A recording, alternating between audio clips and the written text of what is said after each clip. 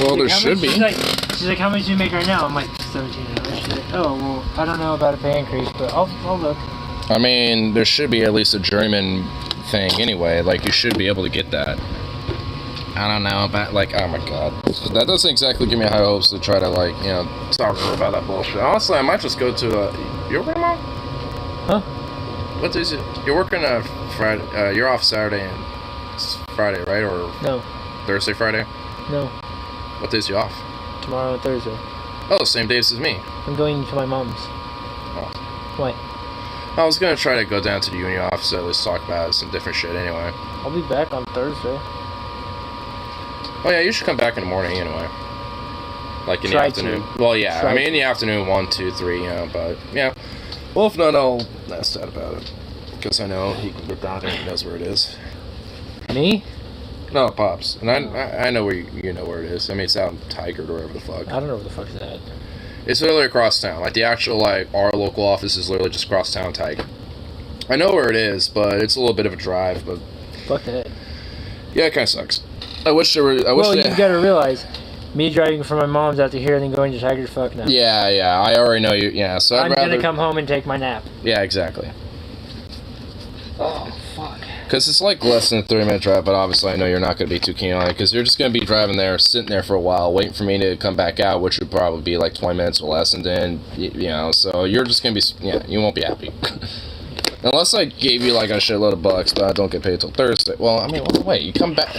My God! You know what? My brain has not yet smoked a bowl after work yet, so give me a second for my brain to like... Oh, fuck, you're fucking hilarious, bro. Man, how long have you been home? Actually, for about like 30 minutes, maybe. And you usually have like 4 in by then. Well, yeah, I mean, like, well, not yet. I usually, like, wait and start to stream and then load one up, so I'm not already kind of, like, hide out and whatever the fuck. But... Well, you already started the stream? I just did. Yeah. It's only been going for like 2 minutes now, so... Yeah, because I was just kind of checking out some different vids and shit. So bad. Oh, fuck, bro, what the hell? I saw you arc. I didn't think you were gonna actually, like, be that big. Damn it. Yeah, I am. Fuck you! You piece of shit! That's for your dog eating my fucking deodorant. Fair enough. Oh, and there's shit next to my room. Oh, did he fucking...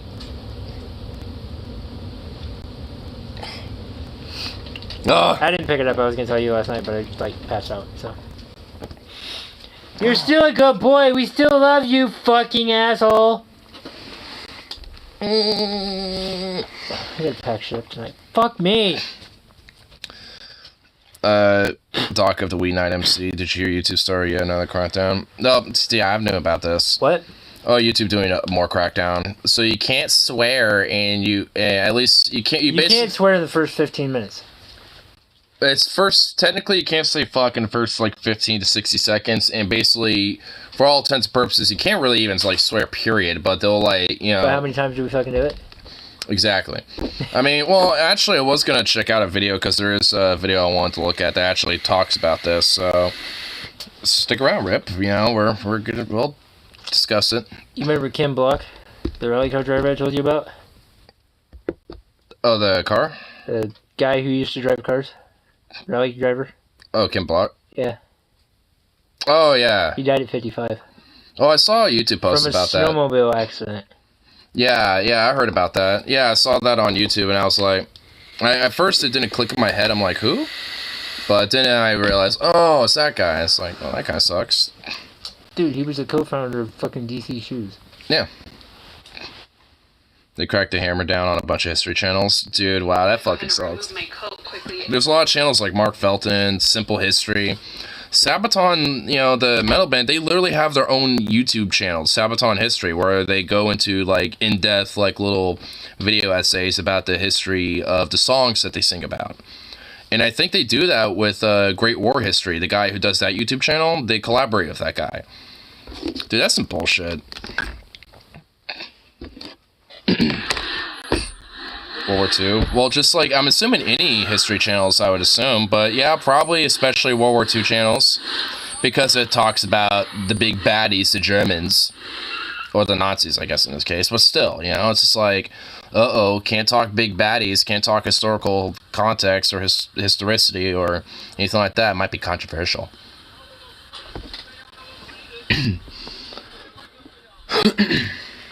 So that's definitely some bullshit.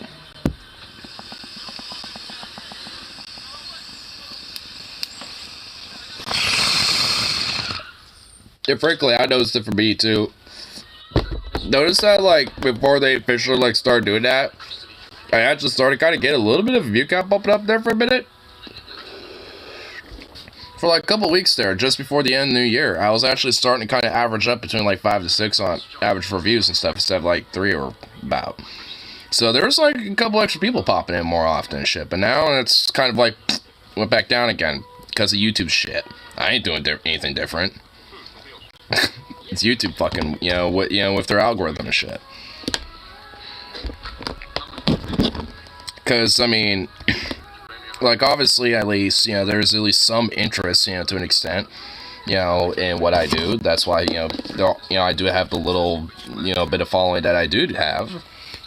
But nonetheless, it's just like, to those that do follow me and shit, they don't get a lot of the notifications or anything like that because YouTube suppresses it. Especially when it comes to smaller channels, because it's a lot easier to do that with. They prioritize channels with bigger numbers and bigger, like, width, essentially.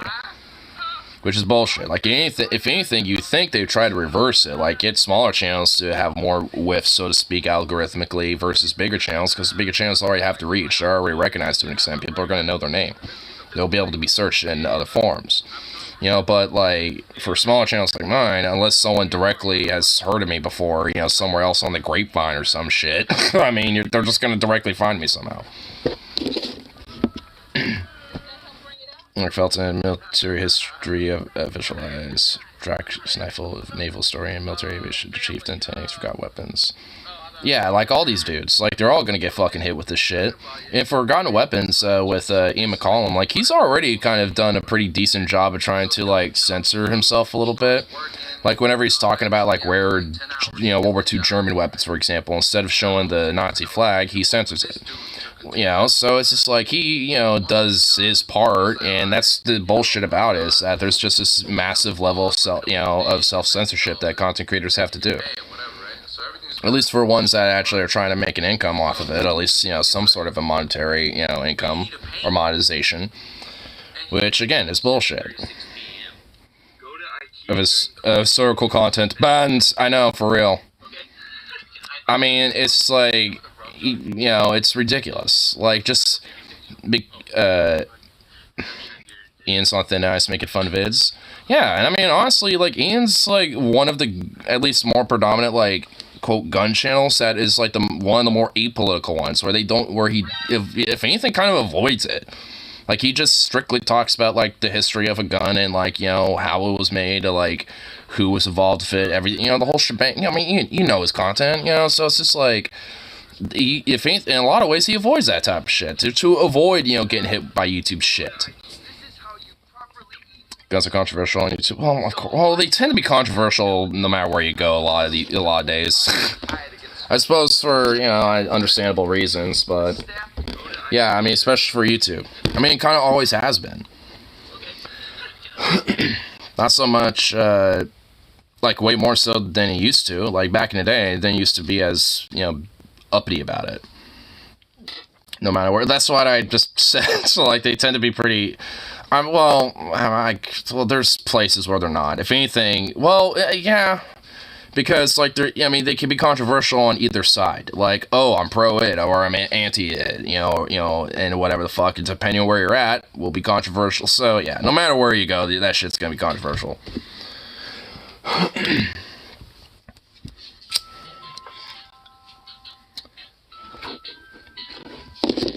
Ian made videos about Soviet aircraft machine gun ammo that I destroyed my rifle with accidentally.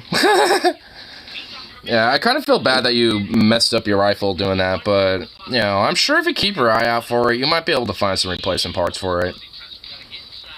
Actually, one of my coworkers has an SVT, too. Or it might be, well, he's never shown a picture. He just says it's a 7.62 by 54 rimmed millimeter, you know, World War II Russian gun. And that basically means it's one of two things. Mosin or an SVT. And chances are it could be a Mosin, but it might be an SVT. He's, you know, because I showed a picture of Mosin, he says, no, that's not it. So I'm like, SVT 40. That's what it has to be. And goddamn, do I want to shoot that? I gotta, you know, give some of my coworkers and go to the range at some point. Goddamn it.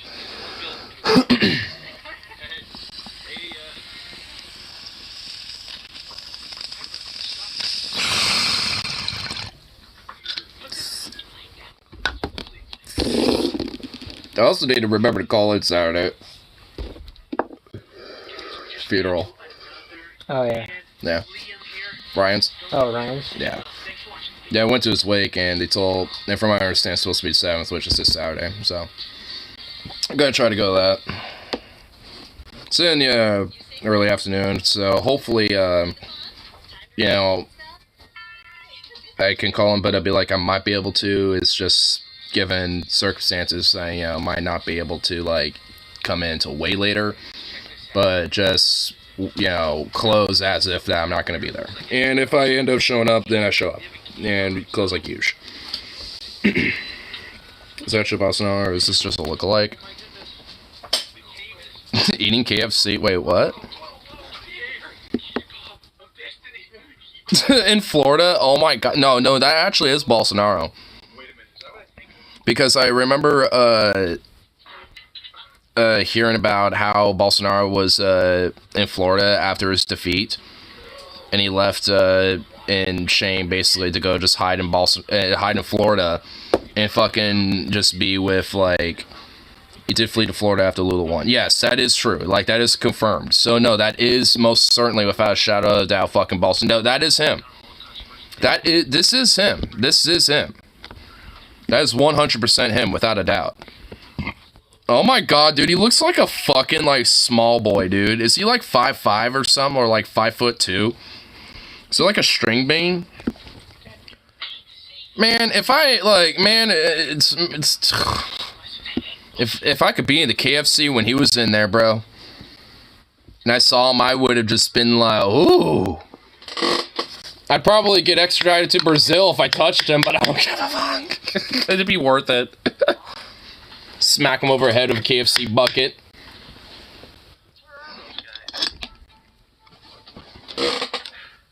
Go to fucking, like, Brazilian jail. Have Lula pardon me.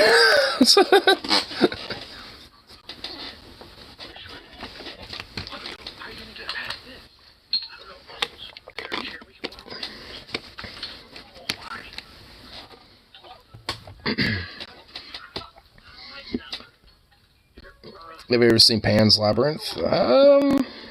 Pan's Labyrinth, I think? If you elaborate a little bit, I might know what it is, or might know what you're talking about. But I, don't think so. Pan's Labyrinth. It sounds very familiar, so I might have. So here is our checklist for the night. Of course, we got some games and activities we're gonna do. We have to write the very. I'm surprised he didn't have an important meeting with Trump at KFC. That'd be at Mar-a-Lago. Which he probably went to, by the way. It's probably where he was holding up at. Set in Spain during World War II historical fantasy film. Oh, okay, so I probably have not heard of it. Though it sounds kind of cool. What's up, bye-bye?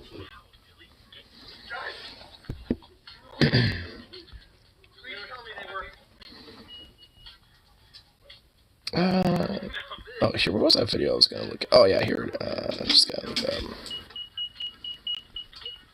Neymar. There we go. Cool. What?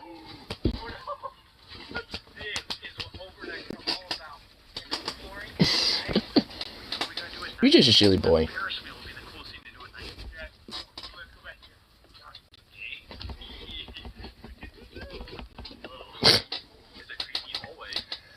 This dog is so weird. Like, he loves being scritched, like, right here. Like, right in between his little eyeballs. It's so silly. I don't think I've seen a dog like that, because usually they don't like having the front of their face all fucked up with. This guy don't mind it. He likes me putting his, like, hand right on top of his muzzle and just kind of give him a little, like... Are you serious? Okay, he does not want me to stop. You goofy bye-bye. Yeah, you just love your little head all rubbed up, don't you? You love your head being all scratched. Yes, you do. I do actually have snacks in here, so that is probably what he is eyeballing for all intents and purposes. Yeah, you are. I could. Yeah, you bastard. Of course, he starts sniffing for his damn bag because he knows they're in here. What? Meats. Really? Not just, well, salami. Well, yeah, I guess there's pepperoni in here, but salami, some meats, and, okay, well, I guess you're getting treats, too. Sit. Oh, come on. There you go. You have COVID? Damn, that sucks. Well, hopefully you recover from that shit. Honestly, this past winter, I've been kind of, like, going for, you know, some shit. Hopefully not COVID, but, you know, at least, but, I mean, well, at least from what I could tell, it probably wasn't, just because I know, like, there's been at least, like, a cold or flu or something that's been going around, at least at my work, and a lot of coworkers have been getting tested to make sure that they aren't, like, getting COVID or anything like that. But at this point, you know, like, from what I could tell, you know, no one has actually been outright positive with it, you know, so, you know, so I guess, you know, at least that's a good thing, you know, what's been going around at work is probably just common cold bullshit, so that's at least better than, you know, just straight up, like, cove or some shit, which honestly is probably likely, because my dad was sick not too long ago, and, I mean, he was knocked the fuck out, which would fall in line with me probably being a little under the weather for a little bit. Fucking unicorns. Fucking unicorns.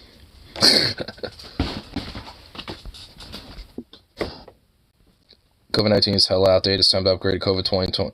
It's COVID-22. I mean, at this point, might as well. What's up, baby?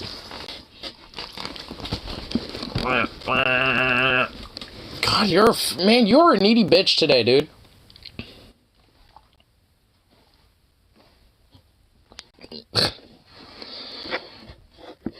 Started getting very sore, then I went to bed. I started getting chill, so I woke up in the middle of the night, feeling very hot. Went to the doctor and they said I have a 100-degree fever. Shit, dude.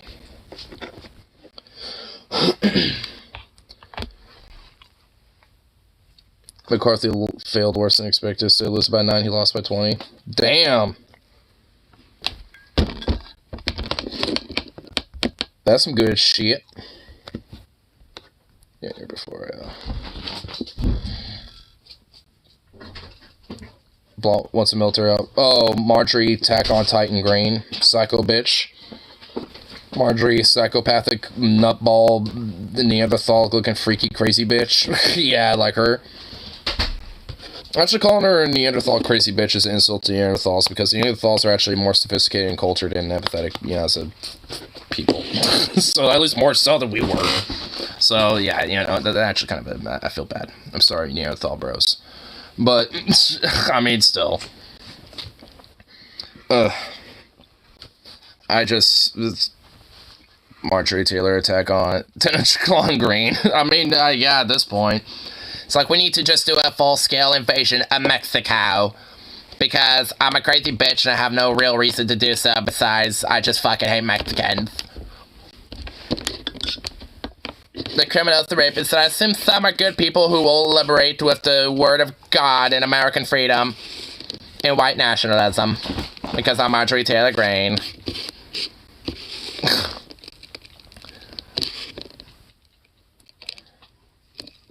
Lithium sulfides up north, that could be good for America.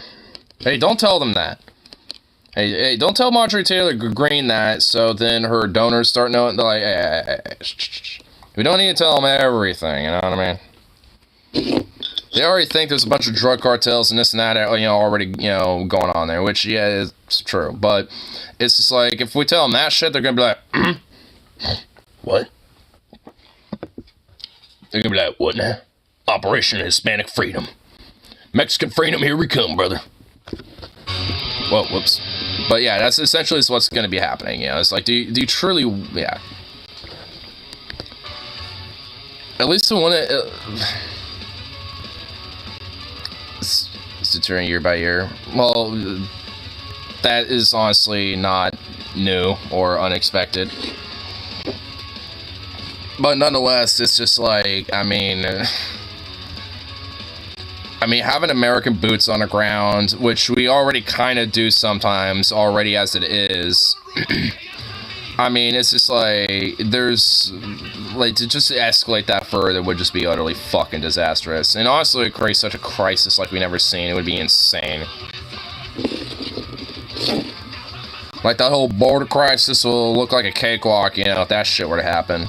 At least our current border crisis right now. Crisis, quote-unquote. Calling it that is actually kind of fucking silly, because there really isn't, outside of the fact that there's a bunch of camps at that border and shit where people are being detained and shoved into cages and shit. Still.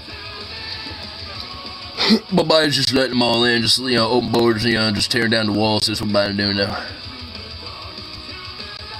And the Mormons in Mexico. Oh yeah, it didn't just like religious, like, you know, like fucking, like, ministers going down there and shit, like Mormons, fucking, you know, obviously the Catholics been there forever.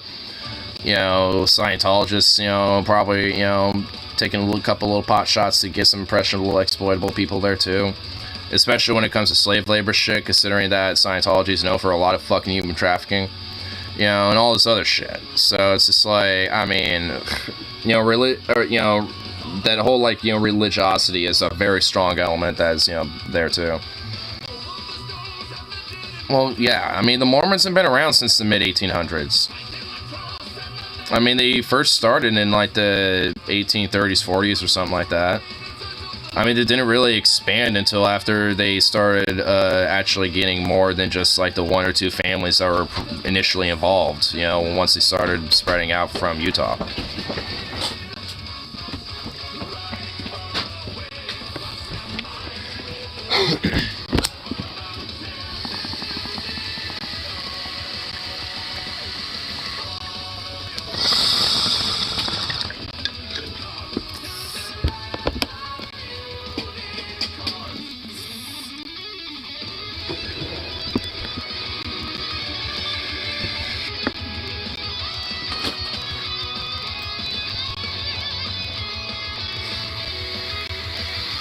Damn dog.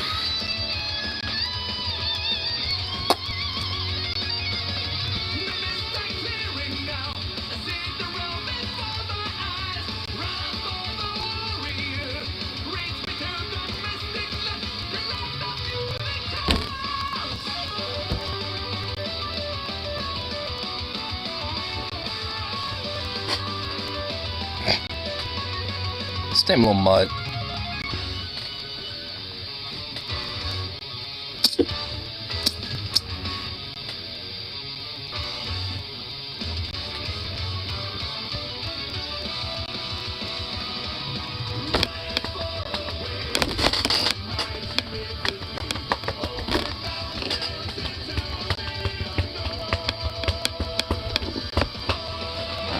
Goofball dog.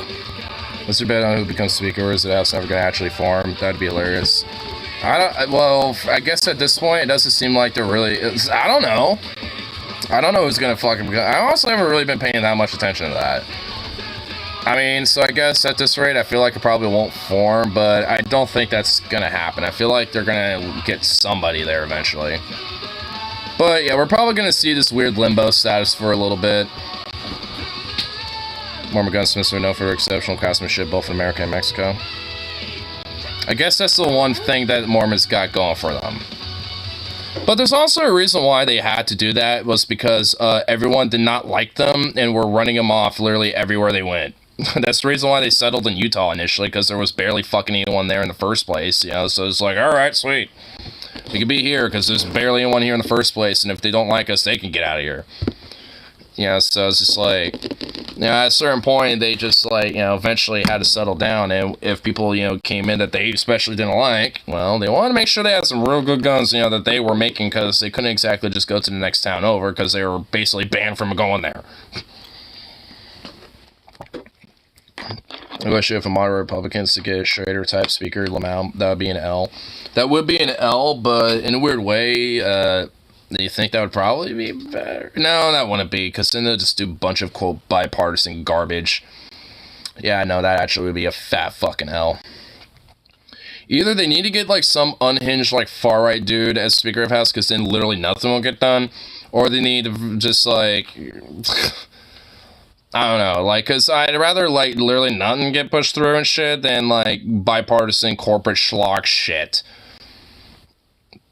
It would be hilarious because Fire would be flaming pissed. Yeah, that would... I feel like either way, there would be a silver lining to either scenario. You're right. Because if it was like some far-right dude, then literally, like, everybody, including my Republicans, would be fucking flaming pissed. And if it wasn't, then a lot of the far-right would be flaming pissed. And, of course, them, well, outside of the centrist, moderate corporate types, you know, would just be like, no, we should have something better, this and that, or whatever. But he's a good choice. So it's like, I don't know. See, it's why I just haven't really paid attention to that specifically, at least at this point. Because just like, I mean, it's just kind of like political theater shit. You know, it's just kind of like popcorn stuff. Just, at least it's just how I feel with it, at least when it comes to that type of shit.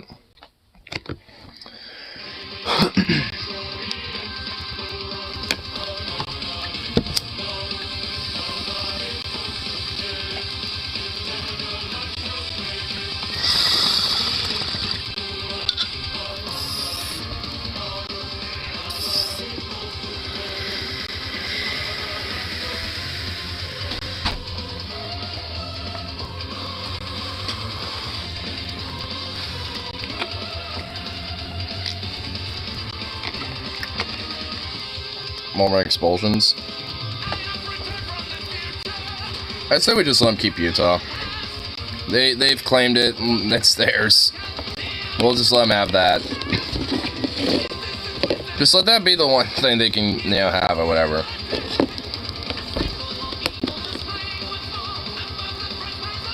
Because at this point, you know, I feel like that would at least satisfy them, and they already think it's their promised land anyway, so there you go. I mean, we wouldn't even have to change anything with that. At least when it comes to just, like, having them elsewhere, it's like, hey, you know, it's like your official Mormon theocratic state is here now, so go to it. You know, where's that Mormon, like, university? Wherever the fuck that is, whatever town that is, that's a little city-state. You know, they don't, you know what, fuck giving them the state. They'll have, like, they'll have the city. Whatever that Mormon fucking university is, they can have that. They can have that city. If God gives you Utah, it's a promised land, find a new God. No shit. I mean, Utah's a beautiful place, landscape-wise and shit, but it's not exactly a promised land, you know what I mean? I mean, frankly, if there's anywhere in America that would be closer to that idea, it'd probably be the PNW. It's a very lush, very fertile area, like, you know, I mean, very temperate. Never really gets too cold or too hot, you know, all in all. I mean, so it's like, if anything, if there's anywhere in America, at least in the North America region, that is, it'd probably be the fucking PNW, and I'm not just being biased with that. Either that or, like, the Northeast. I mean, you know, there aren't really many other, Hawaii. That's not really in, like, the Americas. That's in Polynesia and Oceania and shit, you know, so. I mean, if it was a part of, like, the North American continent, then I would say Hawaii, but a lot of the Mormon villages in Mexico have to fight off cartels. Religious theocrats and fucking warlord cartels. Wow, what a great, what a great battle to just, like, you know, be like, all right, who do I want to win? At that point, it's like, I don't care. I guess I'd let the drug cartels win at that one. I would support the drugs more than, you know, anything else in that one. I don't really support the cartels. I just support the drugs. Plot twist, the Mormons are the cartels. You know, maybe they probably have their own little, like, you know, wheat farms or something like that. I don't fucking know. Maybe they got their own. I don't think they deserve to die. I'm not saying they do, but if they're, like, you know, fucking, like, got, like, religious extreme, you know, well, I guess, you know, these villages probably aren't full of extremists, obviously, but if, like, you got, like, you know, at least people radical enough to fucking, you know, like, you know, take up the gun with, you know, for their religion and shit, you know, I'm not really gonna have too many qualms if they, you know, like, I guess, so to speak, became a martyr for their cause or whatever the fuck, you know what I mean? But beyond that, it's like, I don't, yeah, like, let them believe their weird shit. So honestly, don't try to, like, force it on other people. I mean, considering the circumstance in Mexico, they're not really probably forcing on other people. They're probably just trying to, you know, live. So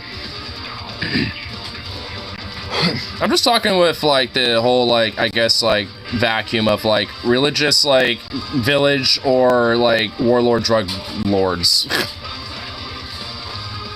Right, defend themselves. Yeah, like, again, I'm just, like I said, I was speaking more of just, like, you know, of, like, religious, you know, group versus, like, cartel group, you know. I mean, obviously, given the circumstances, they're likely not, you know, being radical. I mean, if anything, like, I would imagine that a lot of cartels probably have their own religious radicalism with things like Catholicism and death worship and shit like that. Like a little mixture of, like, Aztecian, like, death worship with Catholicism interwoven with it and stuff. So it's just like, if anything, I'd imagine cartels are actually probably worse of it in some ways. Maybe not all of them, but I'm sure a lot of them do interweave a lot of religiosity into their ideas and shit. In fact, I think I know at least a couple do. Especially with the whole, like, death worship and shit. That's why in some places in Mexico you see a lot of skulls and shit like that. Cartel warfare is crazy. Dude, it really is fucking crazy. It's like its own fucking crazy, weird little, like, form of warfare down there. I mean, because it's all just guerrilla warfare that's, like, kind of, like, pseudo-armies. Like, they basically are their own standing armies, but they're, like, pseudo-armies. You know, it's, like, because they're not really, like, they basically got, like, the firepower and the defense of, you know, like, a basic standing army when it comes to, like, APCs, you know, heavy equipment, you know, like, you know, rocket launchers and shit like that, you know, heavy machine guns, etc. Actual, like, fucking, like, training and shit like that, like, you know, PT courses, a whole shebang. Like, they get shit, like, a whole fucking setup. It's fucking whack. I mean, because it's not just like, oh, they find, like, some Abrams armored personnel carrier. They, like, make that shit themselves. Like, they will take, like, some diesel big-ass truck and just, like, you know, strip it out of his bare, you know, of the bare chassis and then put, like, a bunch of, like, armored shit on it, upgrade the engine, and fucking, like, put a fucking, like, machine gun mount on, or a fucking anti-aircraft mount at times, or fucking, like, you know, some mounts, you know, for a gun on the back of that son of a bitch. And it's just like, Jesus. They get very creative and efficient when it comes to their type of shit. I mean, you see a lot of the same shit in Syria. I mean, you know, back when that was a big thing going on. I mean, same thing with anywhere in the Middle East or in Afghanistan and shit too. Like, if they have at least, you know, like a warehouse or, you know, a you know, area they can do some, like, automotive smithing or some shit like that, like, you know, when they got their heart put to it, they'll, like, get some crazy shit going. Submersibles they could tow behind boats, yeah. Like, their own personalized mini subs and shit. Like, they don't, like, again, like, at least especially the cartel, they don't buy that shit, they make it. So, like, anytime you see, like, the national, like, or the, like, the Coast Guard and shit, you're, like, stopping a lot of these mini subs, like, those aren't just, like, you know, oh, this is, like, some, you know, American Type 4 mini sub or whatever the fuck. It's, like, you know, it's something they made. It's just some mini sub. It doesn't really have a name to it. It's not like an actual official, like, classified, you know, type of, you know, submersible. It's just like a random personal, just individual thing. Which is, again, pretty whack, because, I mean, they know the tech, they understand how that shit works, and they just make it themselves. Because, honestly, it's a lot easier to do that and just buy the raw materials and the resources than just trying to buy the straight thing itself. Because, you know, it's a little easier that way. I mean, if you think about it, I mean, if you're doing official sales and transactions, you know, when it comes to, like, buying surplus equipment, you know, like that, you know, it leaves a paper trail. And if you're a cartel, you obviously don't want that because, you know, that makes it more likely for you to get arrested and shit. So, you know, especially considering a lot of the knowledge and information, especially with the internet these days, it's just easier to make it yourself. Especially with the fucking money and the manufacturing and the production and shit they got going on. At least you have the big cartels. So, and if smaller cartels don't got that shit, they just buy it off the bigger ones. That's how they buy the shit. Like, if you see a smaller cartel that might have a couple of those things, because they bought off a bigger one that has the manufacturing to make it. I mean, it's like its own little economy going on down there. It's fucking nuts. Thanks, America Drug War.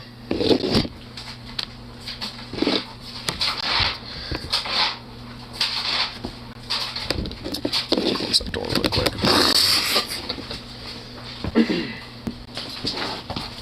I ain't going nowhere.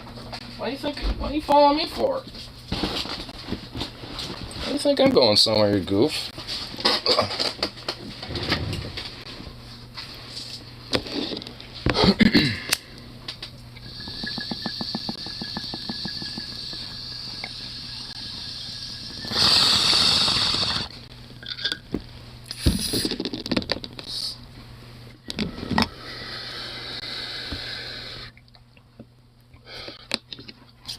Yeah, that shit tends to be pretty nuts. I don't think legalized hot drugs, ban combustion engines can make things go away at this point. Well, if like the drug war? Well, obviously, of course not. I mean, at this point, it would just have to take an international effort, I think. Or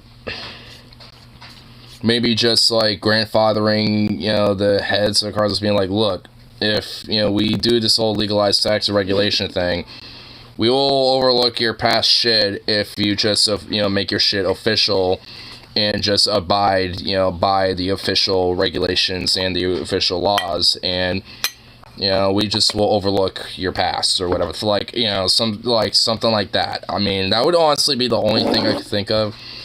And frankly, even then, it's just like, that's not exactly, you know, really a best solution even for me.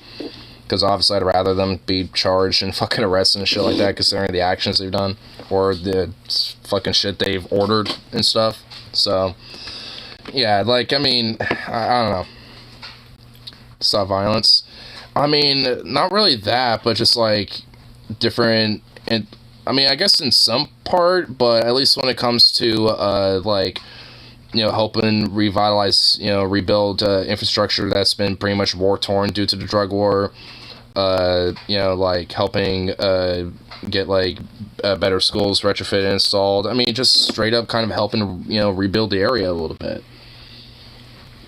Because if at least there is a commonality when it comes to like poverty and violence and crime and shit like that, especially when it gets to a level like that, when it comes to organized crime and shit, it's usually due to the desperate levels of poverty and the fucking, you know, shitty circumstances and the conditions that these people live in.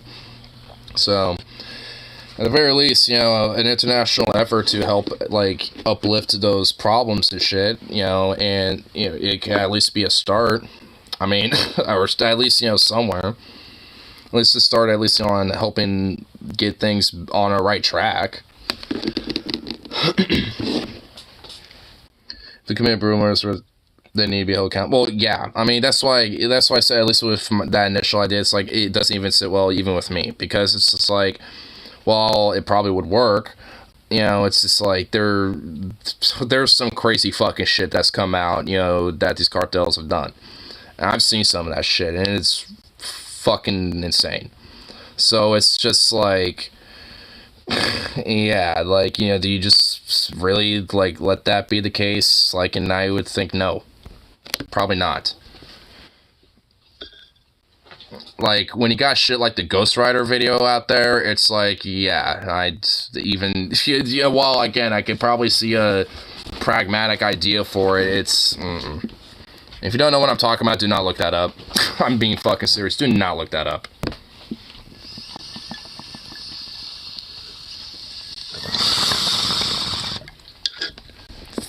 See once and that was enough.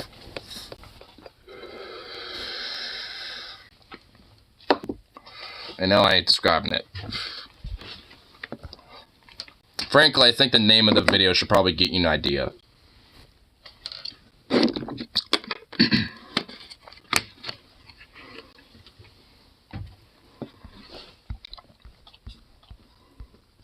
But anyway, we're just getting well, you know what, the drug war tends to be pretty dark subject, frankly, especially once you get into the nitty-gritty details of it. And that's why, you know, I think, you know, a lot of people do truly, you know, see, like, or at least, you know, say, like, how do you solve that? So so it doesn't have anything to do with Marvel. Well, in a weird, fucked up way, actually, the reason why it's called that is because it was kind of meant to be referential to it. To put it as vague as possible, there was like some other like ringleader, you know, for a bigger cartel that got caught by another cartel, and they made him Ghost Rider. Just his head. That's all I'm saying. Again, it's all Erneline. No, not not the whole body, just the head. Again, I don't want to go into many details. Again, it's actually never mind. I want to try to keep it as vague as fucking possible because it's legitimately like. It's just one example, frankly. Honestly, and the fucked up thing is, that's not the worst thing out there from specifically, you know, videos that cartels have put out. Like, there's legit worse shit out there, you know, honestly. That's just kind of funny enough, one of the more, like less fucked up ones, I guess. There's a guy called Ghost Rider in Bosnia where he used to drive an armored 70s Camaro through Warzone cities to deliver food to civilians. Now that guy's a based Ghost Rider right there. I like that Ghost Rider. Sounds like that guy was probably named Ghost Rider for that one song. For a convoy. I think that song.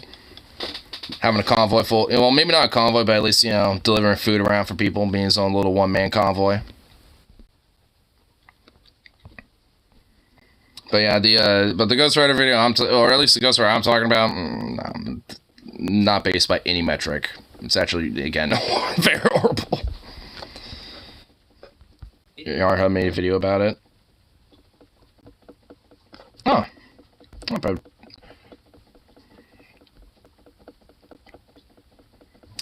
You know, honestly, I never got into Yarnhub's animation style. I like their content outside of their animation style. Like, I've never truly jibed with it. 1990s, and Yugoslavia is splintering into various states. The civil unrest is at its height. On the mean streets, through the darkness, a low rumble and a whistle of wind is heard. A menacing shadow races through the darkness.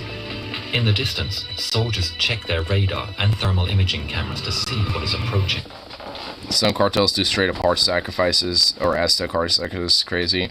And that's actually probably the more, like, or I guess some of the more less gruesome shit some cartels do.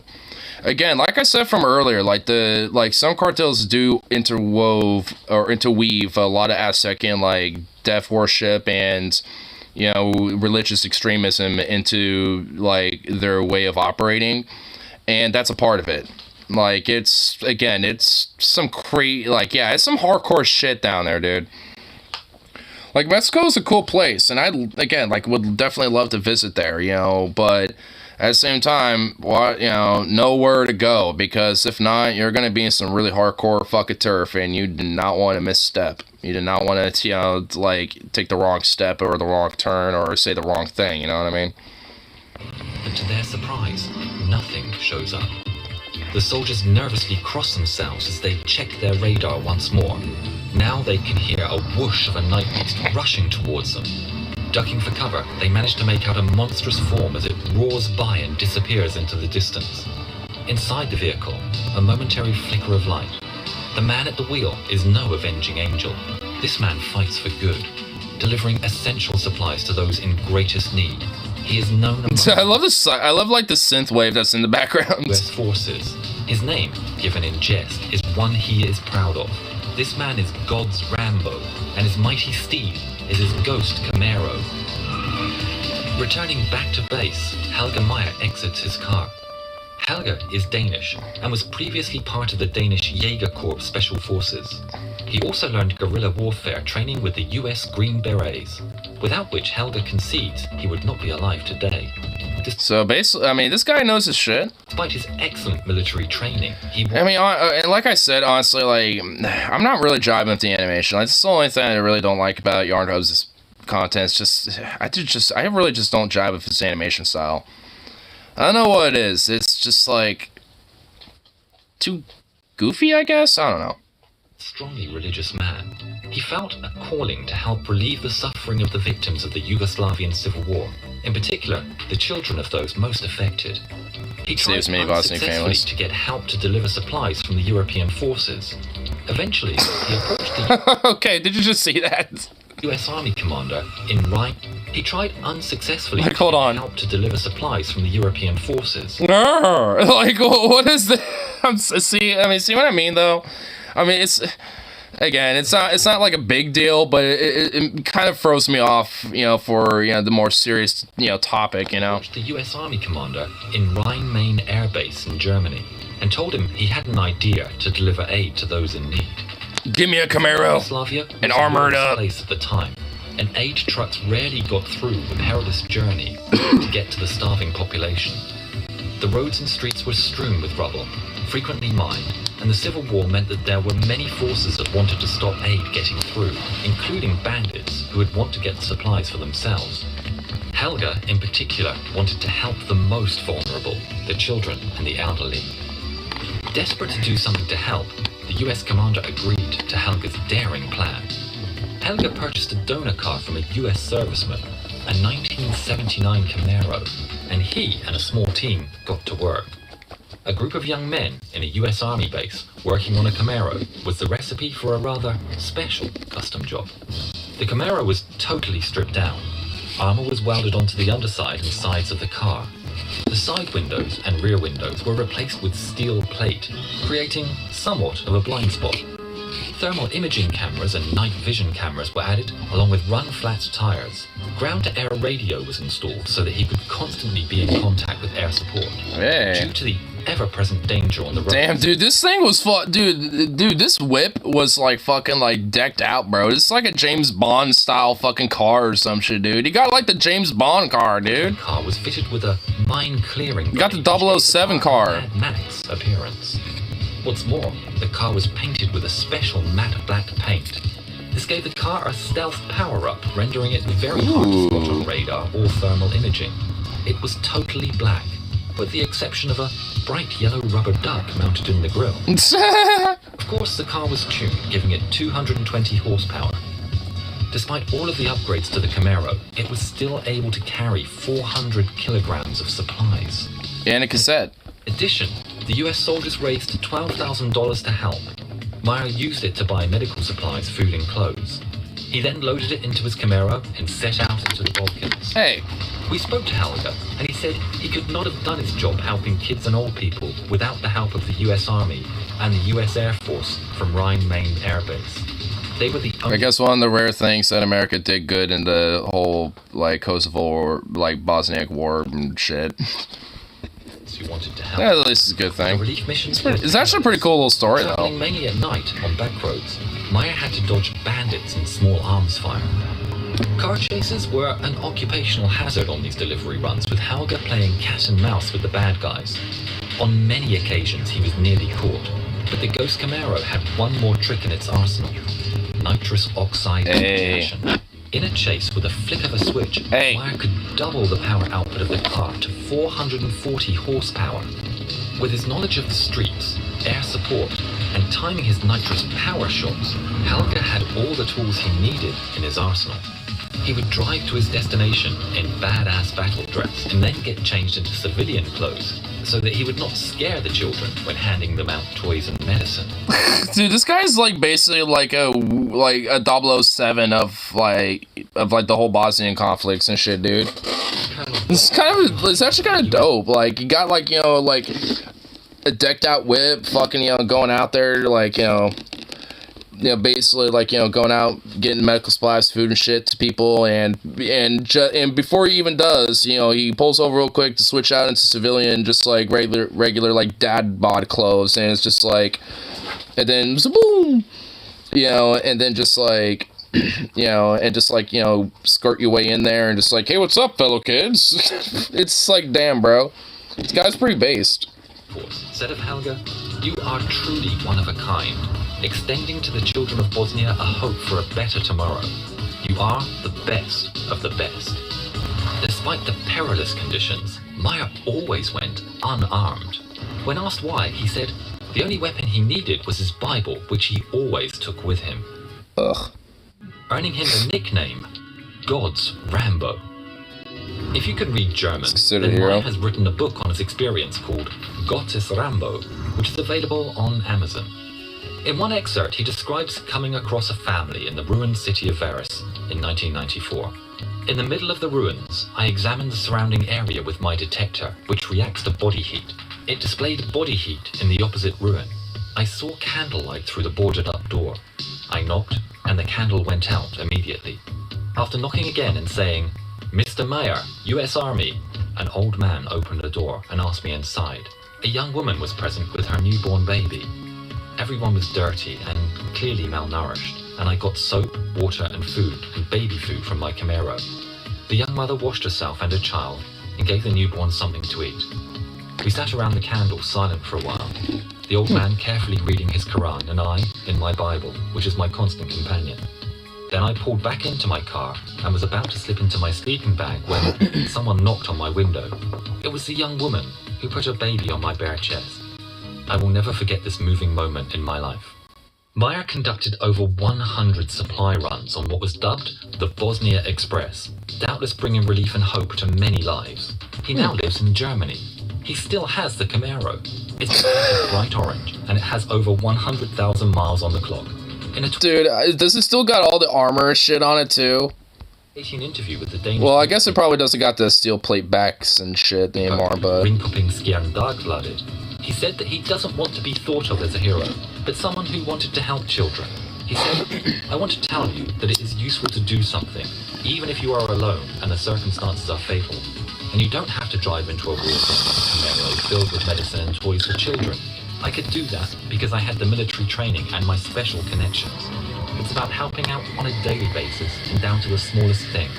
We can all do something to help others. We would also like to thank Helga Meyer for helping us with the details on this. That's pretty cool. Seems like actually kind of a humble dude, you know, just kind of overall. Especially if that lasts a little bit. So, yeah. Actually generally seems like a pretty decent, you know, humble kind of guy. I like that.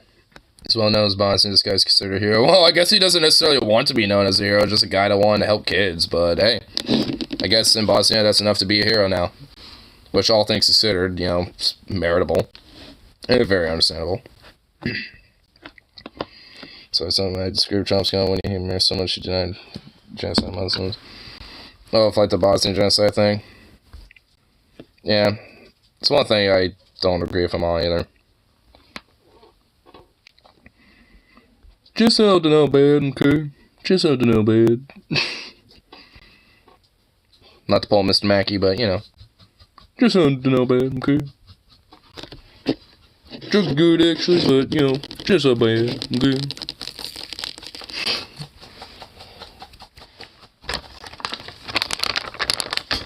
That little freak. See it? Sit. Sit. Good boy. There you go. We'll get it. The guy of guns who follows a law that legit helps people, so reverse cop. Well, he actually didn't have any. Like, his only, quote, weapon was the Bible in his Camaro. That was decked out. So, I mean, like, he didn't actually go in, like, with a gun or anything. Like, he just had his car and just what was in it.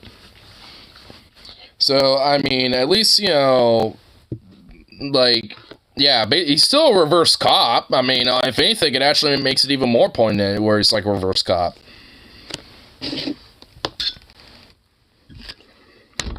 So, you know, and actually also a rarity, you know, someone using some of their religious conviction for legit good.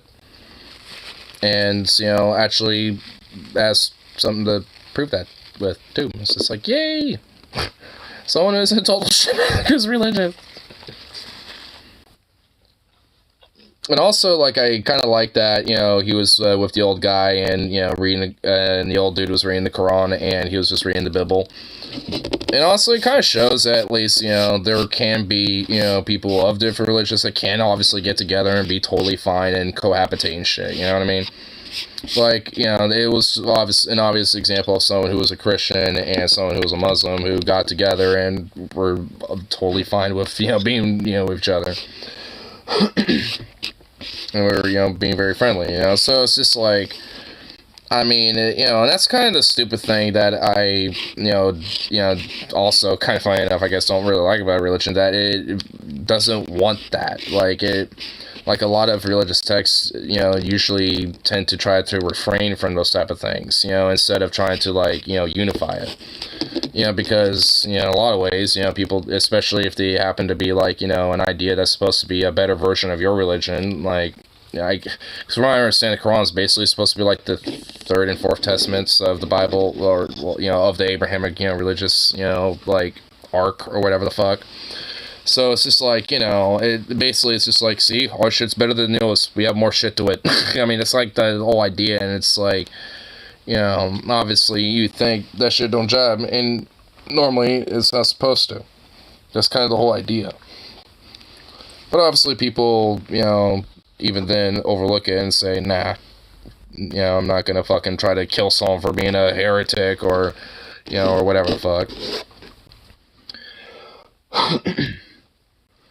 And if, like, more people who are religious were like that, I really wouldn't have as big of a deal about, you know, religion, so, like, really, honestly, like, cause, you know, unfortunately, like, here in the U.S., there's a lot of, you know, religious fanaticism and Christian dominionism that's very poignant and shit, and a lot of other places around the world, like, a lot of Salafist or Wahhabi style Islam tends to be a pretty predominant thing, and then there's, like, Hindu extremism in India. Well, you know, it's like all over the place. You know, there's, like, Catholics and shit. There's a lot of the, you know, Judaic extremism that happens, you know, with Israel, with a lot of the apartheid that, you know, is enforced with it. Or, say, enforced by it, anyway. So, it's like, it's all over the place. It's like, if it wasn't, you know, so poignant and shit, you know, and everywhere, I would not have as big of a deal about it. And frankly, probably not a lot of other people would either. But no, shitty people want to try to do shitty things with it, so makes the whole thing really shitty. Actually, speaking of which, especially with the whole YouTube censorship thing, I was wanting to dive in a little vid. Actually, here, let me do this. A little playback speed. 1.5 or 1.25? 1.25. We'll do that. What I into the stream is like, exactly. Like, you didn't come back as a bug and I step on you. Well, Hindu extremism is something that tends to happen mainly to the Islamic minority in India. So a lot of it can be, but not limited to, obviously, but it could be basically exiling, you know, from different neighborhoods or communities, just literally on the suspicion that you might have beef and stuff like that. You know, and things like, you know, and it goes as far as to straight up lynchings and shit, and the authorities overlook it and basically let it happen. You know, and then there's, you know, basically a lot of discrimination that happens to a lot of the Islamic minority in India from a lot of the more, I think they're called the, like, what's like the right-wing leader of India right now? Like, what was it, Modi? Yeah, like, it's pretty much kind of like a lot of the Modi, like, you know, like, kind of right-wing sect, you know, of India that, you know, exacerbates a lot of these type of things. Basically, MS historical Islamic colonialism in India and genocide of Muslims in this past century, so they won't revenge. I understand why they're upset, but it's wrong, obviously. Yeah. Which, instead of, you know, like, you know, finding ways to reconcile and, you know, make things better for everybody, you know, in the country, you know, for that type of shit, they'd rather, you know, go to the whole, you know, fucking eye for an eye, tooth for a tooth level with it. And the most damning evidence that all slams a bottle of A1 on the table, everyone gasps.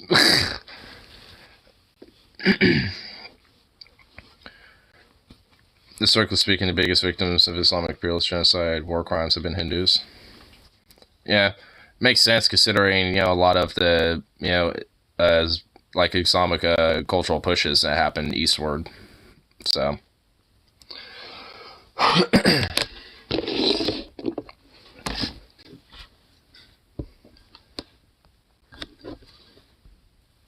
But yeah, I mean, just fundamentally, it just comes down to the whole fact that, like, religious extremism, is fundamentally a problem, and is why, honestly, I tend to be so anti-theistic instead of just being atheistic. And, because, like, the, shocker, the Reddit atheists, and the atheist Redditors and shit kind of were right with, a lot of this type of shit.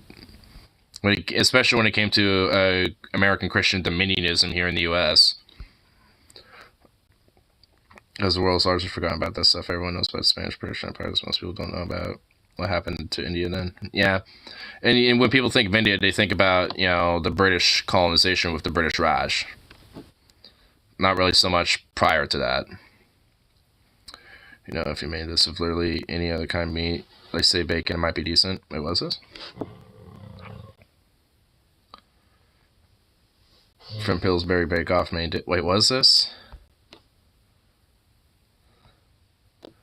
Wagon wheel pie? Oh, it has Spam on it? What the fuck is this? Bruh. Bruh.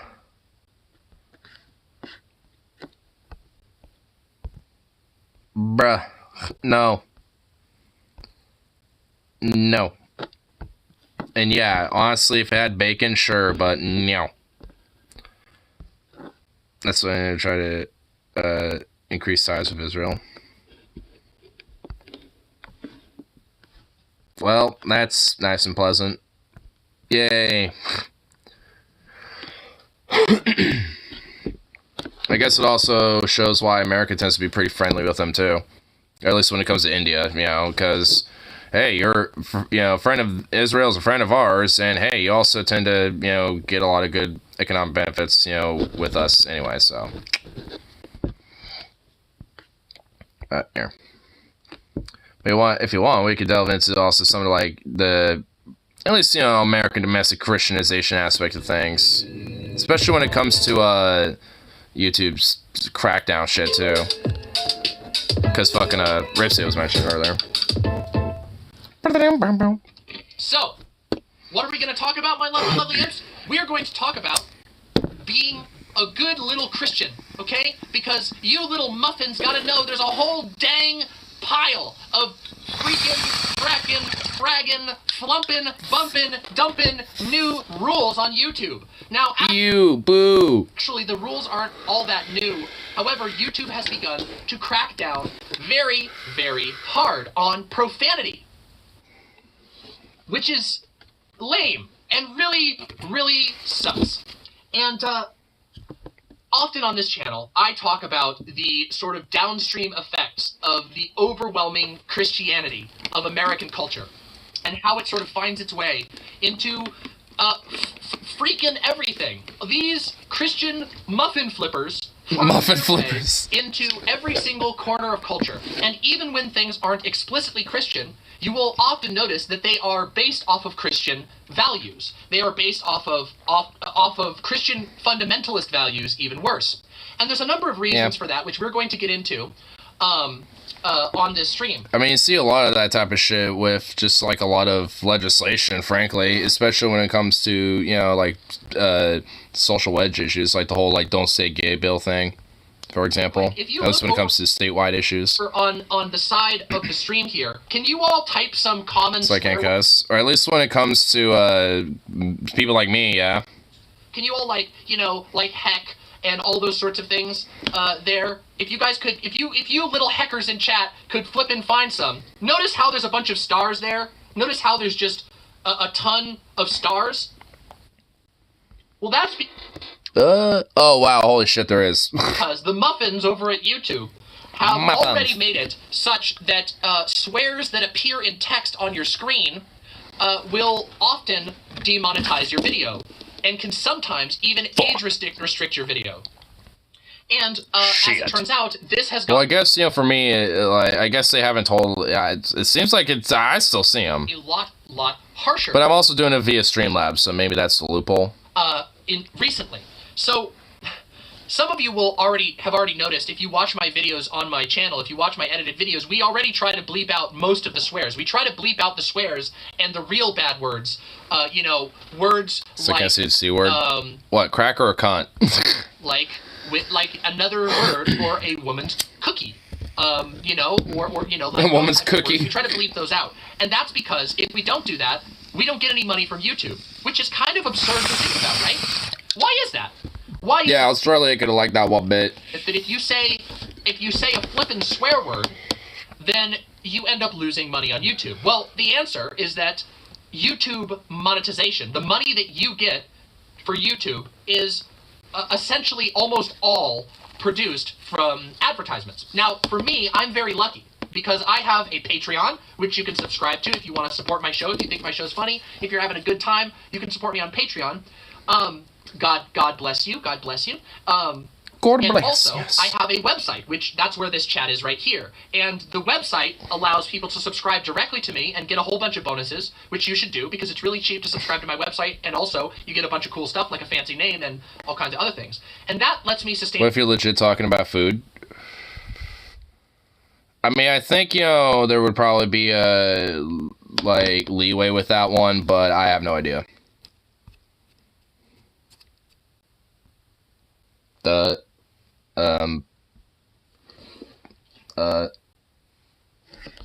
Are you doing the weird thing?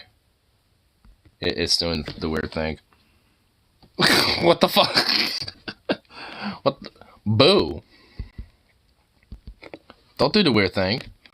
It is doing the weird thing. Alright, hold on. Damn, Bluetooth, what the hell? Boo.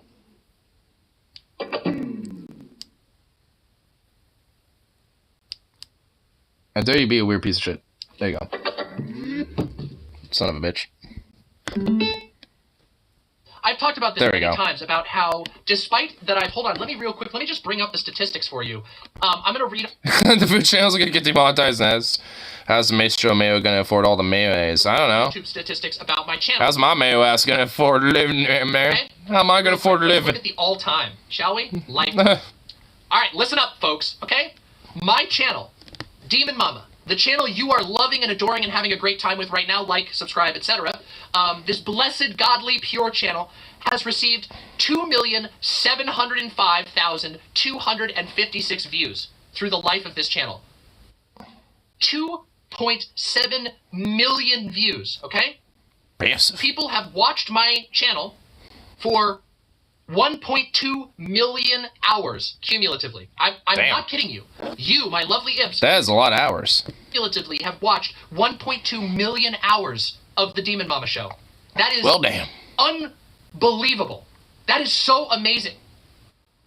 And I want you to understand that in the entire almost 3-year history of my show, at this point, it's almost been 3 years, I have made less than $20,000 from my YouTube channel. I'm not kidding you. 3 years, 1.2 million. That's barely more than I make yearly. hours. And I've made less. Like I make like 13K somewhere, maybe somewhere like between that, maybe like 14 at this point. Like somewhere around there, I think. Like something like that. I haven't actually checked last. I mean, I'll have to check the pay stub, but like it's somewhere around there, and that's yearly, not like in the last 3. Oh my god, good lord, how does one fucking survive off that? $1,000. And I want you to understand that that money includes people who subscribe directly to my YouTube and pay money. That includes super chats.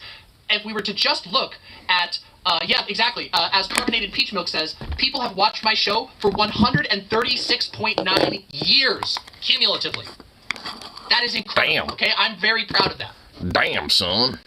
But I have made from my channel less than $20,000. I mean, even though I'm like, like on a more smaller level now, it kind of makes me wonder how many times, like my, like how far my shit's kind of gone. At least a little bit with that. That is including the super chats. That Just is my little including people tenure. who actually pay directly, etc. Okay? So, even though all of us are making an incredible amount of money for YouTube, even though YouTube is raking in billions of dollars every year, sounds like YouTube is very heavily exploitative, and actually, it's because, well, obviously, it very fucking is. Because, like, I mean, it's like you think about how much money YouTube actually does make when it comes to, like, you know, these type of content creators and shit, and then how little they actually get when it comes to monetization.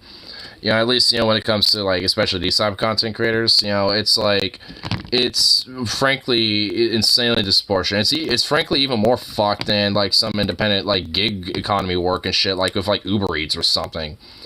It's just fucking insane. It's ridiculous. Like, a lot of this, like, you know, prudish puritanical extremism, especially when it comes to, you know, like, you know, the Christian dominionism that comes from the right in this country and shit.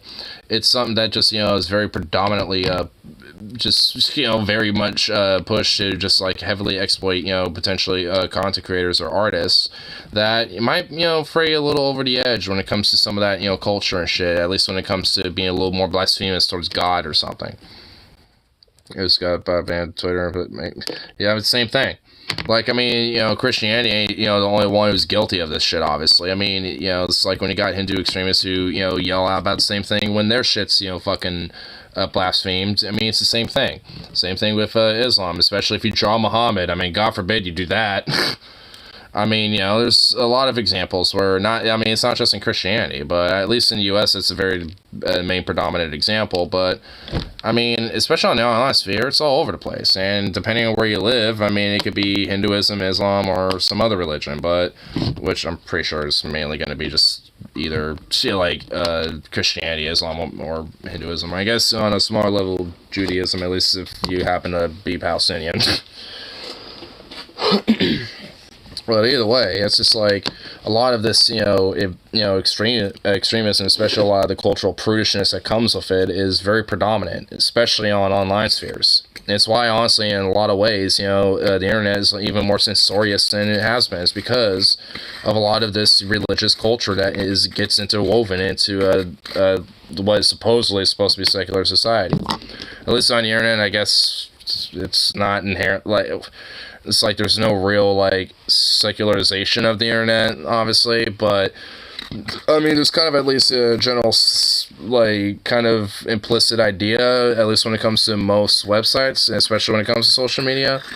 But even then, like, I mean, a lot of it gets interwoven when it comes to the TOS, when it comes to the rules, and when it comes to, like, historically in the past, it comes from a lot of shit, like when it comes to the Hades Agreement, which isn't necessarily like an actual, like, law or anything like that necessarily, because if it was, it'd be inherently unconstitutional and never ever be able to be enforced.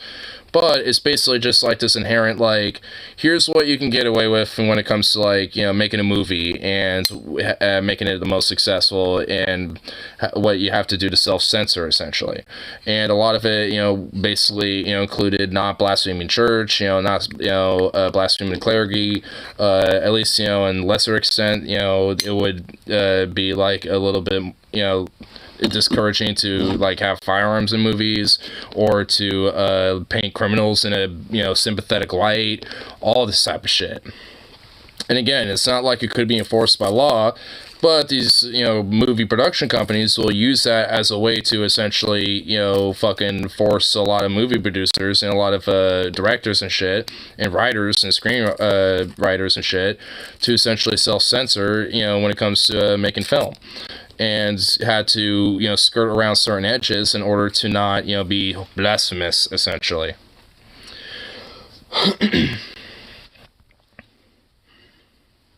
The actual people who make the content don't actually make all that much off of YouTube. We usually have to monetize external to YouTube. That's just how it is. And part of the reason for that, is because of advertisers. All of this has been trying to explain to you, why is it that people on YouTube can have to go through so much effort to censor their videos and then still don't make any money? And the answer is because of advertisers. You see, advertisers don't like it when things that might be distasteful to some of their to some of their viewers, to some of their purchasers. They don't want their brand names associated with anything that might be mildly problematic. And if everything is based around advertisers, then what you end up with is a culture that is highly sanitized. You end up with a culture that is highly choked. And that's either, like, and there's honestly different terms for it, depending on how it's couched, but in this way, it's basically considered like a very family corporatized, type of sanitization. But it can also be considered a very religious, puritanical-like sanitization as well. And honestly, both go very well hand in hand because a lot of ways, at least in the U.S., still the predominant demographic, at least when it comes to religiosity, are Christians, while dwindling, slowly, is still the main demographic. So thus, because of that, there's going to still be, a push, or at least a bent, to serving that interest in the predominant demographic because of that. And yet, despite the fact that they will freak out and cry about, like, something being blasphemous or or imprudish or or immodest or whatever the hell, despite that being, realistically more predominantly the minority and shit when it comes to, general affairs or general, like, day-to-day life or whatever the fuck. I mean, and honestly, and that's the reason why a lot of different, like, other forms of culture at this point, at least in a modern sense, have evolved to what they are. Like when it comes to like, emo/goth culture, or when it comes to like, the metal, like the whole, that gigantic genre of music, with the different forms of metal that come from that. Like, and honestly, I've been kind of getting back in a major kick of like, folk metal and stuff like that lately. And so it's just like, I mean, you have all these different, like, things that have been kind of fuck you to this type of shit. Because, you had a lot of, even, during, like, the 60s and, like, 70s with rock bands and shit. I mean, it was, like, and, like, even during the 50s, it was all the same type of shit. Like, Presley, was facing a lot of this type of, religious, like, panic, because he was just gyrating his hips. It's like, oh, that might be too sexual. I mean, Marilyn Monroe is another example. Like, I mean, there's so many different fucking examples of this, that just in America alone. I mean, and you don't have to look that far fucking back. I mean, that's, because it's still happening. I mean, it still fucking happens to this day. It's happening on this fucking platform. Many topics will never be talked about. It's happening on other platforms like Twitter and all these other places. It's still happening. It's just evolved into, a different, if anything, at this rate, more sinister fucking form. Don't like it. Many words will not be used simply because advertisers won't like them. Sometimes, as we saw a couple of years Satanic ago, Panic. Yep, that's another. Yeah, like I mean, as a reaction and a rebuttal to like the counterculture that like metal, more like heavier rock and punk and stuff like that, arose the Satanic Panic, because they were freaking out of like, oh my god, this whole counterculture is so like demonic and so degenerate and and like basically and just like inherently possessive and interwoven with the spirit of Satan and whatever weird other gobbledygook. And it was, and like to the point like national news and like politicians were talking about it and were in some cases trying to pass legislation about this shit. Like, it was, like, and there was, like, court trials over, like, fabricated fucking murders and shit because, someone got killed and they thought it was, like, a group of fucking kids, who were into metal that, thought were doing some satanic death ritual or some shit. Like, I mean, this shit really happened. And then, again, that's not that far back in history. That's, like, the 70s and the 80s. When metal also took a major peak, where you had, bands like Iron Maiden, Metallica, Slayer, like these bands starting to kind of prop up a little bit. And yeah, a lot of them used, a lot of paganistic or satanic imagery and shit. And that's kind of a point. There's a reason why, a lot of that to this day is still interwoven with a lot of the whole metal genre and culture, is because it was primarily based off of a counterculture against religiosity and Christendom that was very predominant within the culture at the time, and still is. LGBT content being functionally blacklisted by the YouTube algorithm. I mean, honestly, that's why, not to just keep pausing it, but I mean, that's why, I mean, at least especially in like Europe and the metal scenes over there, you see a lot of more like power metal or like, you know, folk metal based type of themes and, you know, shit like that, where you have like, you know, Vikings or like, you know, Germanic warriors or hell, even, you know, talk about Romans and shit like that, because it's, you know, like a breakaway from that, you know, like constant, like, you know, Christian culture that they've, you know, probably, you know, grown up with and shit, which is also a lot of reason why in, you know, a lot of countries in Europe, they're a lot more secularized and more agnostic or atheistic and shit. It's because a lot of them, you know, grew up with parents who happen to be, you know, probably, you know, pretty religious and shit like that, you know, but maybe not to the same extent, but just, you know, grew out of it, you know, just wasn't as hard over there outside of maybe like the UK, maybe, you know, but outside of like that, you know, there, like, it didn't really get hit as hard with the whole satanic panic shit. Like, again, like, only the UK probably got a little bit of sidelined with that. Because usually whatever happens over there tends to be like a shockwave from whatever happens here at this point. I'm not afraid to say it, I'm a Christian, Rick Perry in the Le Duo. Oh, if it's... oh. Yeah, where it's like, you know, we are like, you know, all victims, you know, I'm going to do the whole, like, you know, victim complex and say, I'm not afraid to say it because we're all being forced to be in the closet with our Christianness. It's like, yeah, the main predominant demographic in America, and you're not afraid. It's like, give me a break. Because of advertisers, you will have raw discrimination occur as a result of this dynamic, as a result of this advertiser dynamic. And this just keeps getting harsher and harsher. You see, advertisers and also payment processors, aka PayPal, Visa, etc., these two groups are the groups that have the most control over online content. And I mean that. You cannot make a living if you do certain types of content. For example, good luck making a channel, having a channel that makes money on YouTube if you're doing sex ed. Well, shouldn't sex ed content be able to exist on YouTube? It's not. Absolutely. Explicitly sexually explicit. It's not designed for titillation. It's not, and even if it was, we can get into that in a minute. And also, there are tons and tons of adults on YouTube who might be interested in learning more about their bodies or about the way that they can have a healthier and safer sex life. Exactly. But that's why it should absolutely be allowed. Oh, you see, because advertisers are ultimately... I mean, because frankly, honestly, like, that's why they have the whole age-restricted thing, because realistically, it's supposed to age-restrict content like that, because you can still have adult educational content that, you know, like stuff like that, or even then I probably even want to age restrict it, because, you know, there's going to be teenagers that are going to want to learn this shit too. Obviously they get sex out of school, you know, so it's like, you know, even the, you know, never mind, at least when it comes to that, you know, it's just like, I mean, like, at least when it comes to that, at least for educational purposes and shit, if there's like at least a little bit more of an explicit video, I guess maybe you can age gap that a little bit, but like, for at least just basic sex ed shit, I mean, that shouldn't be age gap. Now that I just, you know, thought about that. But anyway, don't tell the Christians that. They would have a fucking freak out. They would think you're going to try to groom the kids or something. Chokehold on the money that flows into YouTube, and ultimately, therefore, the ones that have a chokehold on the money that goes to content creators. We're not allowed to have certain things. We're not allowed to have sustainable projects that are about certain subjects. We're not allowed to say certain words. We're not allowed to explore certain ideas. I actually just remembered, DeFi Fried had a major fucking hit with this when they actually did like a week block once on like when they were doing their public-private episodes pre-recorded, I think, or it was a while ago. It's when their public episode, I remember, was on no wait, their public episode was meant to be on Erwin Rommel, and the private episode was about George S. Patton.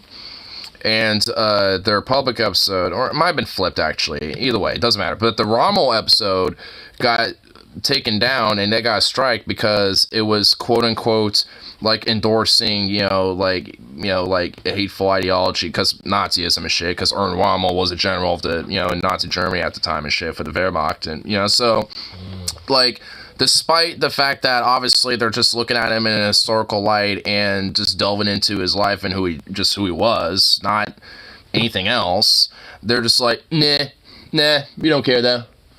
Though, talking about Patton, though, no, that's hunky-dory, though. Even though they actually are very, like, you know, not just kind of similar in, like, you know, backgrounds of who they were as generals, but also, like, actually intertwined in a lot of ways. Like, Patton read fucking Rommel's book, and they fought each other as generals on the, you know, not, like, literally on the battlefield, but, you know, they, like, their armies fought against each other. Like, those two dudes, like, there's a reason why they had those episodes. But YouTube was like, nah, you can't talk about that guy, though. It's just like, what? Funny enough, they did, like, a Hitler versus Stalin episode, and that one was fine. Well, I think it got demonetized and age gapped, but that was fine, though. You can talk about Hitler, you can't talk about Rommel, though. So it's just like, YouTube's also, in a stupid way, also kind of selective with this shit. Like, sometimes just, like, you know, they'll hit you hard, you know, certain topics and shit, and at the same time, depending on the video, I guess, like, they won't necessarily hit you with it. Or not hit you as hard. And that also is just, like, just doesn't make sense either. It's like, if you're going to be having these rules, which I guess why they crack down on it, because they want to try to instill more of a consistency, I guess. But they're just instilling a consistency of being more hardline instead of just being more softball with it. Like, if you're gonna enforce it, just do a softball enforcement, because they're not even, like, big deal, you know. It's like, you know, it's what I think of, like, you know, the corporate rules, you know, when it comes to, like, companies that, you know, use. We were talking this on the other stream a while back. I think like a little less than a week ago, like 4 or 5 streams back maybe. But when it comes to, I think also in the second thought video that we were looking at, but when it comes to like some union busting tactics, companies and corporations will have these weird little rules that they don't enforce, like, you know, a certain type of dress code. You know, it's like, oh, you know, there's like, they have a certain level of it, like, oh, just make sure you're wearing the company shirt, and, you know, you wear at least this type of, you know, pants, and that's it. You know, it doesn't have to be any particular color or whatever the fuck. Like, there's kind of like a basic sense of, like, dress code, which, you know, I guess I get. But usually you'll notice there's a lot of other little, like, arbitrary random little things below, like, the main things of the shit, where it's like, oh, this is also not allowed. But if you look at the store, usually, like, you know, half of the people at work are wearing shit like that, and it's not enforced. It's just like, you know, just random shit that's just never enforced, just arbitrary bullshit. But when it comes to, you know, let's say, you know, some people decide they want to start unionizing, and maybe some of those people are breaking some of those little arbitrary rules, suddenly those rules all of a sudden get enforced like fucking that, like really quick. You know, and those people either get reprimanded very fast or they get fired lickety-split. Like, and it's not really like a union bust tactic for YouTube side of things, but it's a censorship tactic at this rate. Because also, the whole union bust tactic is a censorship tactic as well, because it's meant to shut you up about unionization. And in YouTube's case, it's meant to shut you up about being, quote, controversial, saying meanie swear words, you know, being, you know, vulgar, and, you know, like, and all these other things. Like, for YouTube's case, it's not really like a union bust thing. It's more of just like, shut the fuck up and be family. Or shut your flappity mouth up and be a family-friendly, you know, good hunky-dory place. So it's, you know, like, same tactics, just different execution of why they're doing it. We'll also go with Gen Z. I mean, look at Gen Z. Everyone has tattoos, piercings. Many have dyed hair. Yeah, I mean, honestly, some corporations still have some arbitrary rules about shit like that, and my company does as well. And because technically, at least for food, you know, counter production type of stuff at our department for, like, food clerks, you know, like me, we're not technically supposed to have, like, piercings and the like, you know, at least, you know, ones that can be removed, you know, and shit. Yeah, you know, so let's say I have, like, a, you know, like a lip piercing, I would have to remove it. But those are things that usually are not enforced until, at least for our company's sake, because they can't really union bust us with that. What they do is, like, oh, let's say Ecolab's, you know, going to come in, like our, you know, Ecolab inspectors or whatever the fuck for health inspection, or like corporates are going to do a walkthrough. All of a sudden, they're very hard about that shit. Because it's kind of like their excuse to kind of, like, you know, really harp on people and either get them the fuck out when corporate comes through, or, you know, just get rid of them and hopefully, you know, they could just get some new people in, you know, by the time corporate walks in or some shit, and it'd be like, see, we hired people. Like, sleazy tactics, basically, either way. It's also, at least in some part, why there's a, you know, high turnover rate. not every time people are just quitting and walking out. While that is very strongly the case, a lot of times, I mean, they tend to get pressured out. And some companies won't just fire you. They'll just try to make you quit because then you don't get unemployment. If you get fired, you can't.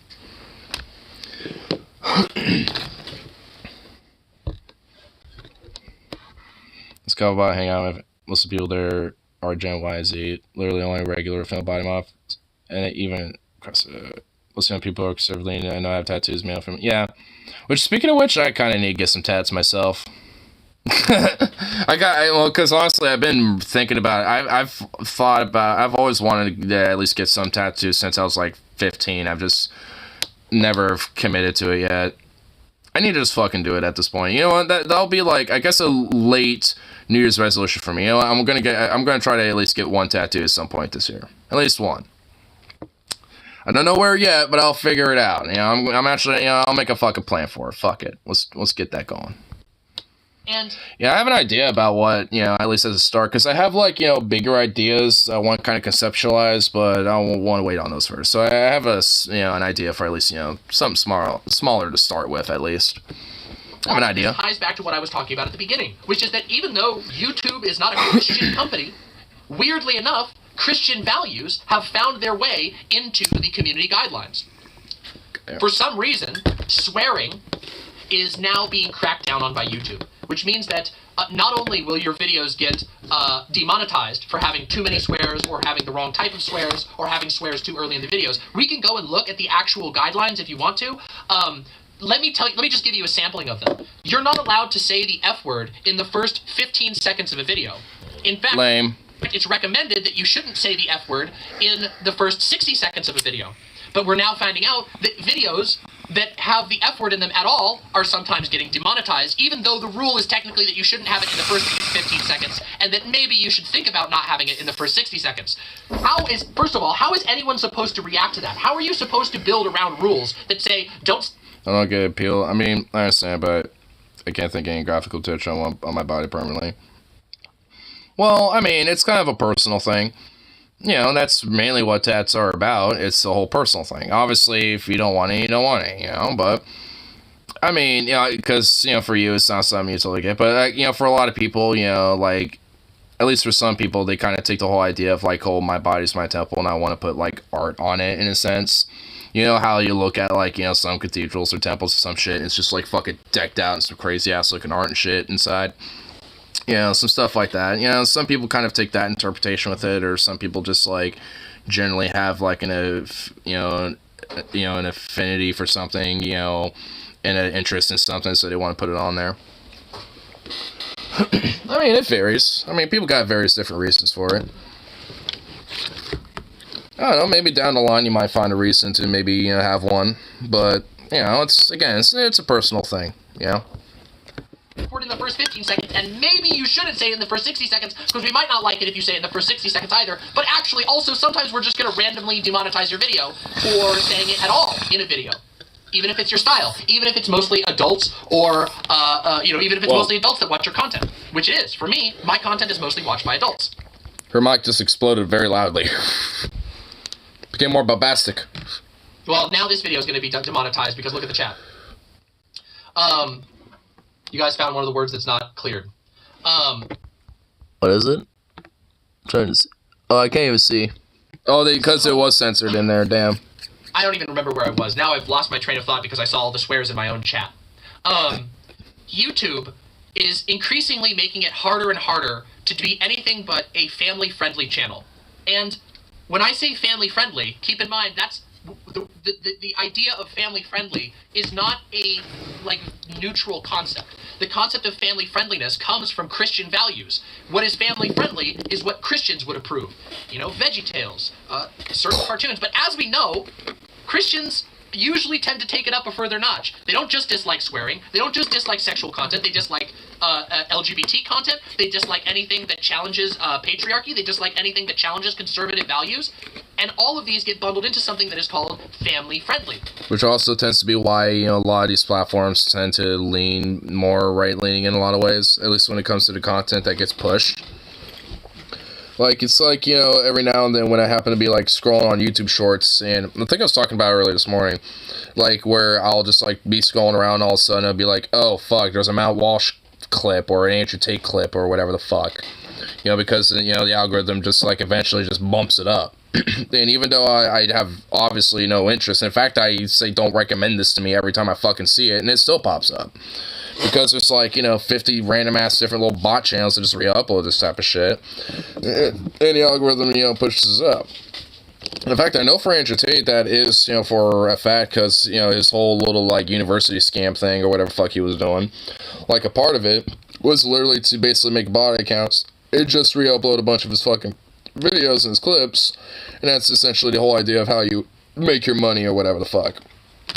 Because of people, you know, taking the link that would be in the video title or description or pinned in the comment section, wherever the fuck, you know, it was, and, you know, and joined, and if that's, you know, how they did it was for your video, that's how you know, made the money. At least that was the whole idea of the scam. Which, obviously, barely anyone's actually gonna fucking do that. So, it's like, you know, realistically ain't getting shit. Besides just getting swindled. Because, yeah, multi-level marketing scams. Gotta love it. We could go... I mean, I could go and talk about things like the Hays Code. The Hays Code being a oh, yeah, I was talking about that earlier, yeah. Pseudo-censorship agreement that many media companies agreed to participate in order to be able to get their movies shown in movie theaters, in order to get their movies shown on TV, in order to get their TV shows, their radio shows, etc., etc. The Hays Code, I mean, we can go through the Hays Code. Let me just read some things from it. Here, I'll just bring it up. We'll just look at this. Let's take a look at the Motion Picture Code. This is a set of industry guidelines for self-censorship. Now, the whole, like, so it's actually called the Hays Code. I was calling it, like, the Hays Agreement or something earlier, but this is what I was talking about from earlier. And here's some of the actual, like, rules in there. Like, I was kind of naming stuff off the top of my head because I'm well aware of this. I'm pretty informed about it myself, but... Of course, this isn't technically legal. There were aspects of this that got involved in, you know... It was just heavily encouraged. Law, but this was a by industry force, guidelines. basically. Even though this isn't a law, even though it's not technically Christian, I want you to see some of the things on here. Let's take a look at this. 1. Pointed profanity, either title or lip. This includes the word God, Lord, Jesus Christ, unless they are used reverently in connection with proper religious ceremonies. Hell, son of a bitch. So, yeah, basically you can't really swear or anything like that, especially at least when it comes to things like, you know, Jesus, God, you know, or anything like that. You know, unless it was used in religiosity, like, form of context, like, you know, you're praying or you're in a church or talking about God and, you know, like the Bible or whatever. You know, like, unless it was in those type of contexts, you know, you basically were very heavily prohibited from putting that anywhere in as dialogue in the film. Yeah. Even if it was, like, lipped out, like, you know, like that, like saying God damn it, but just lipping it. Every other profane and vulgar expression, however it may be spelled. Number 1, the first one. Notice that. But let's keep going. Any licentious activity or suggestive nudity, in fact or in silhouette. Any lecherous or licentious notice by other characters in the picture. The illegal traffic of drugs. Any inference of sexual perversion. You want to know... Which, especially back in the day, and to an extent still, implies homosexuality and queer perversion as well. At least in that's what it'd be considered. I mean, that's why it's only really kind of recently we're starting to see kind of like, you know, like more openly gay characters, basically, in a lot of films and shit, primarily at least in kids' movies. Not so much really in adult films, if you notice, though. I mean, if they are, they just kind of happen to be. But, you know, when it comes to, like, their more open expression, you still don't really see that often.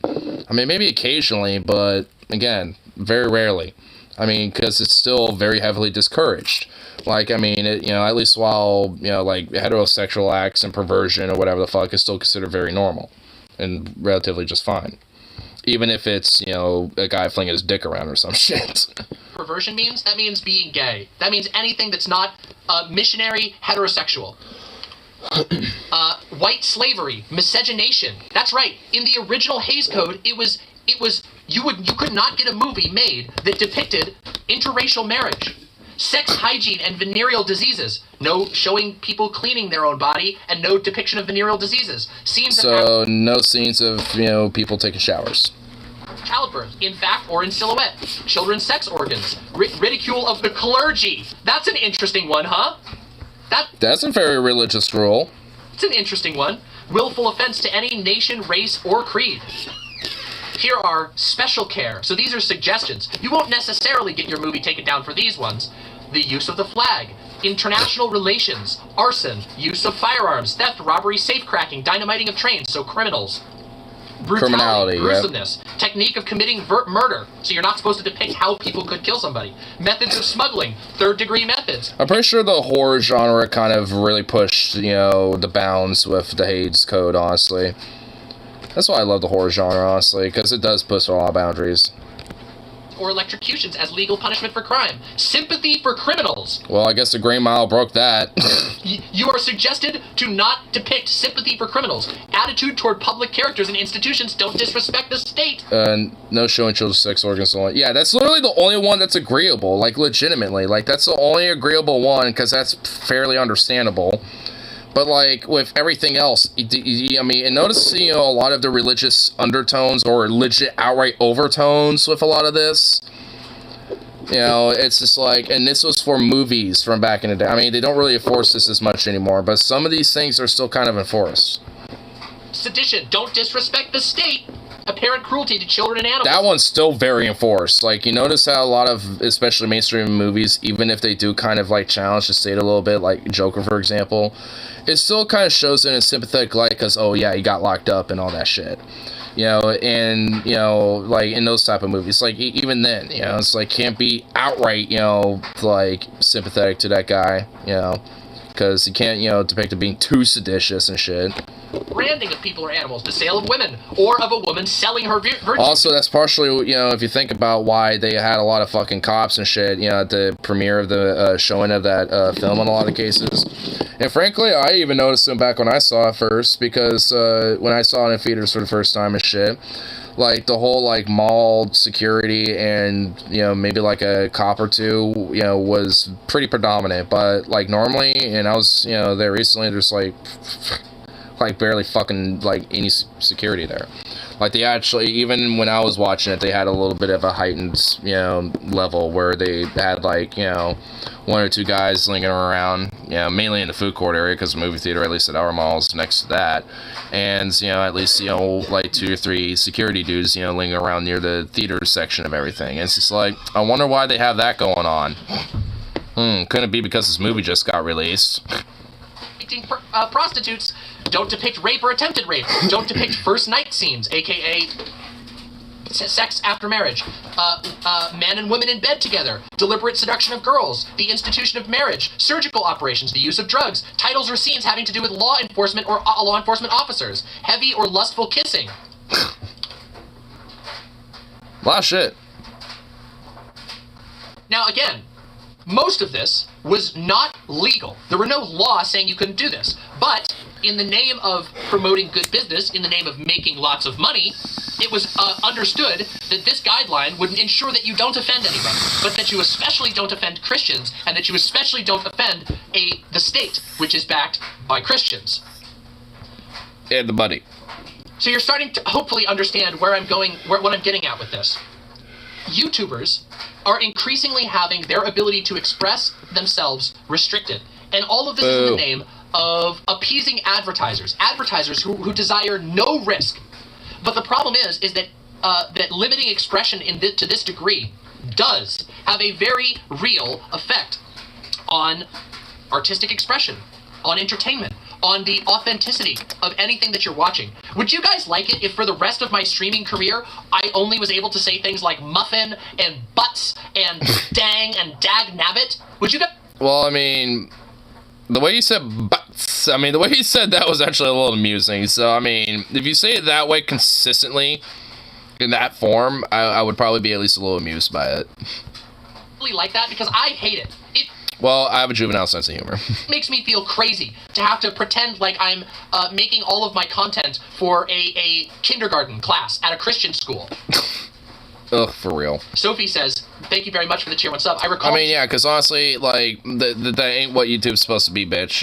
It's like, it ain't supposed to be like some weird, like, private Christian school, like, classroom or some shit. Like, I ain't like, oh, nah, it's like, it's my little smoke den, and this, like, you know, the little public, like, you know, little stream of, you know, smoke dennerage, you know what I mean, or dennery, or, like, what would be the word for that? Well, whatever, either way, you know what I mean. Allowed to say the word pregnant or pregnancy or show a woman being pregnant until the early 60s. Yeah. So, which that's just fucking absurd. It's like, oh wow, which is kind of funny, you know, because now at this point, you know, Christians will be very fucking gung-ho to be like, show the sanctity of life in the pregnancies. Like, they'd be so fucking, like, gung-ho about now, but back in the day, they're like, no, you can't show that. It implies they had sex, and that's not good. We can't instill that in the kids, because we didn't have to explain the birds and the bees. It sucks. I mean, it stinks. Sorry, guys, it stinks. It stinks to high heaven. Just G. Willikers, it just stinks to all high almighty. I tell you what, praise the Lord. See, it makes me so fraggin' frustrated, okay? Hey, fragging implies, you know, death and murder, because, you know, that's what, you know, like, that's a, like, military slang term. That's bad. That's mean. That's not a good thing. No. It is so bad, and by the way, I'm not the only one talking about this. There is a enormous outcry from YouTubers about this problem, but keep in mind, nothing's gonna change. The YouTubers alone don't have the ability to overcome the primary funding method for YouTube. Well, for now. Honestly, like, I feel like, I mean, if there was kind of, like, a push for, you know, for an idea of, like, a, like, kind of like an online, like, YouTubers unit, in a sense, I feel like that would actually probably help challenge it a little bit. Because, yeah, actually, there has been one time, at this point now, I kind of forget the name of it. But, it was actually started by, York Sprave, a German YouTuber, and, he basically, like, I'm trying to remember the name. I think it was called, what was it called? Like, it was just, like, something, too. Like, instead of YouTube, they replaced a U with something else. I just forget what. But either way, it was, like, I think WeTube? No, it wasn't that. It was something different. Either way. But basically, the idea was essentially, what was it? Yeah, whatever. I can't get stuck on it. But, it was like some word like, what, I can't get stuck on it. Anyway, but like, you know, it was started by York Sprave at least like maybe, I don't know, like 3 years back a little bit. Hasn't really gained too much traction, but they have at least, you know, because they have gotten a lot of support from, you know, at least, you know, predominantly different European content creators and YouTubers and shit, because it's kind of gotten a lot of traction over there. And basically, they were, at least when it comes to a lot of different TOSs and stuff, or at least, you know, the creator studio side of things, have actually been able to, like, kind of push YouTube to address certain things, and while haven't been able to totally get all that they've been trying to push and shit, obviously, because, you know, like, a lot of content creators want a lot of shit, you know, to be, you know, better for them, but have at least been able to kind of get some things here and there and shit, you know, kind of, you know, push through a little bit. And yeah, and I haven't really kept up to date about, like, what they've been doing recently, but I know, at least, you know, in the time that I was, you know, kind of aware of what they've been doing, that's, you know, one of the things that you know, they've been able to do is at least kind of help, you know, make some of the whole, like, creator studio backside of things, especially, you know, a little bit more user friendly, essentially. Yeah, because there was just a lot of problems with it, and honestly, a lot of people were bitching about it, but because just a lot of YouTubers are bitching about it, you know, like, who cares? But if you have, like, a whole collective, like, official, like, actual, like, recognized, you know, union saying, hey, no, you can't just fucking, you know, like, just blow that off, you actually have to address some of this, and it's like, suddenly it can't just be like, nah, we ain't just gonna address that, you know? So, I mean, honestly, I mean, I think if there's actually, like, a legit predominant push for something like that, hold on, let me put the screen down, let me look up York Sprave, because maybe because I know the thing I'm talking about has a YouTube page as well. Yeah, here we go.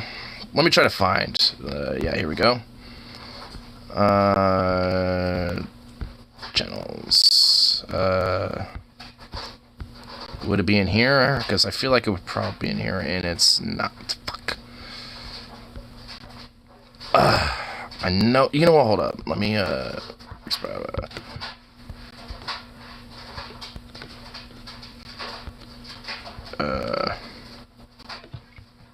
me just actually just look up your Sprava Union. Yeah. Fairtube. Okay, that was the name of it. Here. There you go. Fairtube. That's what the fuck it's called. God, I see. I was starting to crack down. That's what I thought about for a second, because my brain was starting to get to it, and my brain was close.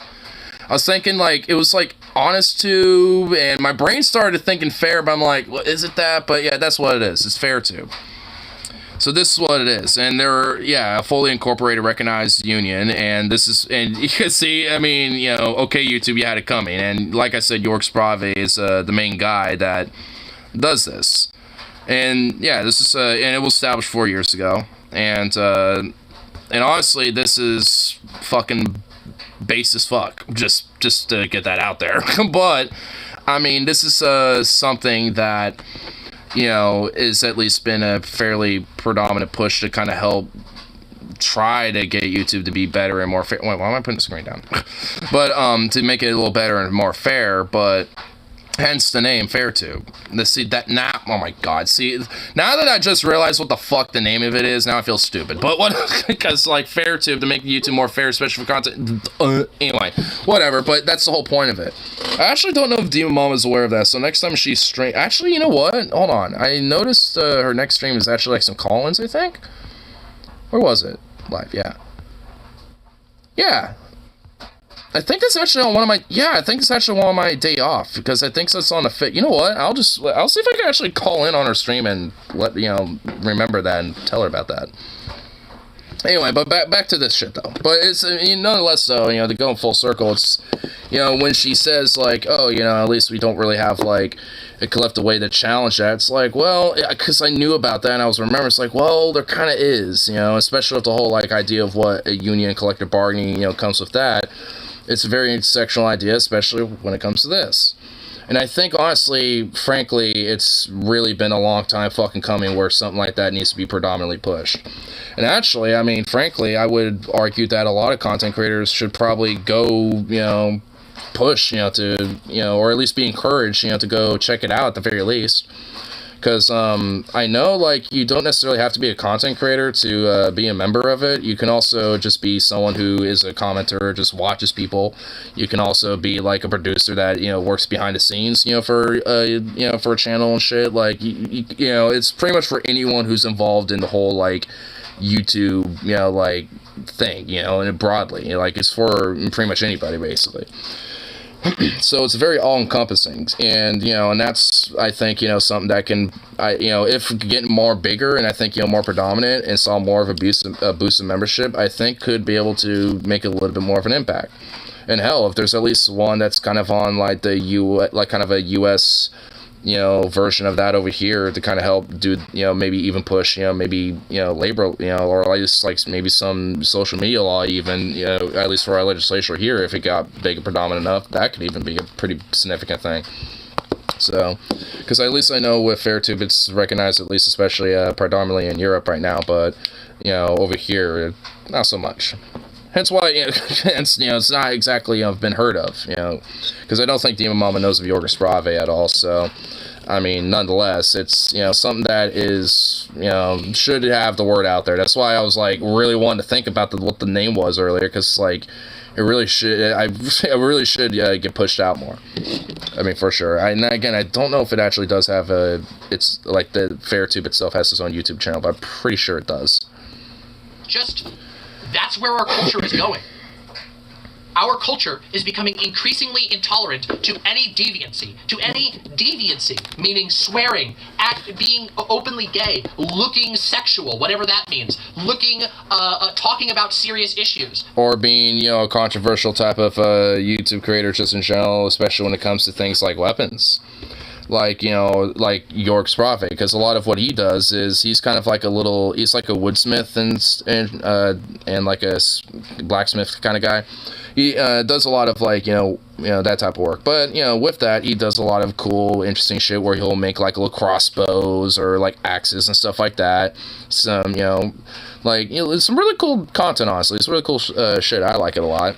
And YouTube obviously is, you know, sees it as like verboten, you know, so especially when it comes to, you know, German laws and stuff, he, you know, recognizes what they are and follows them, you know, and by the book and everything. But, you know, to YouTube, you know, it's like, nah. It's like, you're starting to lie too much. Even though he's following, you know, everything by the book. You know, it's like YouTube don't care. It's, you know, too controversial or too, you know, sensitive or whatever the fuck. You know, it might not necessarily be deviant, but it, you know, in a way, they can use the argument that it enables or incites deviancy, because what do you think someone's going to do with that? They're going to go run around the neighborhood and try to shoot people with it or something. You know, and they're going to try to make some stupid, you know, like fucking, like excuse like that. Even though the likelihood of something like that actually happening is probably low. Like, if kids are going to be delinquents in the streets, they're going to just do that with this pretty typical means they've always done that with. I do blame the religious mainly for this. You know, freaking woke schools are partially responsible. Same mentality, different side of the coin.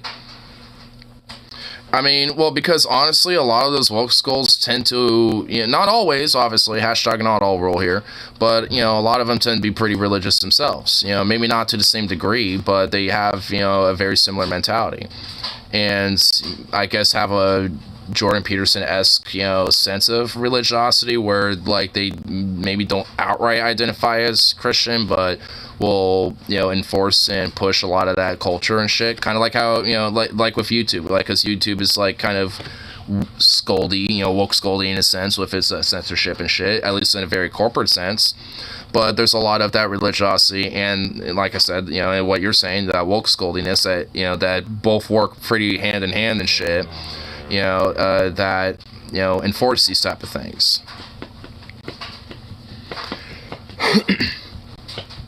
And honestly, it's just like, woke skulls need to, like, GTFO. It's like, you're all just, like, basically just, like, kind of like right-wingers have a different flavor. It's like, just go away. It's like, fuck off. You know, it's like, ugh. All of our culture. Because honestly, it's like, I mean, you know, it's, because, like, I mean, the whole idea of, like, there being a woke left or a dirtbag left or whatever fuck, it's just like, I mean, bitch, I'm woke and dirtbag as fuck. I mean, it's just like, you could be both, and honestly, being pure woke scoldy, it's just like, you basically are just starting to horseshoe your way into just being right-wing of a different flavor. What are you doing? Look at people, it's very dumb, man. There's a lot of beliefs. Get the point. Yeah. Sanitize. So that you can only ever talk about smiling flowers dancing from side to side as if we're all living in a Disney film. Do they demonetize bleeps? Yes, they do not like bleeps. They just don't want you to swear. Now, keep in mind... You know what? Actually, you want to know how I know that a lot of these, like, quote-unquote woke scolds tend to be right-wing? Anyone know Ollie London? The quote-unquote transracial, like, I'm Korean now, have a hyper weird obsession with that shit, literally did plastic surgery and all this other shit. That person was literally on Fox News, I don't even know when, but, like, on Fox News, and was basically doing the de-racial transition and being a de-transition grifter. But instead of being, like, transgender, it's just de-transracial grifting or whatever the fuck. I do not. Well, consider yourself lucky, because look at the pictures of that person when they try to look Korean and identified as such. It is disturbing. Disturbing. Like, I'm not even kidding. It is, like, it don't even, like, you know, deserve the disturbing. It's, like, disturbing. It's like, oh, Oh, Lord mercy. That shit be disturbed. Tell you what, I mean, that anyway, but, like, point being, though, like, when that person, or when he was, trying to do that whole, like, you know, hey, I'm trans, but I'm, like, trans Korean or whatever the fuck, like they were trying to be a woke scold, essentially being like, you know, part of the whole woke scold crowd, and some of them took that bait. You know, most people frankly didn't at all. Like 95% of people just saw that as fucking absurd and insane, rightfully so. And the other 5%, you know, like, and then like, you know, even some woke skulls are like, I don't know about that, huh? You know, but it's, you know, like some of them, like I said, took the bait and shit. And you know, it's kind of a wonder why, you know, every now and then some of them tend to, you know, start pulling a grift on the right, whether it's like the detransition grift or how I left the left grift or whatever the fuck. YouTubers have been trying to get around. It's just kind of an interesting little note. For a long time. Hence why every video that you watch has these weird sound effects that cover up. Trying to box insexual is part of the reason why I have insexual because people are afraid to open up now. Yeah. You know, because now there's like, you know, because there's been this, you know, a lot of a sense, you know, to try to like, you know, push and normalize, you know, about like, you know, your own sexual identity and shit. And then, you know, when you have like, you know, at least especially on this front, like, you know, a woke school, you know, element on top of, you know, the whole religious puritanism, you know, basically now trying to push like, oh, you can't be like too deviant or you can't be this or that. It adds more of insecurity. I mean, it just does. Like, where it's just like, it adds more of a sense, well, what the fuck? Like, I, you know, can't, you know, it's okay to be this, but I can't be like this too much, you know, but, and they're saying I can't be that at all, but I, you know, so it's like, well, do I have to be in this weird limbo state of just like, I can't feel comfortable? You know, it's just like, the fuck. I mean, honestly, I kind of felt that way for a bit. It's like, you know, it's like, yeah, I'm bi and shit, but, like, I mean, how bi can I get, you know? It's like, what's, you know, it's like how, because I want to comfortably be in this way, but, you know, there's, like, this back and forth of, like, you know, what is, like, you know, like, accepting or whatever the fuck. And, you know, obviously, over time, I just realized, you know, fuck, you know, those people and fuck that shit anyway. But, you know, like, nonetheless, it's still, you know, for especially for someone like when you're, you know, like 15, 16, 17, 18, 19, 21 to, you know, like young, you know, late teen, you know, teenager, young adult status and shit, and you got a lot of that shit, you know, a lot of these pressures, you know, it really does add a lot of like, well, what the fuck? Like, how do I try to conduct myself and shit? And it's, you know, definitely something that, you know, certainly needs to be discussed. And I actually saw a Vosh clip that I was actually listening to at work. That was actually, you know, I think very adamantly and very, you know, like openly saying like, yeah, this is something that really needs to be bluntly discussed, especially when it comes to like this whole incel thing or, you know, young men who are being lonely and shit, like, and that being kind of a predominantly growing phenomena. It's like, yeah, and because these are, you know, important things. You can't just be like, oh, you know, just brush it off or think, oh, well, just touch grass, ooh-woo. You know, like, you know, or just like, oh, just improve yourself, ooh-woo. I mean, it's like, you can't just, I mean, that's just not how, like, you look at this shit, you know what I mean? I mean, as much as, like, people like Jordan Peterson have, like, totally, like, just, like, cringed out the whole idea of self-help and shit, I mean, there is merit of exploring that shit. And he can certainly do so from a leftist perspective.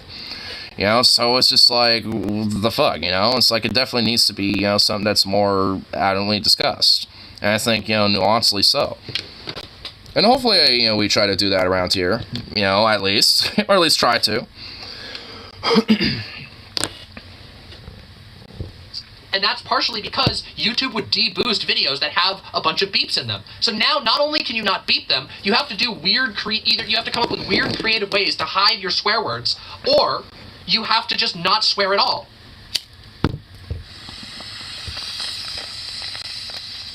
So there's, and interestingly, I want you to pay attention, the usual free speech warriors are dead silent when it comes to this. You don't hear all the conservatives who are whining about free speech talk about this. I wonder why. Do you think maybe it could be because such things align with their worldview, align with their Christian-influenced worldview? On my stream, I talk about very frequently the fact that even secular conservatives are functionally Christian. They believe in fundamentalist Christian interpretation. And a lot of woke skulls. I mean, like, you know, a lot of, you know, the woke, like, you know, like the BuzzFeed style, like, you know, pop feminists and shit, TERFs, fucking, you know, like these types and shit. Like the SWERFs, even, like the anti-sex worker types. honestly, I legit think we'd be better as a species if everyone's either asexual, bisexual, or pan, I guess. I feel like to like a minor degree, everyone's got like a little tinge or garnish of bisexuality. But, you know, because, you know, like, there's, you know, even if someone is straight, like, there's, like, an element of, like, flamboyancy and shit, you know, where, you know, that could come out in a certain way. Like, you know, for example, like, I mean, you know, like, I guess, really historically, I mean, long hair isn't inherently always seen as a feminine thing. You know, like, for a long time, men had long hair and shit. But, you know, like, nonetheless, I mean, at least, you know, in a more modern, contemporary sense, it's seen as kind of more of a feminine thing, but, you know, there's still plenty of dudes out there that, you know, straight as an arrow, but rock long hair and shit. Some that would be considered, quote, feminine, despite being just a straight guy, you know? Or hell, you know, another example is, like, someone could be straight, but doesn't mind if a woman, you know, does, you know, more dominant things while they're the submissive, you know? Like, they don't necessarily want that from a man, but if a woman's doing that, then it's okay. Like, I mean, you know, which kind of implies in my mind that they probably are a little bit, you know, further, but, you know, they just, you know, aren't quite comfortable with the idea of another dude doing it. I don't know. Either way, like, you know, there's a lot of levels where someone can be straight, but, you know, could kind of have a little bit of the garnish, you know what I mean? There's a little, the garnishness. A little bit of the rainbow, you know? Garnish of rainbow, a little sprinkle. Most people have experienced same-sex extraction, or opposite extraction if they're homosexual at least once in their lives. Oh, yeah. And bisexuals experience all of that. We just want to fucking get fucked, in the words of Freddie Mercury. Straight thoughts. I like to see that man's penis, but not in a gay way. I mean, yeah, it's like, no homo bro, but, yo, let's flex the cocks out. Yeah. Of the world. They have fundamentalist Christian values. They uphold a fundamentalist Christian worldview.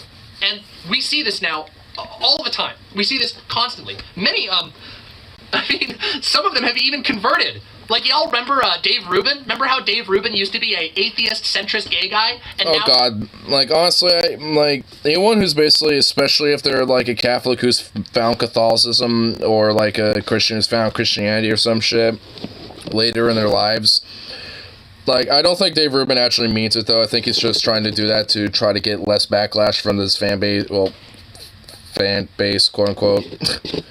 I mean, you know, but honestly, if you find someone who's genuine about that, then, my God, like, they're gonna be fanatic as fuck. Like, honestly, even more so than just people who are literally born and raised into it. I mean, like, I'm honestly not kidding about that. Like, I mean, because people who are born and raised to it, they just think that's just what it is. That's just how it is. But people who find it, they think they just found, like, the fucking, like, enlightenment. They just think, you know, the people who, like, you know, find that type of shit later on, they think they found, like, the greatest fucking thing, and they have to just share it everywhere, and they have to be very, like, fanatical about it. And, you know, no, honestly, those are the ones that are really a little cuckoo. I mean, again, hashtag not all, you know, not everyone who's, like, you know, later in life that finds religion is like that. You know, there could be people that have, like, a near-death experience. They're like, oh, well, you know, I found religion because of that and stuff. And, you know, and they're just very, like, kind of quiet about it or whatever. You know, and then, you know, you will find plenty of people like that, you know, and it's like, whatever, I don't smirch it. But, you know, it's like, you'll notice that, you know, there's definitely plenty of people that will, like, find religion, mainly, like, Christianity, Catholicism, or, like, some weird obscure cult or something, and basically be very adamant about trying to push it down your throat. Just a, he's just a Christian gay guy now? Isn't it basically a chicken and egg thing? No, it's not a chicken and egg thing, because the Christian beliefs well predate the American conservative movement. The Christian beliefs have been around since 0 BC. Dave Rubin was fucked up. Yeah, I mean, he's, I guess, luckily mostly irrelevant, so I guess because of that, I do kind of have a genuine sense of pity for him. Not that much, but a little bit. I feel more pity for his husband and for his kids that are going to have to grow up with the bullshit that surrounds him. enjoy a Christian stream. Oh, you silly little muffin, get your dang butt in here and sit on down, because we got to go through a whole bunch of this cow craj.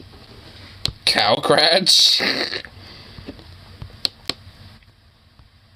Yeah, it's... Could have said mooncakes. Sucks. Cow cakes. It really sucks. I think to a large degree he's in it for the money. Well, yeah, he's a grifter.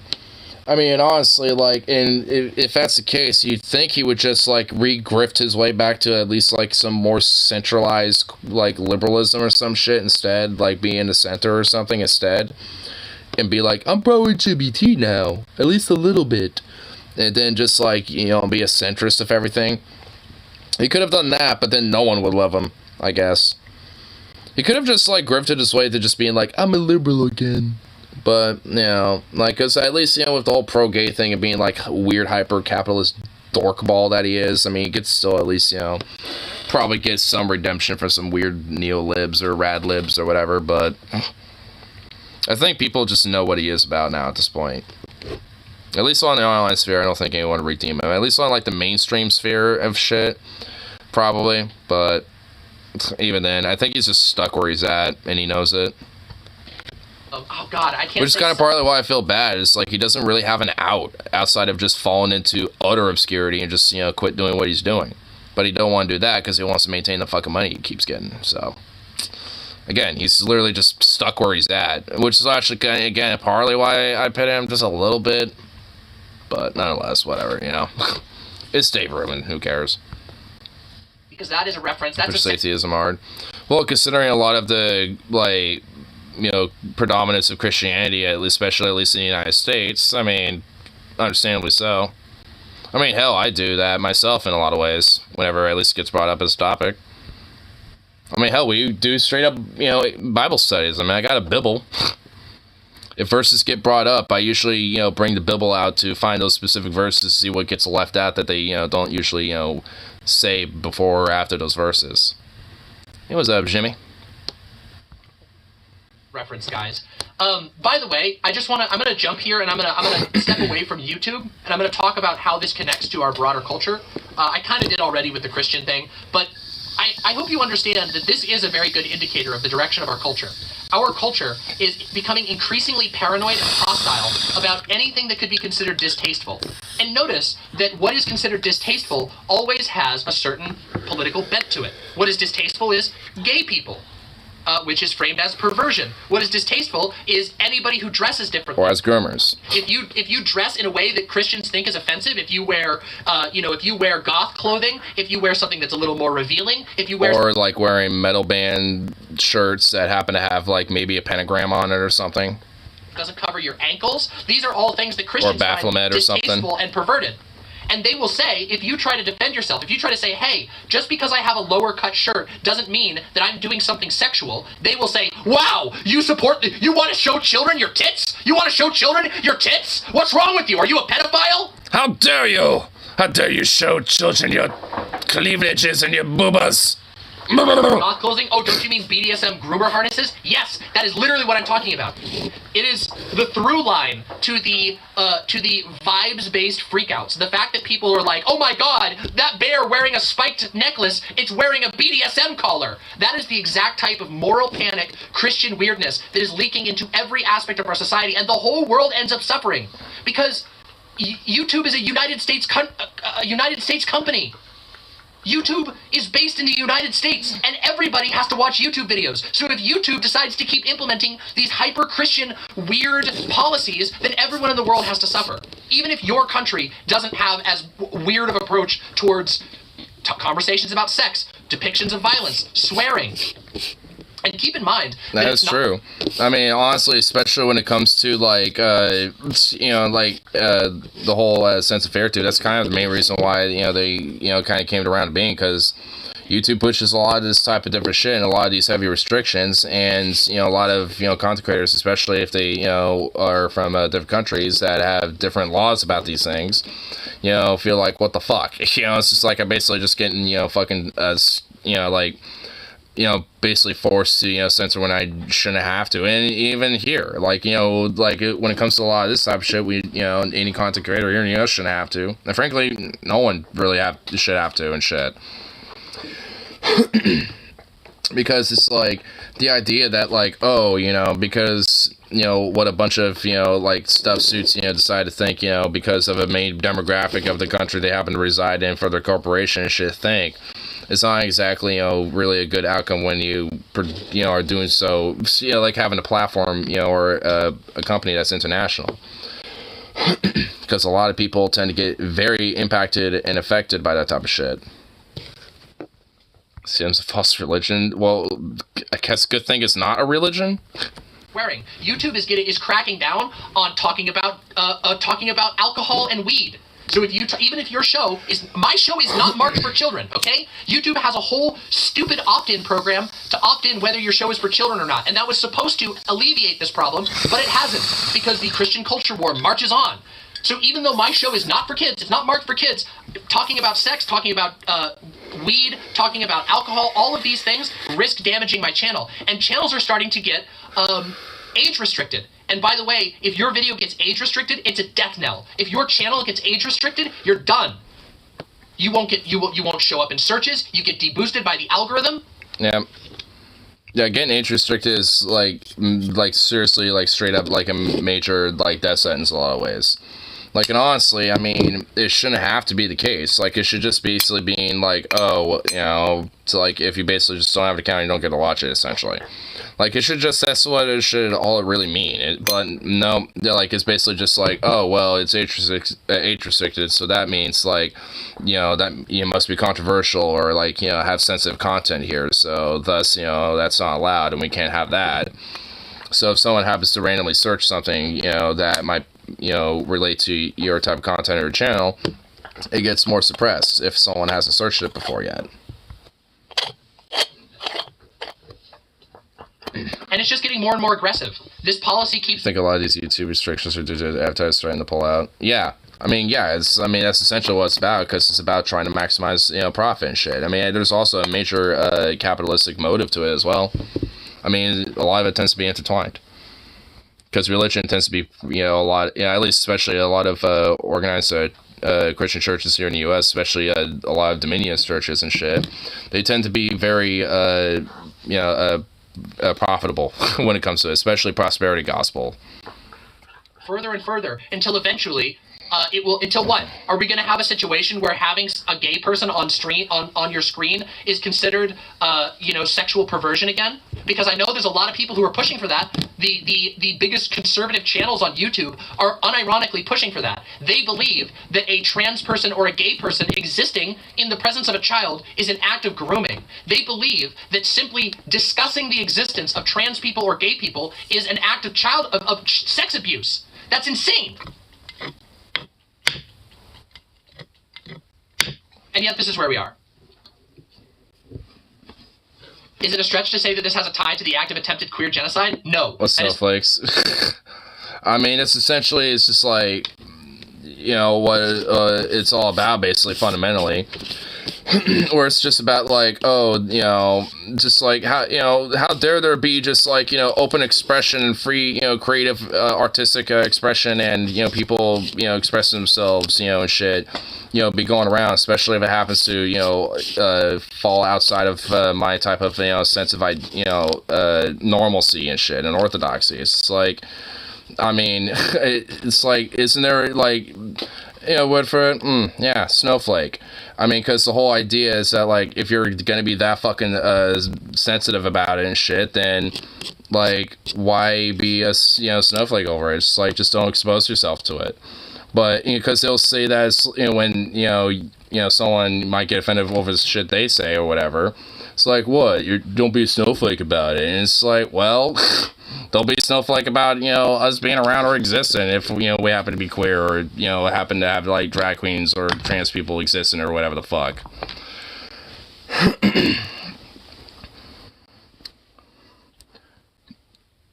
This... Shroon was pissed Sean had want to fuck them? No, it's because Sean is just a fucking crypto fascist. and pushing a lot of the fucking whole like rumor conspiratorial nonsense and shit.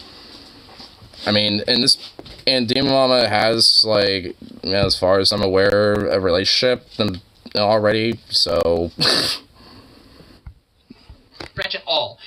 One of the things, we have a video coming out, I don't want to spoil too much. I have a video in the works that is going to directly discuss the building of a queer genocide and how these are directly inspired by Christian norms. The Christian norm, they try to secularize it. Even though Christians generally oppose that, what Christians love to do is they love to write a law that espouses Christian values, but is stated as though it's simply a law. As, did you know that, for example, Germany had a law outlawing homosexuality and making it a crime, an imprisonable crime, to be gay? To be gay in public, to be found out as gay could put you in prison in Germany.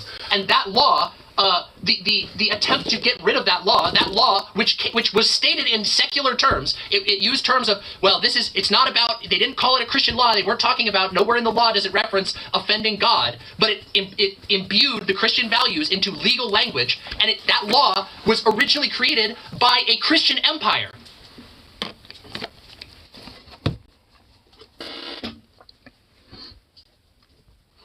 These are all little... Which honestly, like, considering that, you know, the United States has also, you know, at least tried to do a lot of these type of laws, you know, at least tacitly and shit. I mean, they're doing them, like, right now, in a lot of ways. Like, in places like in Florida and Texas and a lot of these other, you know, states that are trying to push a lot of these, you know, don't say gay bills and shit. On a path, saying that, I mean, essentially, like, a lot of, you know, a lot of American dominionist Christianity and shit, especially, and a lot of this far-right Christian extremism is pretty much like, you know, like, as, you know, like Demon was saying, essentially just like a full-on warpath. That's what people need to understand. Your inability to comprehend reality or understand biology and science is no reason to force it on the rest of us. Quit trying to make your collective mental illegality. Oh, but actually what you got going on, and, you know, people who happen to, you know, be drag queens or drag kings or, you know, trans or gay, you know, it's nah, we're all the ones with the mental illness, not, you know, not their collective weird hive mind cultishness. Deviancy is bad, saying that swearing is an unequivocal bad, saying that depictions or discussions of sex are unequivocally bad, saying that depictions or discussions around drugs or alcohol are unequivocally bad or dangerous. This is coming found under a trash bin. I mean, for fucking real. Like, when it comes to just, like, you know, being unable to, you know, like, have an understanding of just, like, you know, some, you know, basic things. Because, you know, like, the thing is, especially when it comes to, like, you know, trans people, they've always been around. They've, like, a sense of, well, you know, you guessed it, humanity. Like, since humanity has been around, they've always been, you know, a thing that's existed. Because also it exists in, you know, nature, too, with different species of animals. Like, I mean, there are some, like, species of animals out there that are just straight up, like, one biological sex. Like, there's, like, lizards that are straight all-female shit, and they can reproduce and the whole shebang and everything. Like, I mean, there's, and not just that, but there's also, like, just all, you know, all sorts of other different complex ways of reproduction that happen as shit. Man is part of nature. Yeah. I mean, I'm just saying, you know, as expansive, you know, to that. You know, when it comes to just, like, you know, like, I mean, hell, like, when you see a lot of, like, homosexuality with nature and shit, I mean, some of that's, you know, intertwined with, you know, transgenderism that might happen within different animals and shit. I mean, what happens there with, you know, with different animals and shit, with that context is different in comparison to how, you know, we, you know, express it. But nonetheless, similar, you know, things are happening and shit.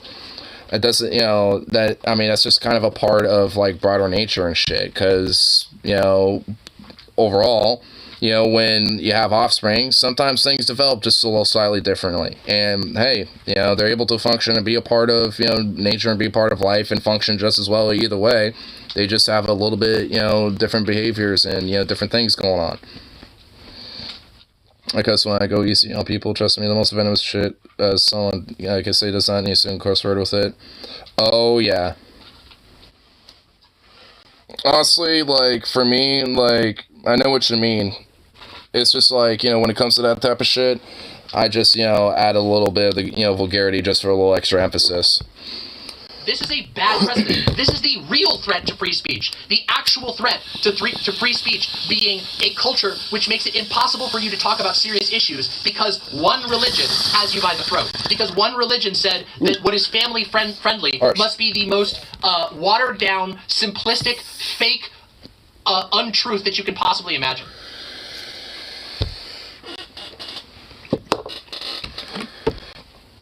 You little bubble. It's really unfortunate. And obviously, this segment started being about YouTube.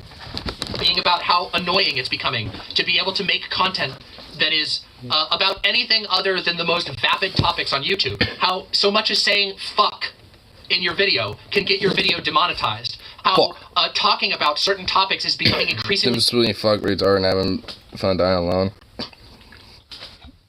difficult. How in the past it's already been like this. There's like I difference. said, some of you will remember 5-6 years ago when YouTube had off the book algorithm deboosting for any content that ended up being tagged as LGBT. There were invisible tags in the algorithm that if your content got tagged as LGBT, it would deboost your video because that was not family friendly. That you could lose, your videos could be demonetized and deemed unsatisfactory for advertisers because advertisers had selected LGBT topics as adult topics, even though there are gay and trans young people. Being gay and trans and talking about gay and trans issues are not inherently like dangerous or harmful topic to talk about with young people. I mean, of course it isn't. I mean, the idea that it is just kind of ludicrous, honestly. I mean, because it's just like, there are plenty of kids out there that are gay and trans, and, you know, and having just a normal educational format of discussion about those type of topics, you know, helps better, you know, has better understanding for those children about what, you know, that is, and, you know, how it pertains to them, you know, with their own identity and shit. Because, I mean, that's, you know, like, the predominant reason why there is, you know, a lot of sex ed and shit in the first place, right? It's like to have, you know, children have a better understanding about their own anatomy and their own self and shit. You were actively demonetized if you had gay or lesbian or trans in your title or description like 6 years ago. Yup. We've already had one adpocalypse. We've already had arguably 2 adpocalypses. But what we are witnessing now is a slow and steady choking of expression on YouTube. And like I said, like I've said through this entire thing, I'll say it again, it's interesting that it is always slanted in one direction. That it is slanted in the direction of anybody who doesn't look like the norm. The white Christian male, not swearing, no tattoos, not gay, the white straight Christian male standard. Anything out of that is deviant. Anything out of that is unnatural. And from there, it spirals out. And it leaks its way into all of these things that we deal with. And also, it makes your content worse. It makes your life worse because you don't get to see the truth. Instead, you have to have a bunch of people self-censoring all the time, giving you false depictions because if they don't, they can't make a living as an artist. So people have to choose to either... Damn, I can't... You're so sad. So you gotta be an issue. ...way to be financially independent.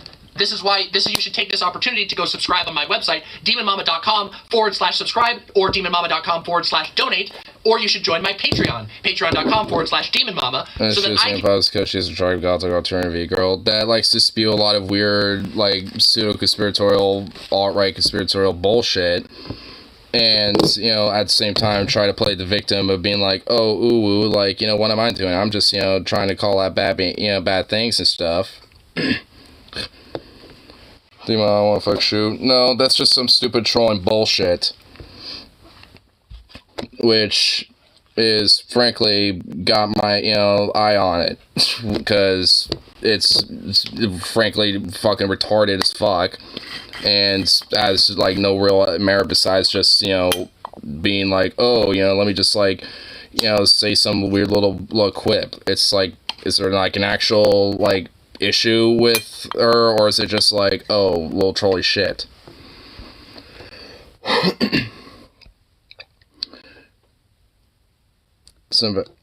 It seems to people on a psychological level, at least when it comes to a lot of the whole, like, groomer narrative and shit, it's because a lot of those fucking people, you know, shit are, you know, predominantly, you know, hiding a lot of fucking skeletons in their own damn closet and shit.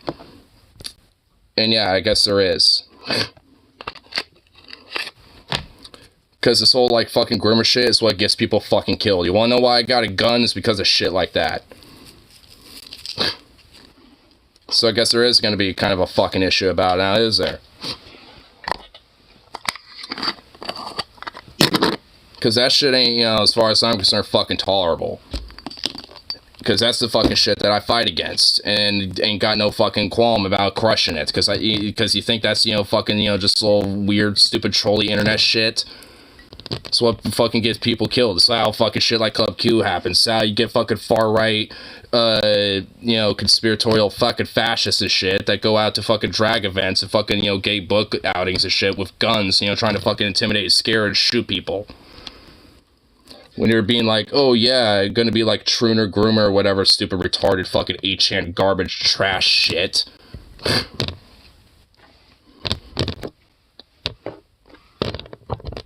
Was paying attention for a sec. Well, I mean, it's kind of partially on screen right here if you want to check it. So, what's Trooner mean? It's basically just another way of saying, like, quote, tranny and then fucking groomer mixed into one word. Now that I'm looking at it.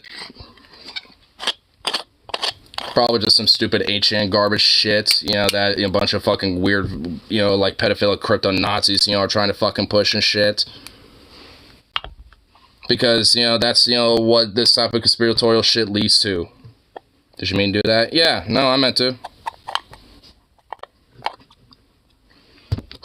Because, again, that type of shit has gotten fucking people intimidated, fucking harassed, and even outright fucking killed. And that ain't, you know, fucking shit that's tolerated. Because that's, you know, again, like, what, you know, continues to spread a lot of this fucking bigoted, fucking hateful shit where a lot of these fucking fascists and these fucking nationalistic fucking freaks, you know, go out and fucking try to get people intimidated to go hide out in the fucking closet because they don't like how they present themselves. Chilling Scott energy. Like, I could really get into some Scotty energy. I could get into some TJ energy, for fuck's sake. But frankly, I don't really got, you know, like Kirsten, I'm taking a little break from that anyway. You to provide you with real, actual entertainment. I can say swears. I can say, oh, I can say shit. I can say that's bullshit when somebody tells you to lie to your face. So that I love the little censorship talk of about that. Important LGBT topics. So that I can talk about serious issues. So that I can talk about the horrible shit that right-wingers do around the world that is too violent to be talked about. We can make jokes about having sex with Jesus. You can actually enjoy the actual ability to have free speech instead of some... Oh, the blasphemy. The ideas of Jesus having sex? Blah. We can't have our Lord and Savior depicted in such a way. Imagine if that was of Muhammad, and Muhammad was depicted. Imagine the morality. Cucked, watered-down nonsense. So...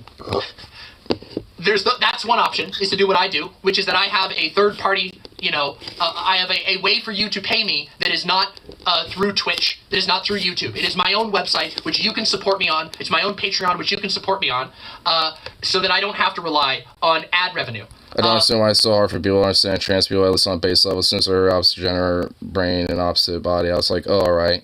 Yeah, I mean, even then, it's like, you know, for me, it's like, alright, well, what does, you know, that mean a little bit? You know, even if because even I had a little bit more questions about it, but it was just out of curiosity's sake. Just because it's like, alright, yeah, because people straight up, you know, have, like, totally different developments and different upbringings and different environmental and genetical factors. There's all sorts of different shit that happens, you know, that could play a role as to how someone is. You know, and, you know, a lot of it's genetic, a lot of it's environmental, you know, a lot of it, you know, plays, both play major roles in this type of shit. And with that, you know, comes to the fact that, you know, sometimes people might be trans, you know, sometimes people might be, you know, flamboyantly gay as fuck, sometimes people might be bisexual as fuck, sometimes people might, be non-binary, like, you know, these type of, you know, things exist because people, you know, like, identify in these ways due to both those fucking factors, nature and nurture. And frankly, the whole, like, non-binary thing is mostly just because, you know, a lot of, you know, people that tend to be queer and shit, and, you know, just recognize that gender is a social construct anyway, and just, you know, eschew it, and don't really give a fuck about it. A lot of them, tend to be, in a lot of ways, either gender expansionists or just abolitionists. Frankly, I'm part of the abolitionist side of it. It's like, expand it just on your own individual level. Just abolish it entirely, as far as I'm concerned. I don't give a fuck. Just what you want to make it to be, as far as I'm concerned, when it comes to your own identity and how you want to express yourself. Because I can't. Making $20,000 less than literally significantly less than $20,000 over the course of 3 years of constantly making YouTube content, of nearly daily uploads, that is not viable for me or for anyone at all. And then there's other options, which is Hey! Shut up! I call myself a man. What I mean is an adult human affects Y chromosomes. That's what I am. Well, yeah. I mean, yeah, with gender abolitionism, that doesn't mean that goes away. Just saying, because, yeah, I mean, if that's how people are, and that's just how the country is, then so be it. Hey, what the fuck? I see you want some water, but what the hell else do you want? You fucking yappy son of a bitch. God damn, dog. What is up with you?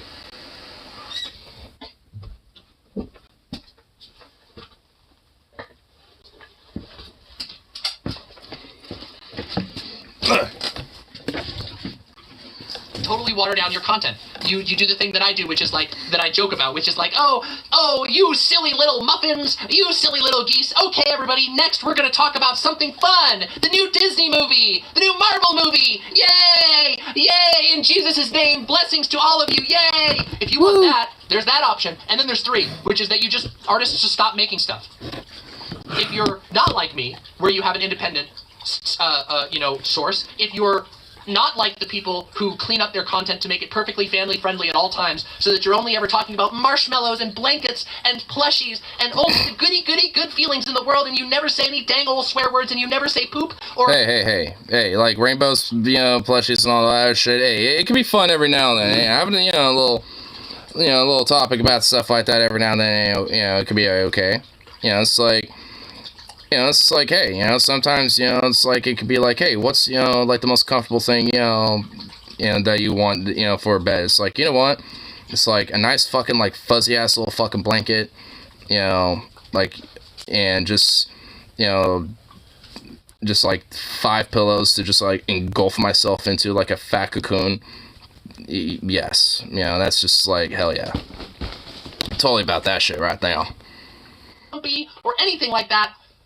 And you're not one of those, your third option is to ditch, to just say, I'm done. And like I said, it is, This is going to handicap over narration channels, with a lot of whom I'm friends with. Oof, yeah. I mean, unfortunately, this handicaps everybody. I mean, that's kind of the fucked up thing. It's wild, the direction which this pushes culture. And I don't know what the answer is, because, you guys, we've talked about this. We've talked about how everybody always says, and I'm not trying to toot my own horn here, but everybody always says my channel should be bigger, my channel should be bigger. We've been battling a uphill battle for searchability. Not only have I had multiple communities actively trying to smear my name and discourage people from following me, but I also know that I talk about things that get our videos demonetized. Most of my videos get demonetized. Now that we're doing... Oh, well, no one should follow you, because I guess you're just like, some, like, groomer trans person that just apparently can't fuck, some random Nazi fucking e-girl or some shit. Air censoring, I've been able to get some of... Song 2.0, maybe not that far. Now you're channeling your inner Venom. Is monetized, but now that they've made the changes to the policy, or rather, I should say that they're cracking down on the policy. Groomer. Yeah, I mean, yeah. I mean, like, I remember during that, watching her live stream when she was, breaking down Shauna's video and shit, there was people in her live chat on, YouTube and shit calling her that. I don't know if my videos are going to be monetized anymore. I don't know if I'm going to be able to make any money from YouTube anymore. And I don't know if I'm... Been a list of the white nationalist Navy SEAL. I think at least people who been around long enough probably are aware of that. I mean, Venom talks pretty openly about it. To get my videos into the algorithm. And that is especially true if this channel gets age gated. If they decide to start age gating my videos, there's no... Master searches of anti-theist content. Get Dusty on it, TJ Han, Jake Vadim. Well, it does seem like, you know, I remember Dusty making a clip out there, you know, basically actually, you know, being like, hey, you know, like, TJ's pretty good in my book now. Like, I mean, yeah, I mean, I feel like, you know, it just needs to happen. I mean, not just them, but, you know, the resurgence of others, too. Hopefully, like, Vashti and Mama and, you know, hell, you know, and some other people, you know, that, you know, could come out of the woodworks of shit. Maybe me. You know, that can, you know, hopefully help out, you know, and push, you know, for that type of shit. Because it really is needed at this point. On YouTube anymore. Which hurts a lot. Especially because we finally started gaining some growth on YouTube. And this is not just on YouTube. I know Siren having to refute the same arguments even after all this time, but legit, don't bury the axe, sharpen it. Yeah, not only do you want to sharpen it, but you probably want to get like a few. Metaphorically, of course. Well, yes, of course. This entire time, I've got this whole video, I've been trying to tie this to broader things. It's not just YouTube. Every site is cracking down. You guys remember what happened to Tumblr? You remember when the Tumblr apocalypse happened? When they banned all sexual content on the site to the point that you can't even post nudes, non-sexual nudes. You can't even post non-sexual nudes anymore on Tumblr. And I think they are bringing that back from what I understand, but I don't know if that's going to help bring Tumblr back from its grave. It destroyed an enormous amount of culture on the site, and other sites are doing this too. They deleted my entire blog? Yeah.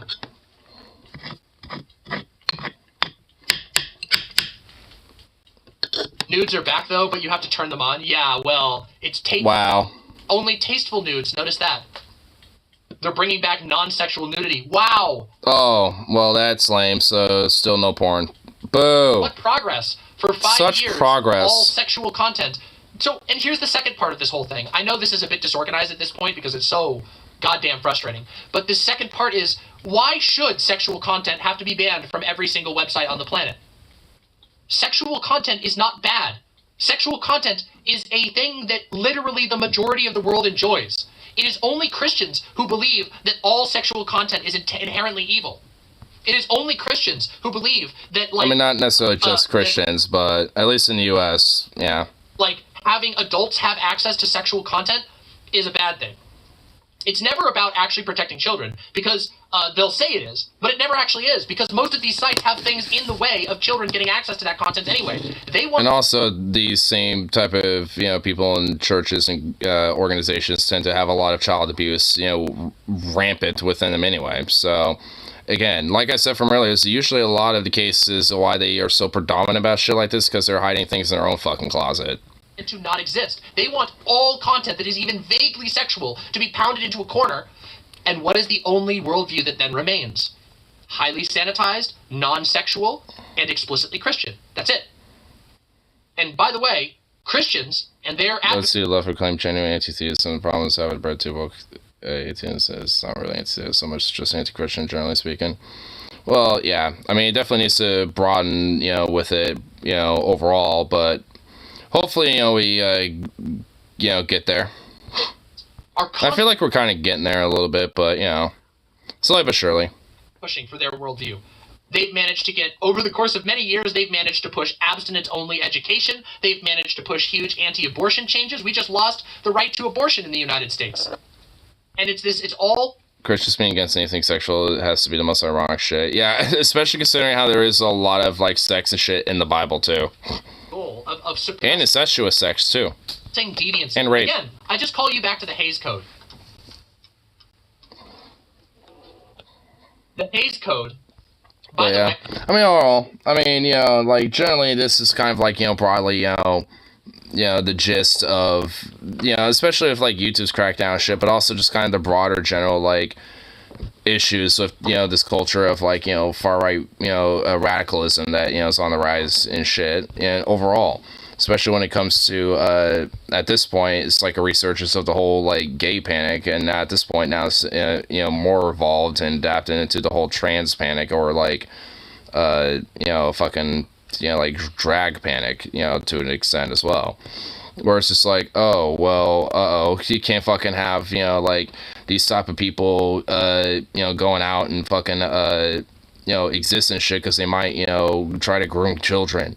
And, all in all, it's just like, it's, like they're the ones that again predominantly do this type of shit. Like how many times our churches, not just the Catholic Church, but just like different religious very Christian churches here in the US get caught like with sexual abuse and shit, and just like on some recurring basis of shit. It happens often. Jimmy is trans, better than I do. Well, evidently so. Siri thinks Steve Mama is like some trans groomer. So, evidently. Do a fat no ma. No malarkey Jack. Do a fat. Fat. No fat Jack.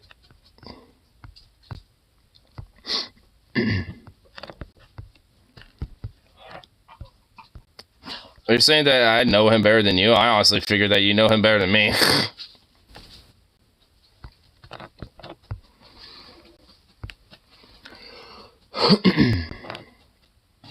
Return F-Cider, I'm not afraid to use it. Oh shit. Oh shit now.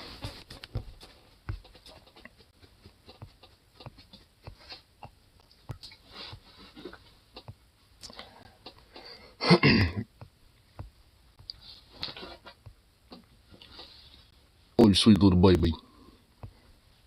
Sweet little Zook of you. Yeah, that song would just get me a really strong urge to just be really fucking hungry and eat some food.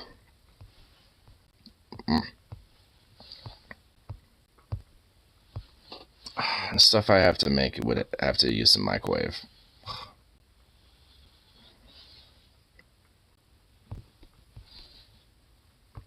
The fuck do you do? It was, we were watching DMA was saying, he was basically just saying, oh, DMA is the trans groomer that can't, get fucked, they can't fuck Shuan Head, the crypto Nazi. So, just that type of stupid shit. Might have been joking. Well, it's like I noticed, when I looked up, there was, kind of, more than one just comment about that, so I kind of doubt it.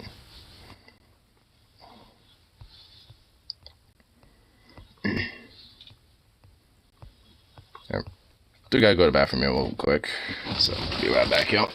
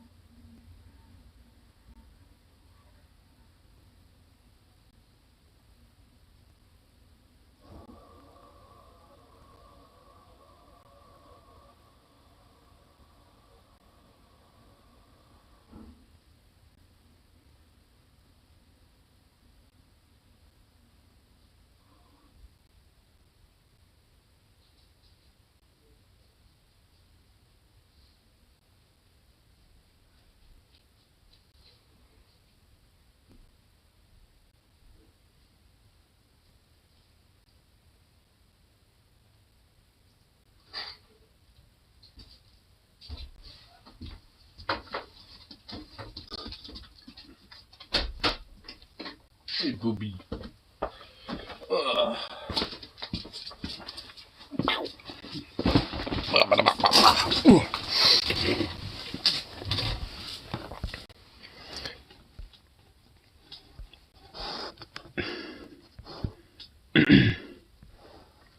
But wait, what? We missed you. Well, hey, I had to go to the bathroom. What the hell? Oh, what? What? Wow.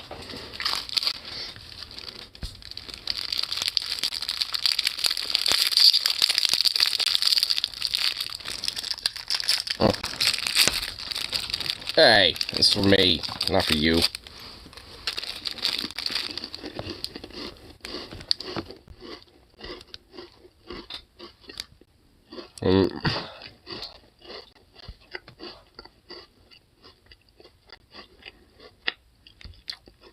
Picture off the log. I made a little bowl. I was hungry, but also wanted to do a mass ejection. So.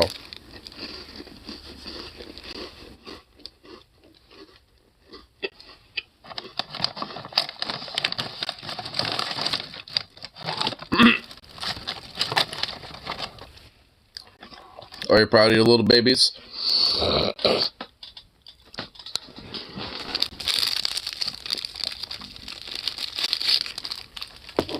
Yeah, try showing them if anyone want to search that. Well, I mean, if you wanted to keep around and shit, it's like a chance, I suppose, but.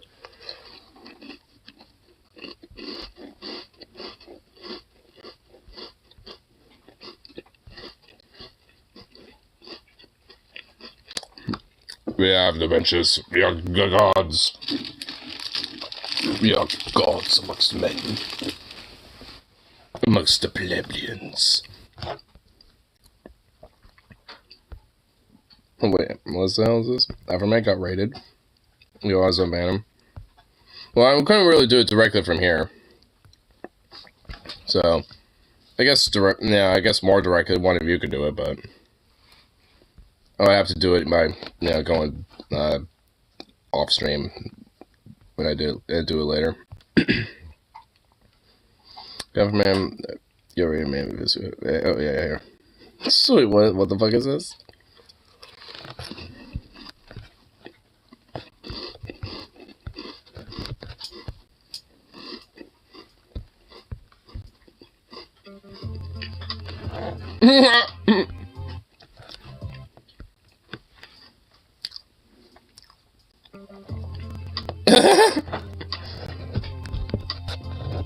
What the fuck?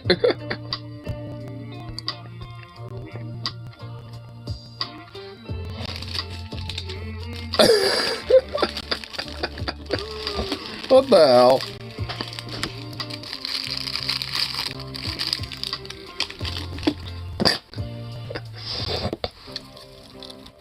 Will you help me repair my game? Will you help me repair my door? Did you find what you was looking for? No, Will you help they didn't. repair my game door? Would you like Oh my god. This is great. This is just amazing. Wow. This is just fucking amazing, dude. cake? You can Oh my god. Look at him. And look at this big boy right here. No, you know Afro Man? He made a music video of his house getting raided. And this is his house. And it's being raided. He made a music video out of it. There must be a big mistake. Would you like to have a slice of my lemon pound cake? My lumbound. The warrant said narcotics and kidnapping. Kidnapping? The warrant said narcotics and kidnapping. Oh my god. Are you kidding? I make my money rapping. Why does the warrant... I make my money rapping. Well, I know narcotics, but why kidnapping? Well, I know narcotics. Let me ask you something, officer. Any kidnapping victims inside my suit pockets? Are there any kidnapping victims inside my suit pockets? You crooked cops need to stop it. Need to stop it. No kidnapping victims in my suit pockets. Another question. Is there 1,000 pounds of weed in my suit pockets? Probably. Is there 1,000 pounds of weed in my suit pockets? You crooked cops need... Oh my god, I love this. I don't want to keep playing this for too long, because, oh my god. Holy shit! Dude, the whole video is just them raiding his house. I love it. Holy shit, that's just great. Dude, I love Afro Man. That's just awesome. You needy bitch. Oh my god, fine, here.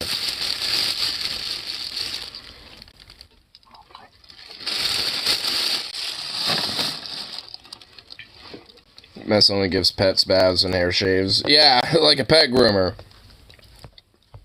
But nope, now means that you're just some queer weirdo that's just trying to indoctrinate children into weird homosexuality agenda. That's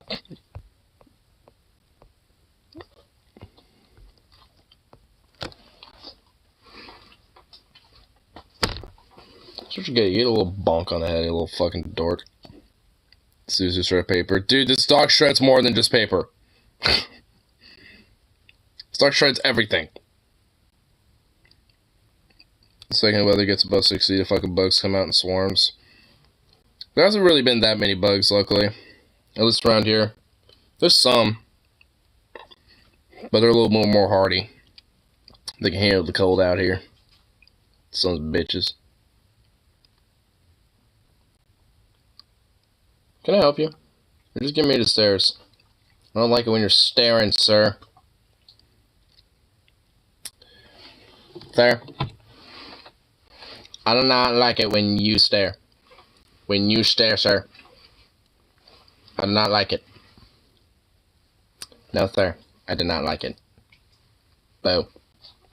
Boo.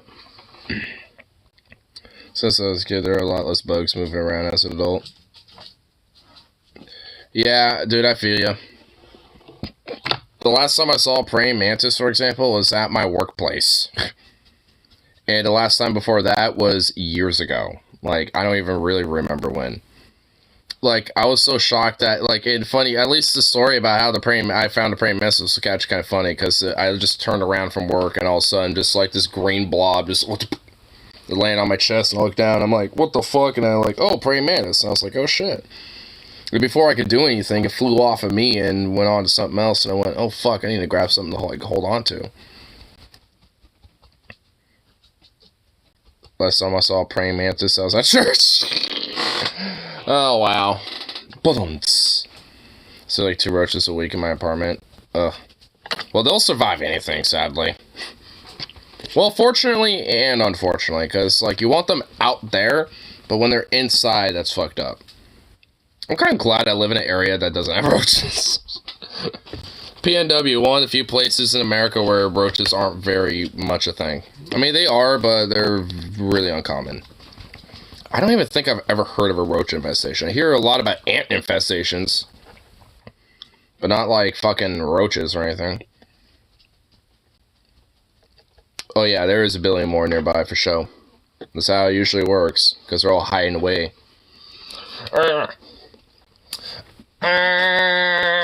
Yeah, I'm gonna hold on to your nose. That's what you get.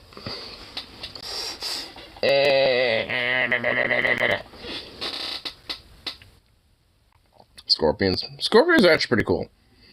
To avoid the small ones. If you see like a big one, those are actually okay. Because if they sting you or something like that, a big one actually aren't as venomous. Small one, they'll fuck you up. Big problems, mice. Yeah, around here that tends to be a pretty big issue. And some people think like possums or raccoons and shit like that. I'm just like, bruh.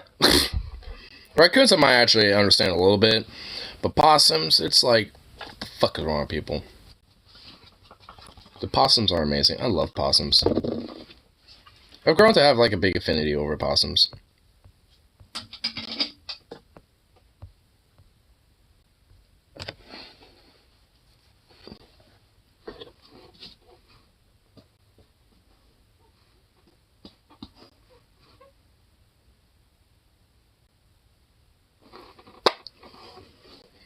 You're a goofy dog. Good lord. I just like mice, they get into everything. Yeah. I'm not really fond of them either. Luckily, they don't really get in the house. They just hang out outside. But they're still very annoying. I wish I lived in an area where I could kind of like...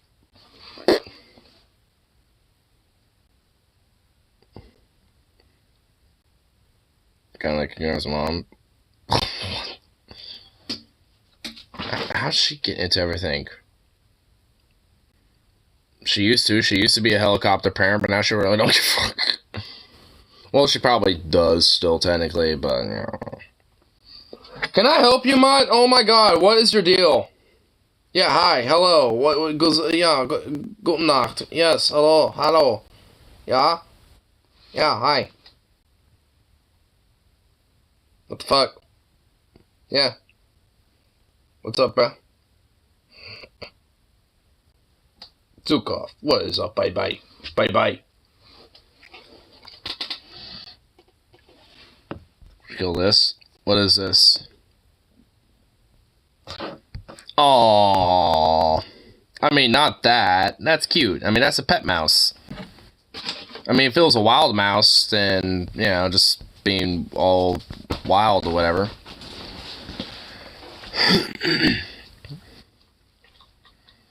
Looks like a melted tire. Well, funny enough, I get a lot of my phonetic genes from him.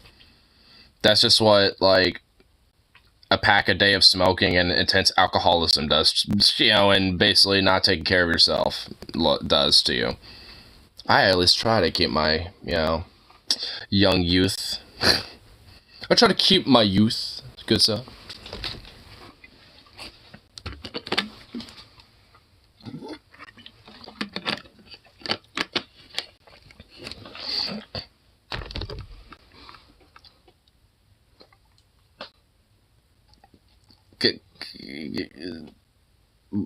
What?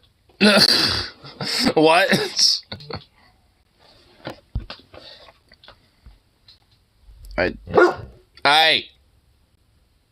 I don't even want to hear it.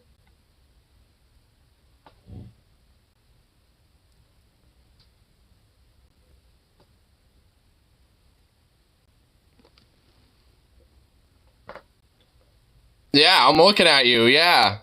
It's what you do to me a lot. Smoking and drinking makes it like that. I guess I better stop smoking and drinking. Smoking cigarettes, mind you. Marlboro Reds, I know what he usually goes for. Now he goes for like Marlboro Blacks now, but... yeah, like, again, I know what it looks like. I mean, the whole drinking thing, you know, definitely plays a role in it too. For sure. And being exposed into the sun and not taking... I mean, really, realistically, I mean, you could be, you know, someone who smokes and, you know, and drinks and shit. Even frequently. But if you at least, you know, are legit, you know, like taking, you know, care of yourself, especially at least in other ways, at least, you know, like keeping the cardio up and shit like that, then, I mean, you could still at least look pretty decent, but, you know, even if you get a little bit more of an aggressive look and shit with it. That's a mileage on his odometer. See, I mean, he does. I mean, he definitely does.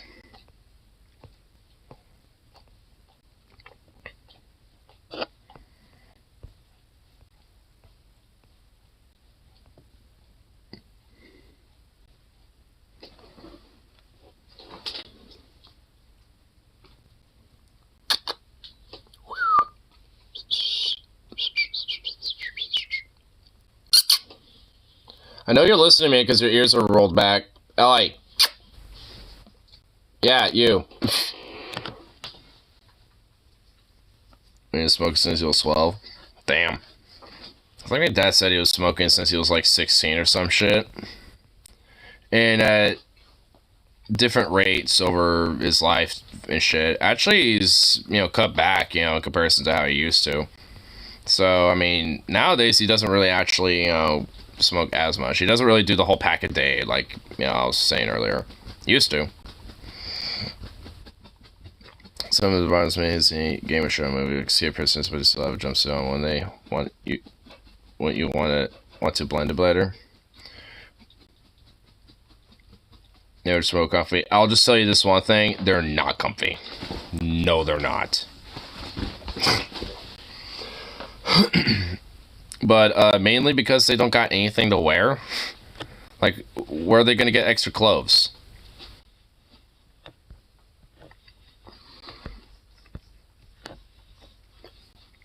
Like, I know it's just, oh, well.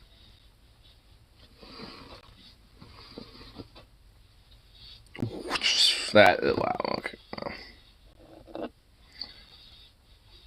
Find lost and found. Yeah, just go to like some, find like some local college or some shit and go to the lost and found and find like, you know, some jeans and a shirt that fit you. Oh my lord.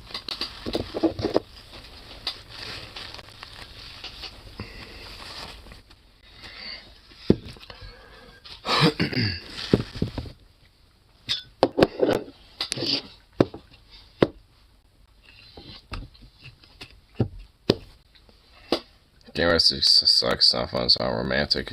It won't make you feel like a hero. I mean, I don't think anyone says that, though.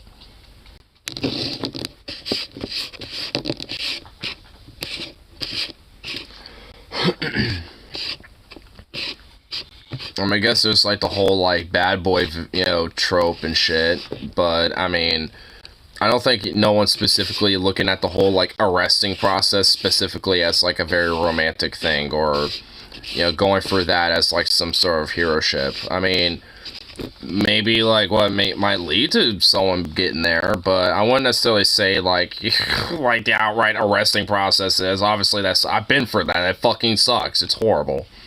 And yeah, there's nothing romantic about it, even though they make you spread the cheeks, you know, and everything, and all that shit, and you gotta get dressed down, they don't even buy you a drink, you know, so it's like, you gotta go for that shit, and yeah, it sucks, yeah. Yeah, it's like, I wouldn't necessarily say anyone who, you know, is fucking, like, saying that, any of those things. You know, like, I mean, that's why, you know, because, I mean, people, like, might say that about, like, what might get to some, you know, that might get someone in there. I mean, that's why there's, like, you know, songs like Have You Been to Jail for Justice, for example, that Anthony wrote. Like, because, obviously, going to jail and that and all that shit obviously sucks, but, I mean, you know, the whole point of the song is about, like, why, you know, did that person get there in the first place? You know, and it's, like, being on the strike line, or, you know, fighting for civil rights advocacy, or whatever the fuck. I mean, there's, you know, I mean, all you have to do is just listen to the song.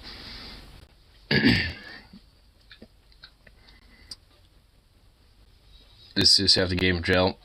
Oh, like, you know, like, strip down, you know, get all your street clothes and into prison shit, and to make sure that you don't have contraband, like, spread and cough and all that, yes. And yes, that's how it, yeah, they would make you cough to make sure they got a little, like, a little tightening going on there. If they suspect there was something going on in there, then they will, like, do a little bit of a cavity search, and thank fuck that didn't happen for me.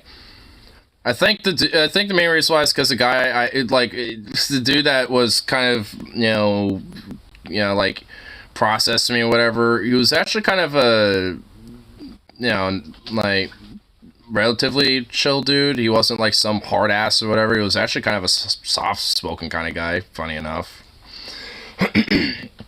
And he basically said, it's like, all right, I hate doing this, but I unfortunately have to, but I need you to kind of have to strip down so you can get in your, prison jumpsuit or whatever.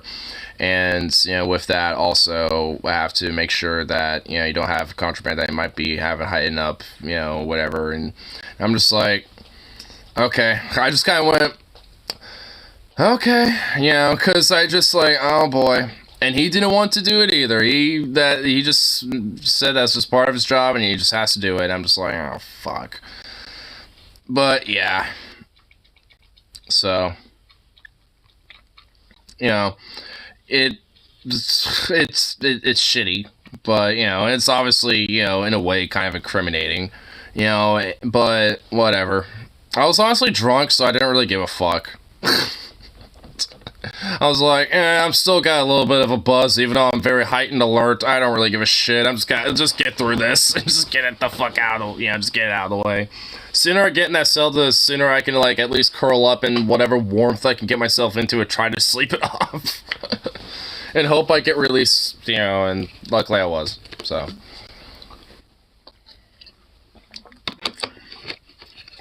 We'll say though, that was a long fucking night that year.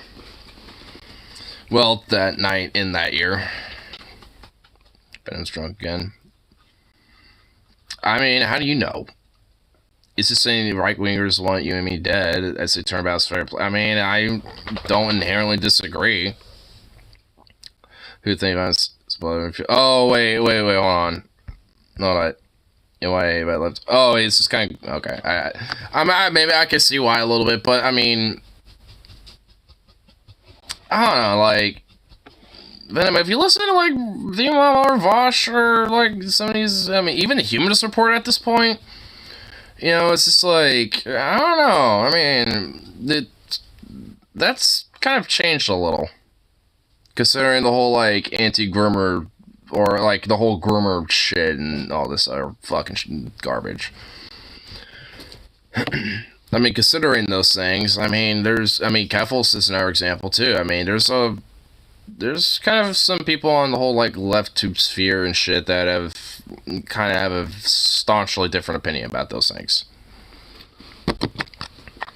Saying, hey, I'm one of them.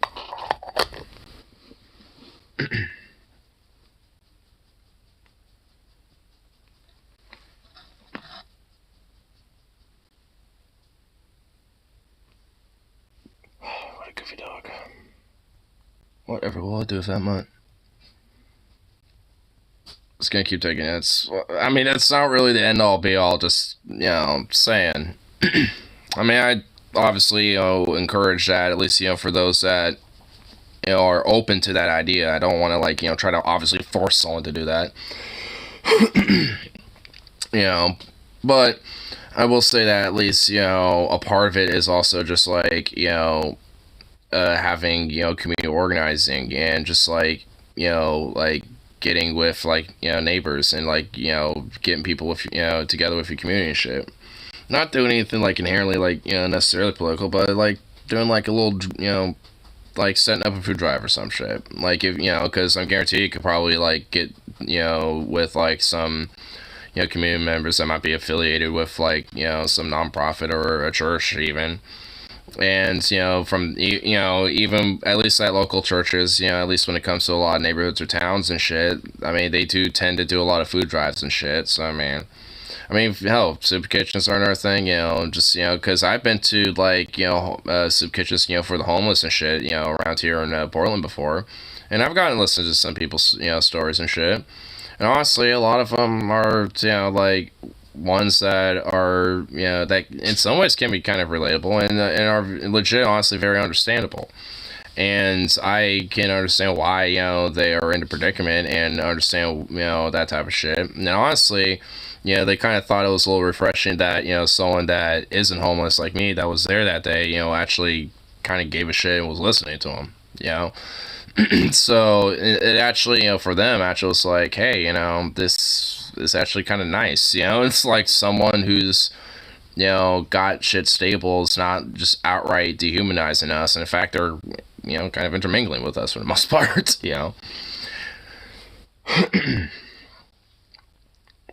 Feeling cold. Oof. We'll bundle up. bundle up in all the blankets. Right. I mean, me and Chuz. So, Starship, we can end it. Well, I mean, even I would say just be, careful with shit like that. Because honestly, even though I, tend to be an advocate of, leftists owning firearms, like, just as just a broad idea, not even strictly for these things. I'm not even, meaning it in just that sense. I'm just, just if lefties want one, they shouldn't feel like discouraged from getting one if they want one. But nonetheless, like, I mean, honestly, a lot of other, things, when it comes to, like, organizing, especially when it comes to that type of shit, should probably be a priority. Like, look up Stop the Bleed. Like, looking up that type of stuff and learning about, like, stopping, like a, situation where someone's bleeding. Even if it's, like, something more benign or a legit very serious wound or something like that, reading up about that and, getting into it, could 100%, help, when it comes to helping, keep blood inside somebody, And also on top of that, just like, having something like a personal med kit, as well, that's portable, because even if you might not necessarily have, knowledge or training, somebody, at one of those protests might, and you can at least, let's say they don't have something that is going to be in your med kit that they might not have because they used it already on somebody else. You can just give them your little kit and they can, take what they need out and, or you can give them what they need and, be able to at least, have some material to help somebody. Just small little things like that. Or just, simply just doing things like bringing water, just to keep people hydrated and shit like that. I mean, there's just, like, other logistics and other stuff that I think, plays, bigger roles, I think, than just simply meeting on an equal level when it comes to fucking around and finding out, Because obviously that part, I think, is important, but, at the same time, other things, that kind of revolve around that type of shit, can't, if anything, are more important. Because what's more important is saving lives and shit. And I'd rather that than anything. Like, that's what I want. Like, because obviously I'd rather have people, not just simply just trying to run away and flee in terror and shit while, like, a squad of these fucking weirdos and shit, just, like, slaughter everybody. Because at that point, I would rather have, like, an equal playing field. But nonetheless, if, like, let's say something like that happens and that isn't the case, I'd rather at least people have more knowledge and more understanding about getting people to safety and getting, medical attention, most immediate, even if it's just, street knowledge type of shit. I mean, because every little bit of that type of stuff helps, way more than, simply just fighting back, even though that is 100% just as important in my mind.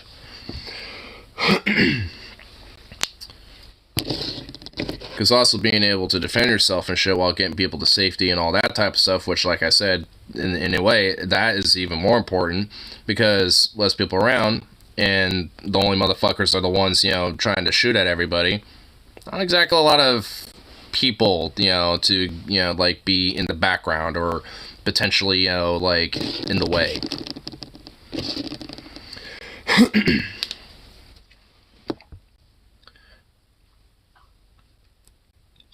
Unless Satan sort him out.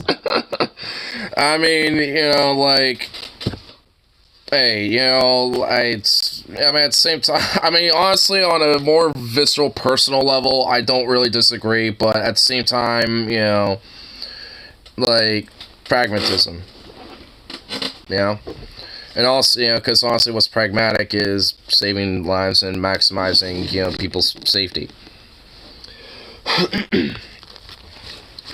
It's just the virtue of having, like, 5 dudes with ARs, to meet, like, another 5 dude of Proud Boy, weird chuckle fucks with ARs and shit is not inherently the only way to do it. And frankly, in a lot of ways, and there is merit to it, where, yeah, it can be even more unsafe in circumstances.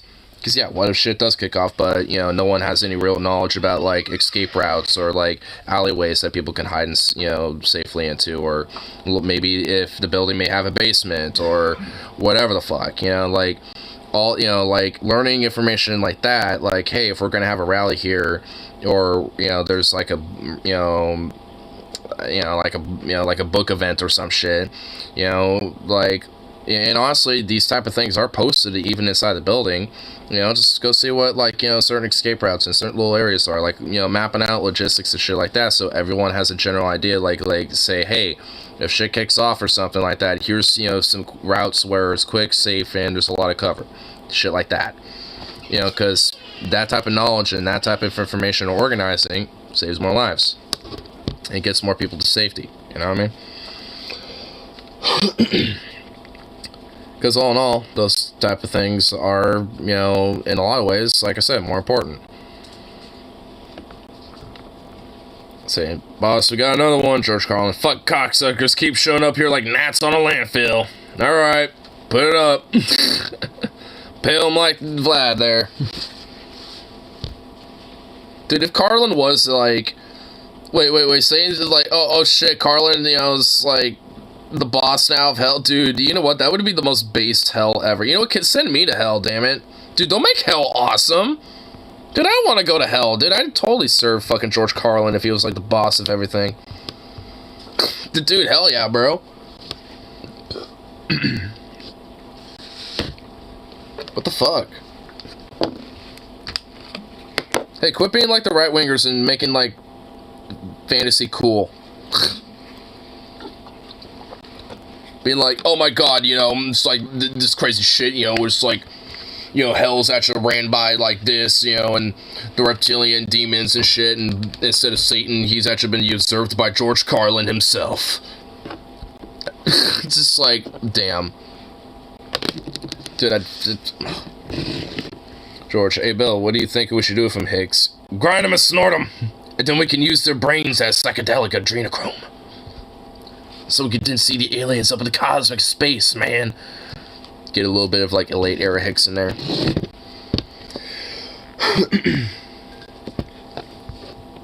Dude, you're making hell way too fucking cool. I mean, to be fair, usually most depictions of hell tend to be pretty cool anyway. But you're making it really exceptionally cool. Except that thinks we should round up with the LGBT freaks and put him in. Did he? Well.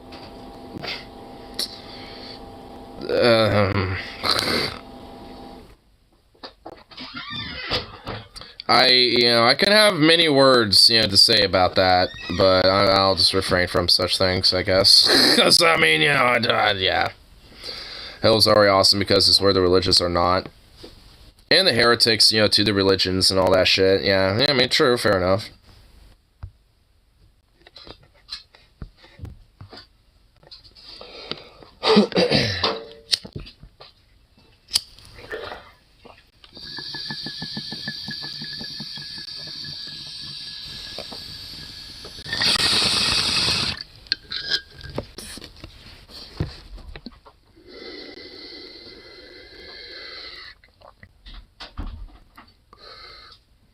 To force him to be straight, once they're straight, he says let him go. So what if, like, in their first interrogation, they just say they're straight, like, right off the bat?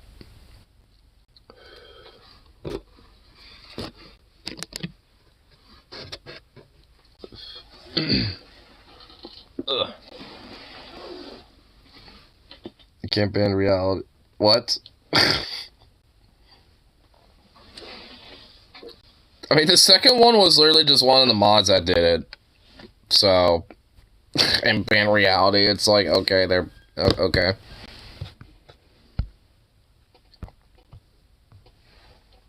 Well, reality says that trans people exist, and, yeah. Sometimes I'm ashamed that sharks are drunk when they react to gay prawn.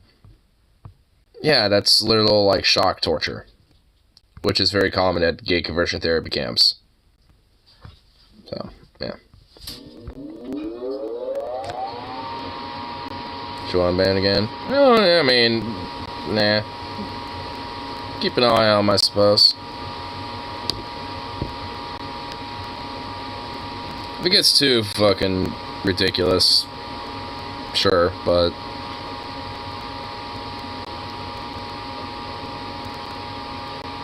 Time them. Oh, alright, Bart.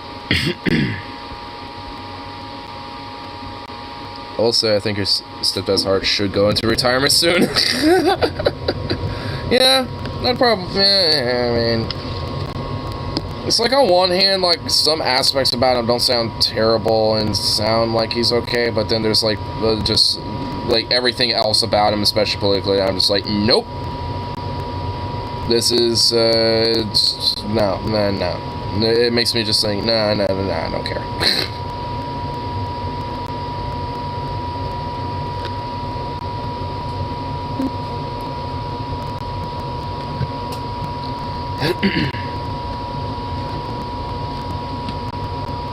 Fucking here. Reality, a word means everything, yet means absolutely nothing. I mean, for real.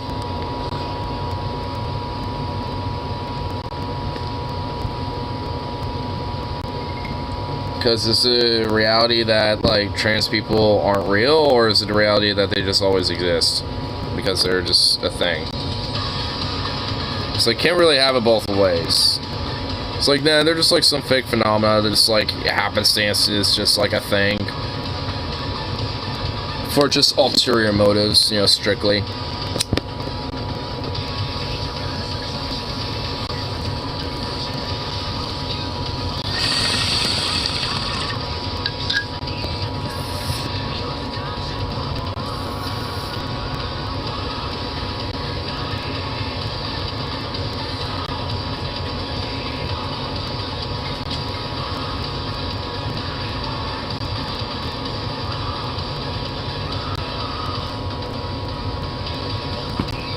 Wish you could ban reality, or at least parts of it. Ignore. Are you gonna get a raise? Bans underpay.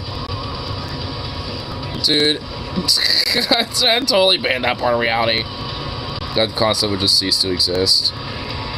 Dude, that'd be fucking amazing.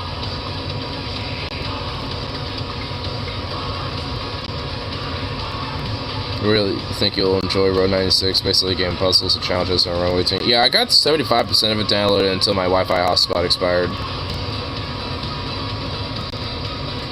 Roommate's gonna be gone over the weekend, so I'm just gonna have to just wait until I get paid on Thursday, and then just just cash my check in and just, you know, pay for a little bit more of the hotspot, which ain't really that much. Is there a Road 69? That should be the sequel. Road 69. Alright. I bet unironically there's a sex game on Steam called Road 69 now that I think about it.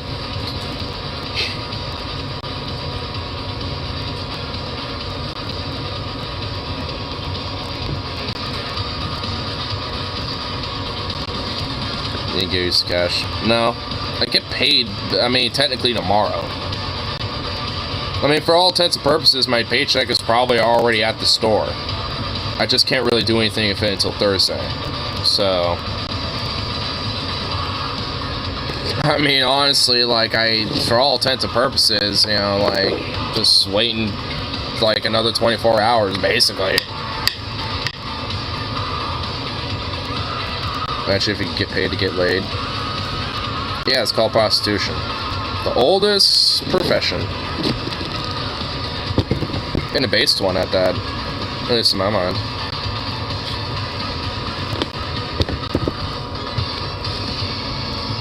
Why don't you get money on a card?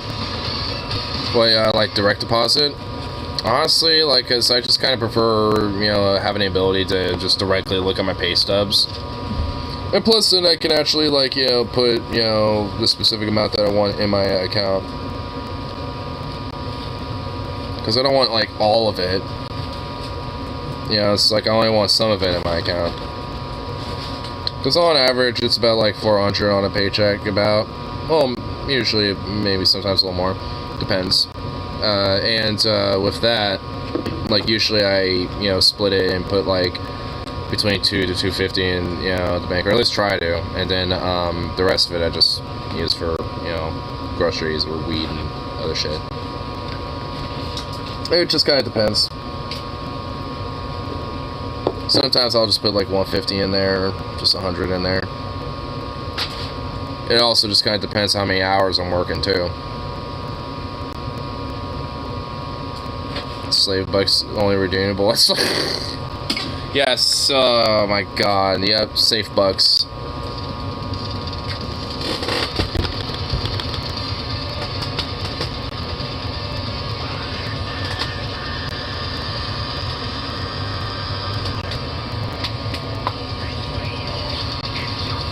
The punk.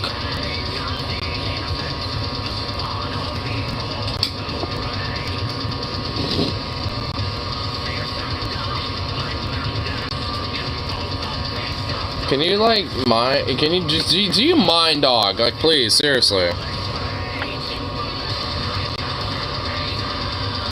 Beat me like thag, like yeah, so like a Neanderthal. I mean, what? It's so like nothing, but just like raw meat and just like random berries. I mean, at least I guess paid in. I guess I get paid in food, so I guess that's something.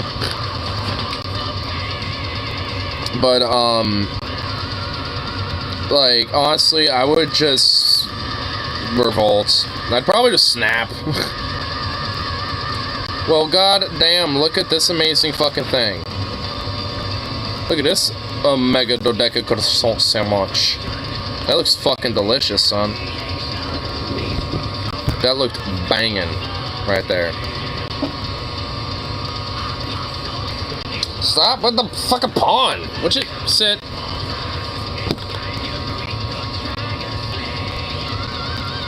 This food doesn't use sliced bread, so it doesn't eat. This will never be a real sandwich. I mean, it's. I mean, that's. I mean, I consider. I mean, it's a sandwich using croissant bread. I mean, what else would you call that?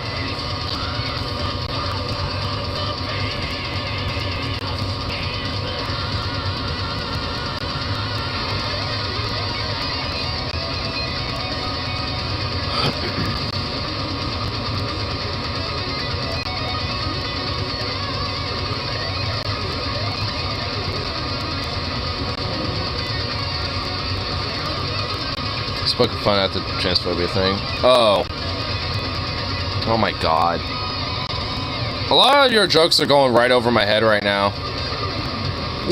Goddamn.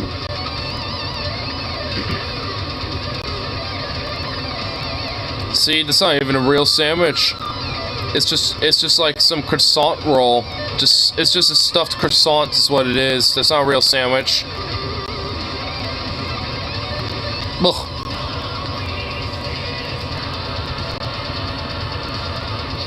What is woman? It's so terrible. It's a terrible so cool. Yeah, I know about my Walsh's shit. And it's cringe and gay and fucking ridiculous and stupid as fuck. And I would have a lot of strong urges, you know, that I could do to that fucking bastard.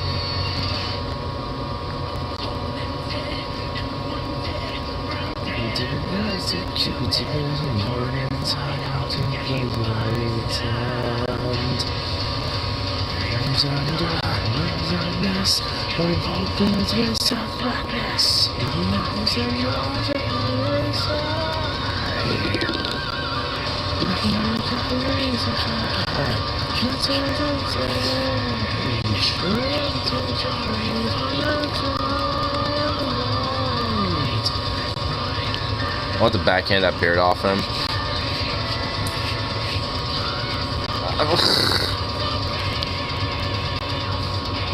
I want to backhand the black off Kanye West. And I want to backhand the eyebrows off Ben Shapiro while we're at it. While we're in this. Nah, you can't do this because you want to know why? Where's the spikes? Where's like the spikes that are sticking? Well, I guess there are little spikes there. But no, they gotta be like sticking out, you know, like like spiked knuckles, you know what I mean? Like that's what they need to be. You know, some nice spiky ass fucking knuckles.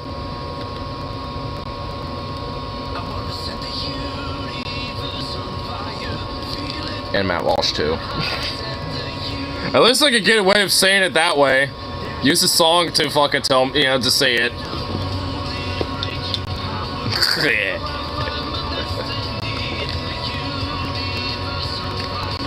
And Matt Walsh too.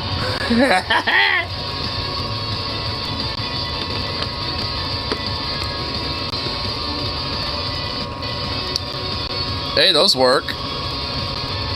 I mean, hey, honestly, I mean, this is like extreme, but yes, honestly, I'm okay with this. Yes, that works. Yep.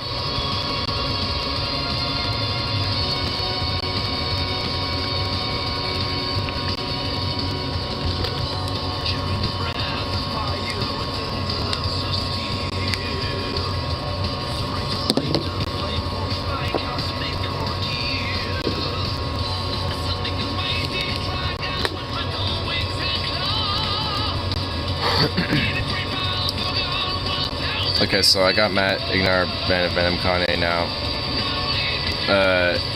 We're gonna kick the eyebrows off Jesse Waters. Rip City?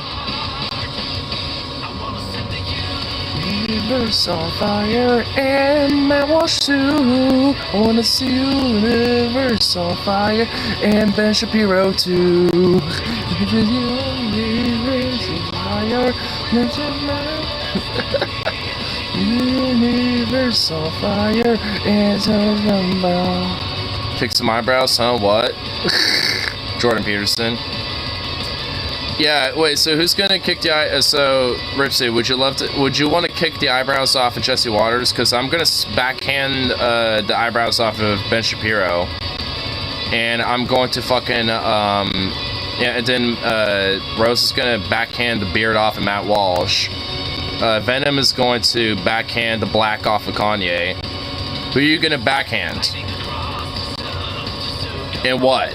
Who's Jesse Waters again? Okay, so alright, never mind. So who are you gonna who are you gonna backhand? We all picked, you know, someone to backhand. Who are you gonna backhand? And what? What are you gonna backhand off of them? And Jesse Waters is just some Fox News dipshit that has the most smuggest fucking face I've ever seen. That literally pisses me off more than anything ever.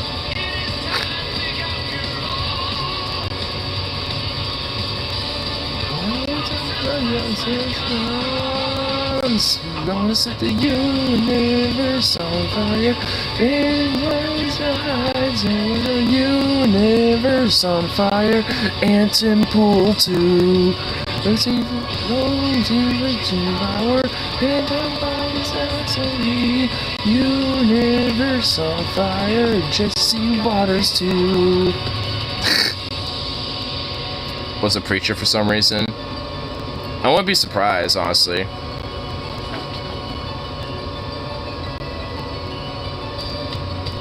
Actually, I feel like Jordan Peterson has to be a solo person job in case someone catches depression from being around him. Yeah, true. I could feel you with that one. Stuart A. Varney, backslap his shitty British accent back to England. Okay, you know what? I like it. I like it. Universe on fire, Stuart A. Varney too. I'm loving using the lyrics to just like incite these, because I don't have to say anything directly. I can just say and whoever too right after the I want to see the universe on fire. Fuck you, YouTube. What about Paul Joseph Watson? I want to see the universe on fire and Paul Joseph Watson. I can't really say his full name and two, so we're just gonna have to say his full name and just leave it at that. Or Paul Joseph Watson too, or just have to say like Joseph Watson really quickly. Or PJ Watson or something. PJ Watson too. Yeah, that works. Wanna set the universe on fire and BJ Watson too. It's a little janky, but it still works. I feel like Carl will at least beat him up. Yes. What about Venom's Let's Go Brandon Redacted? I mean, he could backhand the malarkey out of him.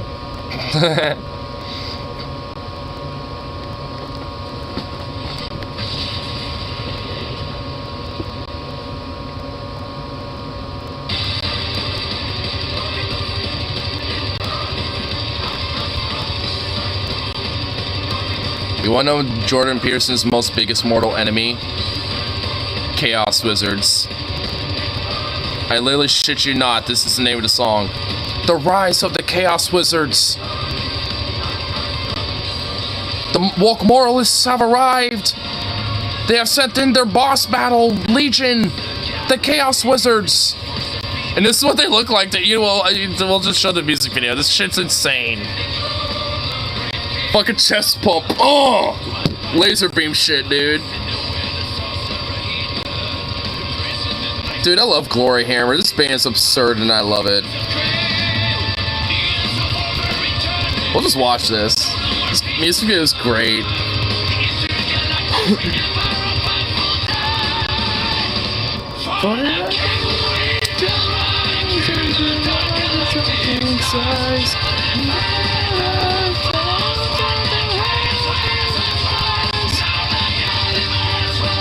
Carl rolled up on him like, alright, hold on, I'll check this out.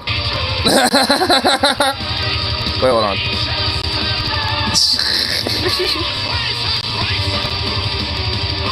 I'll go back to this out. I love metal music videos because they're so cheesy, but so epic at the same time. Like, they're on an asteroid. Like, they're on a fucking asteroid. Is it cheesy? Yes. Do we care? No. They're on a fucking asteroid, goddammit. And they got, like, undead rising out of this asteroid, like, reptilian, alien, Anunnaki, wizard, freaks and shit. And chaos wizards and shit. It's like, dude, like, what more do you want? Like, everything's made better when it's metal.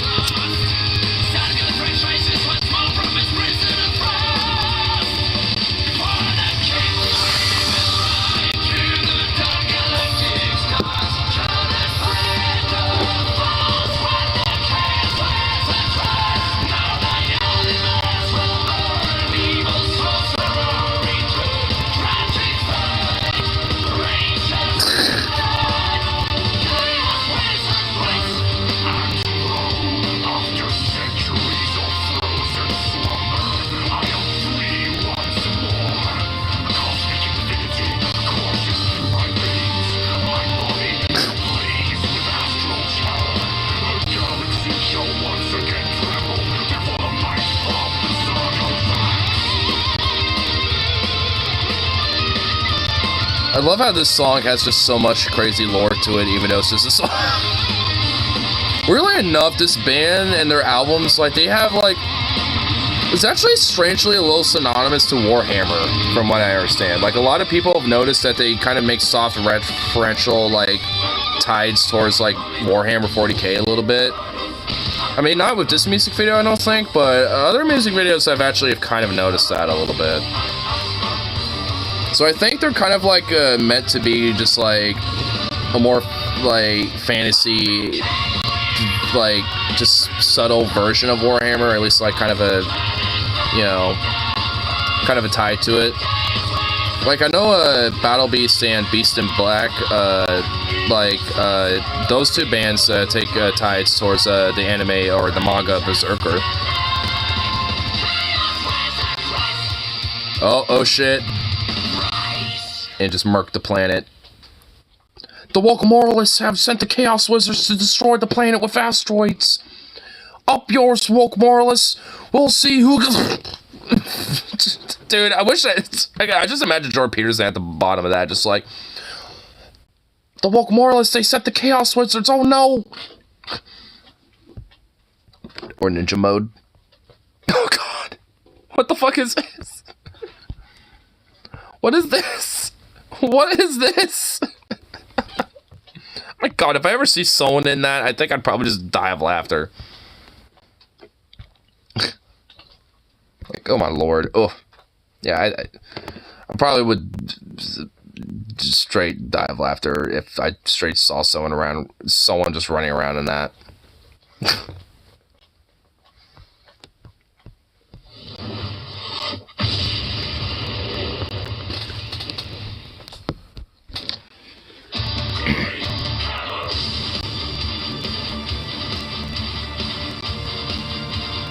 You know, actually, this is one of the music videos that is a little referential to Warhammer.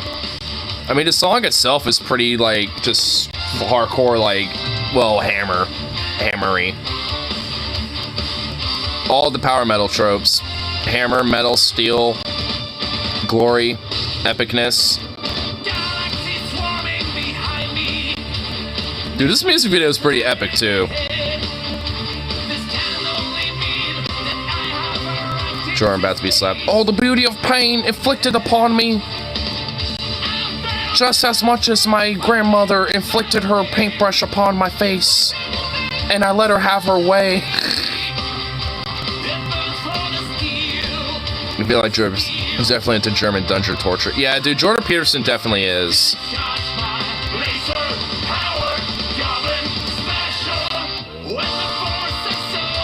1 out of 10. 1 out of 10. What? You're just saying 1 out of 10. What is a what?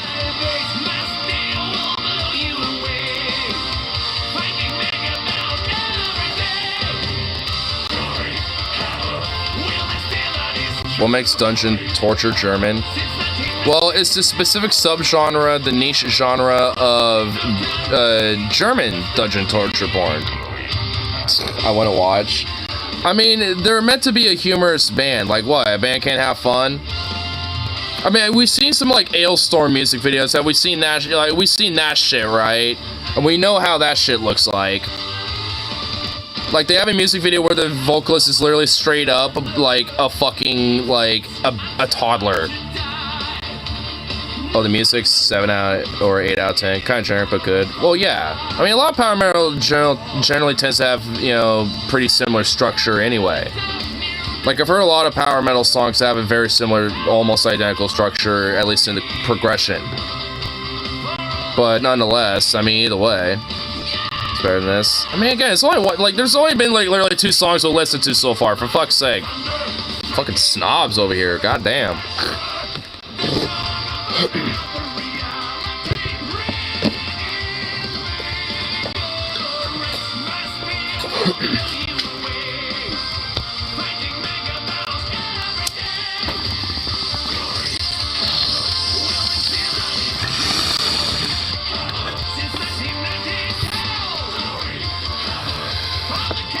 Just being a snob. You just don't know what fun looks like, sir.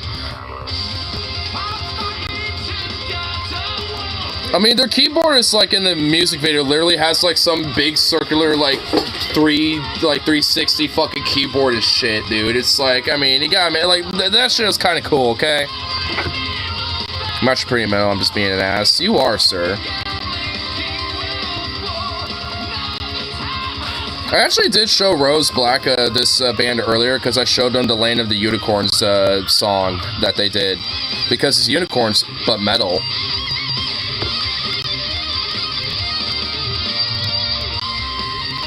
It actually kind of reminds me of Manowar. Well, yeah, I mean, honestly, a lot of power metal gets its influence from Manowar. And actually, funny enough, there is another band called Foyoshans that actually features the vocalist from this band, Gloryhammer, of a Manowar cover that they did called Warriors of the World United. And it's a fucking epic cover, too. I think I've played it in the background at least once, but I haven't shown the music video yet. It's actually a pretty epic music video. Have you listened to Tenacious D? Well,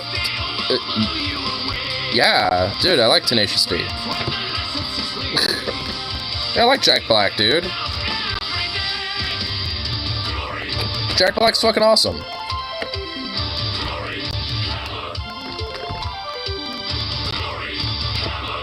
Tribute to Tenacious D is pretty good. Yeah, tribute, but yeah, it's a pretty good song by us. Epic music video also. Yeah, it is a pretty good music video too.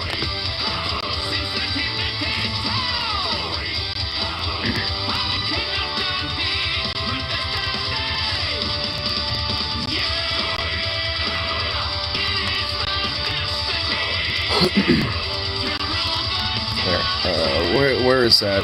Oh, there it is. Cool. Is that air song I was talking about? Cool. Here, I'll actually show this music video too, because it's actually a pretty epic one too. It's actually more folksy. So it's a little different, but same vibe. Like folksy power metal, I guess if you could call it. In an epic battle, like Shield Maidens. You can't go wrong with some sexy looking Shield Maidens. Hot damn. Hot damn, dude, that is an epic metal fucking unicorn. That's metal as fuck right there, sir.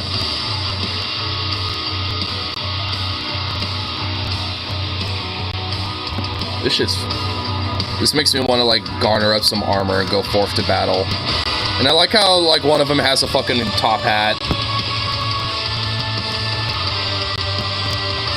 It's like we're all gonna look like a bunch of Vikings and warriors. It's like, I shall bring the top hat. It's like, well, no, we're gonna look like a bunch of warriors. Like, yes, I will bring the top hat. I shall bring forth my top hat, sir. I gotta look gentlemanly while we go forth to battle.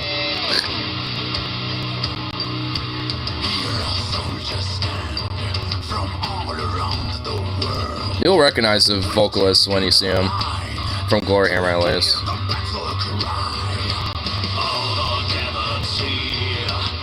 This is some Ghost Rider shit, dude. Okay, dude, that's fucking cool. A human spine? Dude, that is some Ghost Rider shit right there.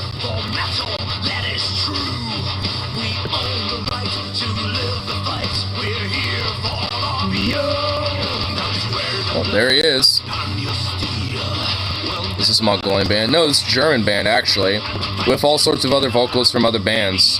Thomas Winkler is the guy from Glory Hammer, and I don't know where Melissa Bonney or the other guy is from. This is a cover of a Manowar song.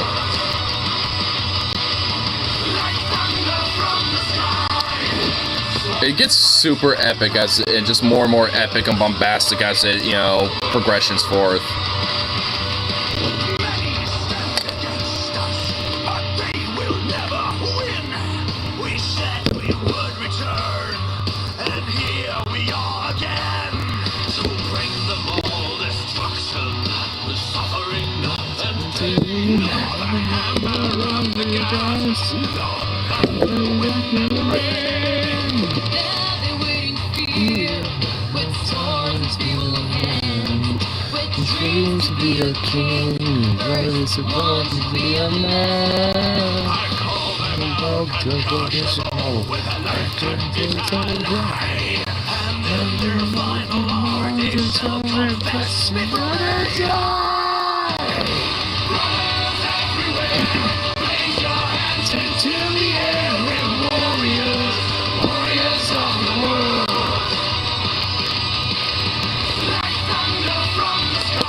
It's honestly kind of a more simplistic music, but honestly, pretty epic too. I wonder like where they all got all the dudes for. It probably like they went to like medieval Renaissance like group or some shit probably.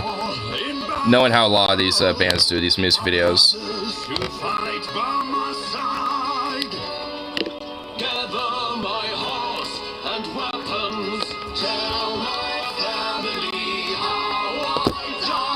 I just have an awesome story for the spine whip. Okay, so someone's trying to get revenge but dies in the process of the friend. Whoever takes up their task and uses their body part to slay the person they're ritually trying to get revenge on symbolically, so it's like they're able to carry out their goal. Nice. Dude, that would be a pretty cool story, honestly.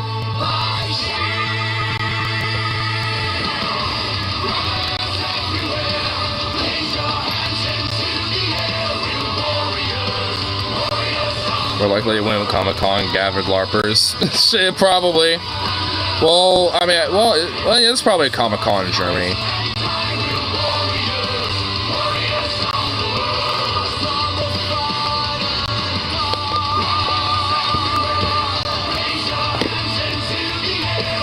I should bump it up just a tad once it gets a little bit more epic here.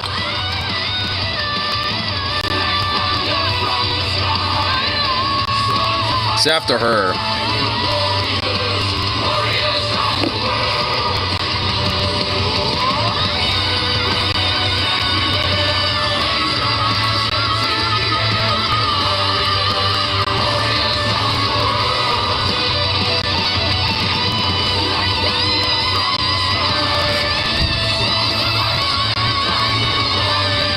It's like, holy shit. It's like, goddamn, dude. I mean, that is like, I mean, a fucking, like, insane voice right there. I don't even know if I can, like, I don't even know anyone that can get that high. I don't even think Metal T can go that high. We could make him try. Send this to him and be like, can he get as high as Thomas Winkler and be like, hey, can you just do that, like, I won't even attempt it. But did they have schnitzel and bratwurst? They probably did. Very likely they did.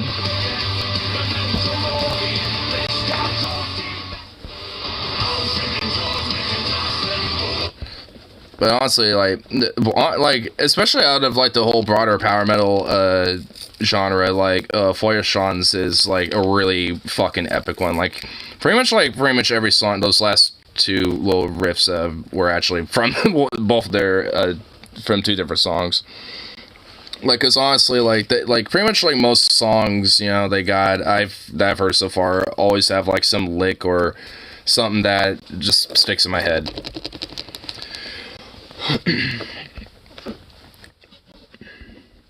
Melty, I might be able to if you were still blue and spread my legs apart.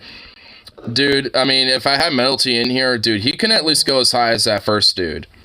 Like when he, hold on. Like this. Hold on, where is it? I need to find it. Oh, it's right.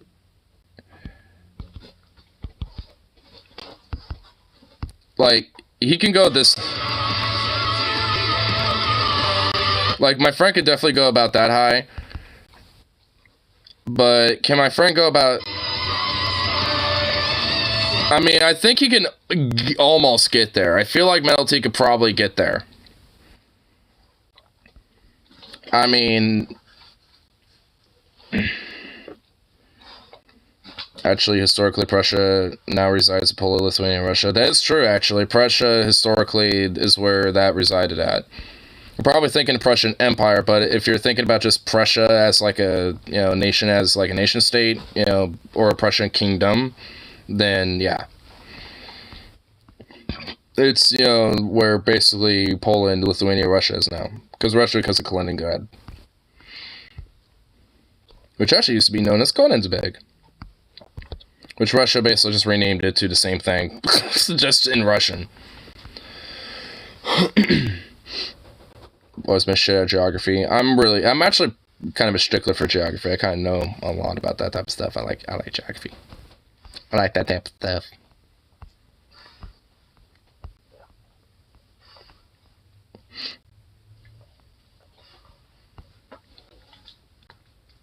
Little chunk boy. You looked up like, fuck you call me? Yeah, you're a chunk boy. You're a little chunk. Little chunky chunk.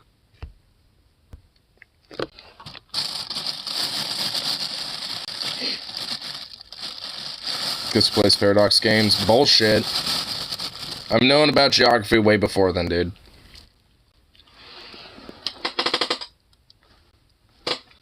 You're supposed to eat that, you freak! Oh my god, why'd you like, You damn dog, wow. Good with American geography, shit with most other areas.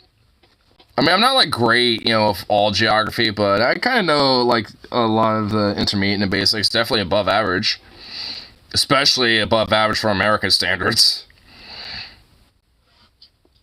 That's side jobs a Fortnite stream. What? Oh, what? That doesn't even make sense. Like, huh?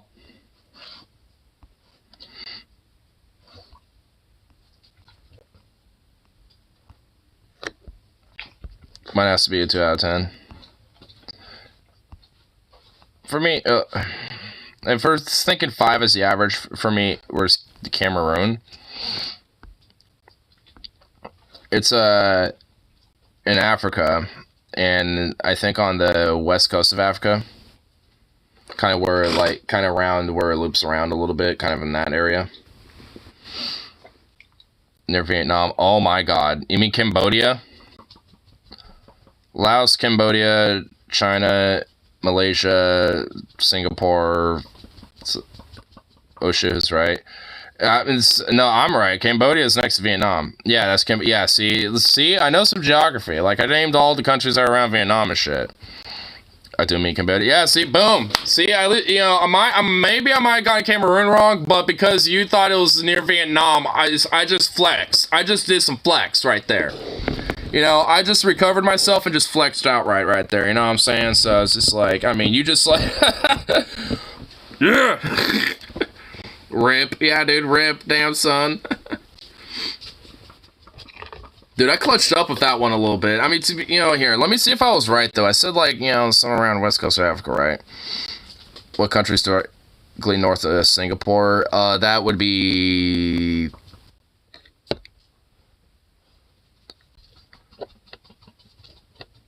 Thailand.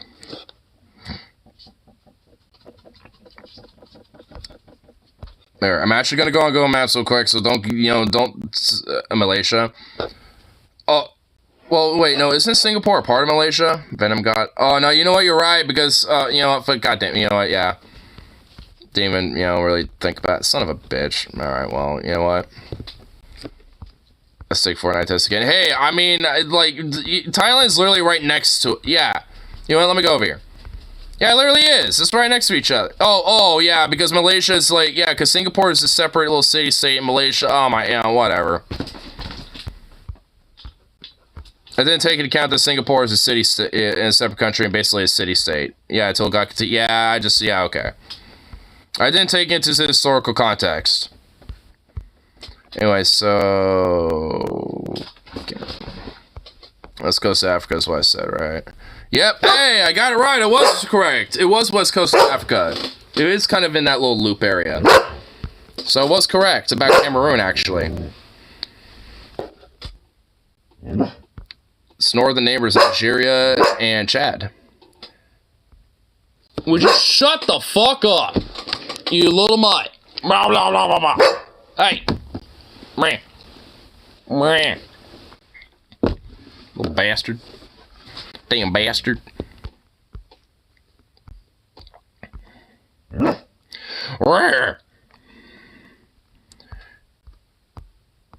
Here, let's see if I can do one on you guys. Hey, would you shut the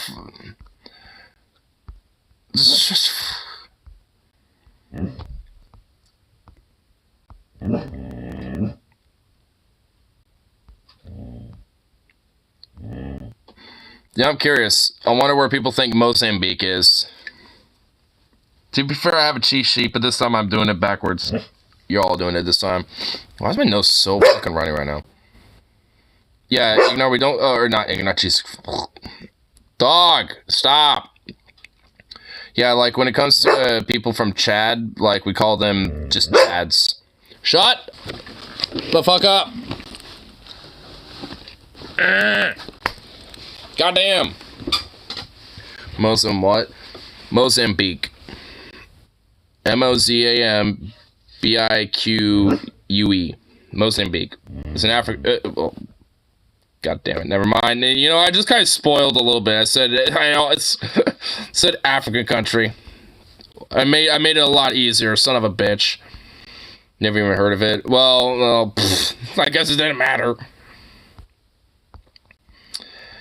How about then? Let's try some other random ass one. Man, there really isn't many. Oh, I know. What about Turkmenistan? Do you know where that is? Sounds kind of French, so it makes sense. Well, yeah. I actually think it might have been a Portuguese colony, if I remember correctly. But anyway, Turkmenistan. Where be Turkmenistan?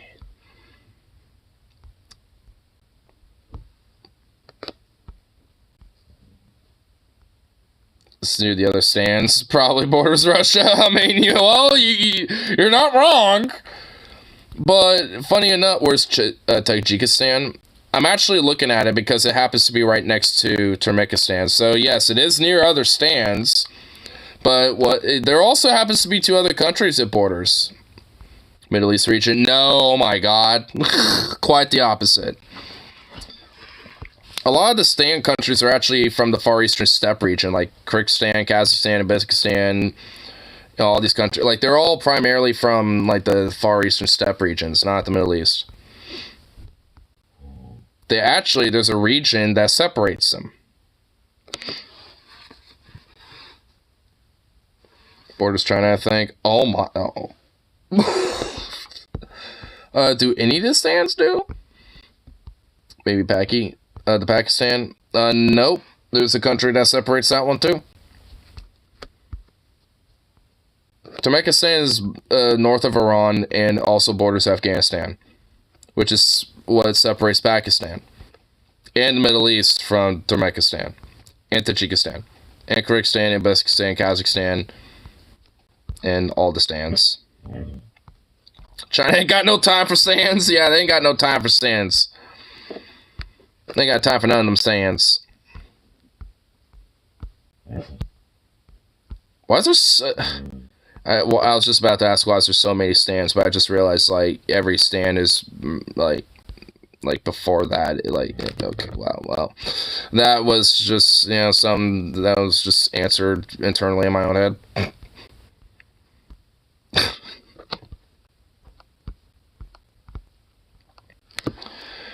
What if stands united to try to conquer Chad?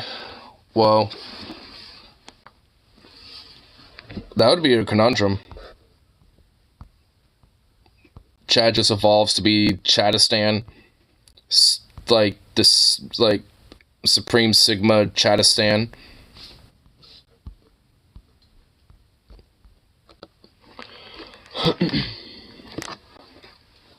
I can see it. I can see it actually around now. Chadistan, Lamel. I mean, yeah. Just like evolve into a super being, dude. If no World War B, so almost will unite. I'm not thinking. Well, she is. Yeah, dude. Yeah, that's kind of silly. That like literally all Muslims of the world would just unite. Like yeah, because all the different sects of Islam are just gonna suddenly just like get together and be hunky-dory. With an Islamic moon on it. I guess that would kind of settle their weird beef that they have with Romania with their flag. Because they pretty much both have the same flag. I mean, we've been for this on stream once before, but they literally just have the same, like, same tri-pattern, same colors, same everything. It's just like, what? It's the one country that has pretty much like the same exact flag of another country. I know they both have various different reasons as to why their flags are the way they are, but it's kind of funny that there was actually like a lawsuit that both nations, I think, did to each other. Because, like, hey... And honestly, I think I settled with the fact that I think Chad has the better coat of arms, but one of them should just put the coat of arms on their flag and just fucking flex. And I'm pretty sure I remember Chad having the better coat of arms, if I remember correctly, because it had some really cool shit on there. It had like a lion, I think, and some other shit. And it's like, it actually looked cool. Like the Romanian one, like it looked cool, but nowhere near as cool, as the other one.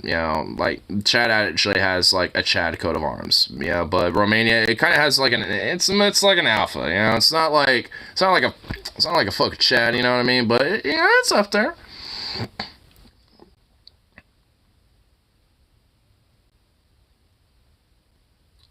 It's mildly superstitious, so my adults ate cigar. It just smells like straight cannabis, and she thought my dad's ghost was haunting her with the smell. What the fuck? That's definitely some superstition things.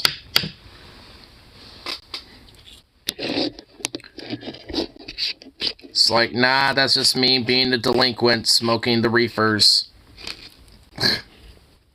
You have a weird family. Dude, yeah. I mean, one of these days we'll, like, get you up here and shit, but, fuck. Like, just get out of Alabama first. Because honestly, a liberal mom with some strange superstitions here and there is pretty harmless. In fact, that's very harmless. Like, nothing's really going to come from that. And she obviously seems just far more chill. Don't take me wrong. Yeah, honestly, like, from what you describe of her, I actually kind of like her already. Like, I feel like her and I would legit get along pretty well. And a crystal mom. Dude, man, it beats me, bro. I don't get it. Like, honestly, there's a lot of families that are like that, weirdly enough. I'm not even shitting you, dude. Where, like, the mom or, like, the mother, or vice versa sometimes, but, like, the mother usually is, like, kind of maybe more liberal-leaning, and the father is more conservative, or stepdad, or whoever, but, like, the father figure is more conservative-leaning. But sometimes it's vice versa, and I guess for me that would be the case, because my dad, despite him being conservative in a lot of ways, is more like libertarian, like, you know, liberal-ish leaning when it comes to a lot of things like social issues and shit. But when it, you know, while my mom isn't, you know, so I guess, you know, it's a little bit of the reverse for me, you know, at least more softly, but nonetheless.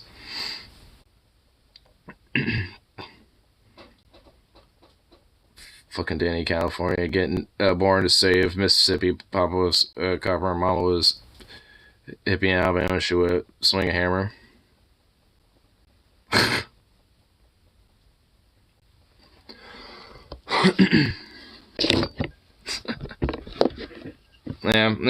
It tends to be pretty interesting. I'm sure it leads to very interesting political discussions when they come up, because they tend to. I mean, honestly, like, I don't even think it's, like, a bad thing, you know, for someone to kind of have different political opinions when they're in a relationship. Obviously, I think, in a way, it actually can be kind of a, you know, good thing in a way. You know, when it comes to, like, you know, having at least a little bit of disagreement or, like, differences of opinions about things. But, I mean, all in all, like, you know, if shit gets, like, too far apart in disagreement and shit, it kind of becomes an issue. Show them on a picture of you and she says you're cute for a union book. Oh, why you make me blush? Dude, why does, like, everyone's mom think I'm adorable and cute or handsome or, you know, everything else in between? I'm not even kidding, dude. Like, literally everyone's mom thinks that of me. It's like, oh, that's a handsome boy right there. I shit you not. I'm not even kidding.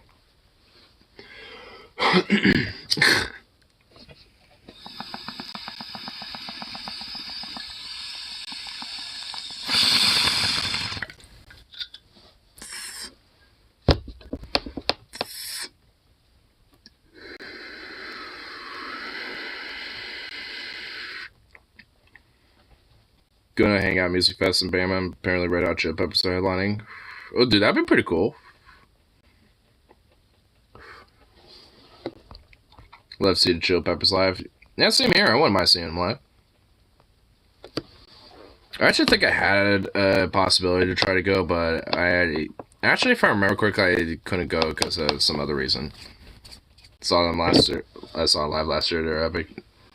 Yeah, I remember. Yeah, because I think when they were live last year when they were touring, I think I had something else going on. I couldn't go. I know it wasn't work. It was some other shit. I'm just forgetting what. I might see them again this year. Well, hey, let me know when a date is, you know, if there's a date for it. Or if they happen to be, you know, like touring pretty close, then hell, I'll be down for it.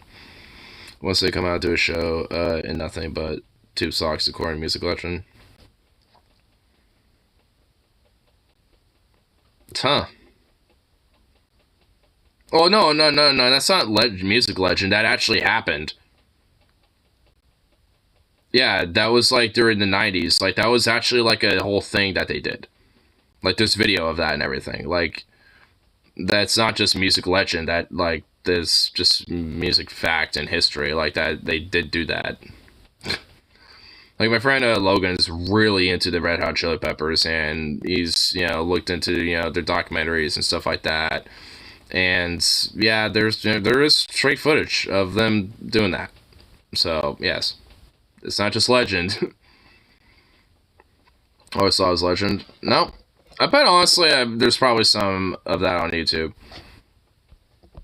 Let's see. Let's see here.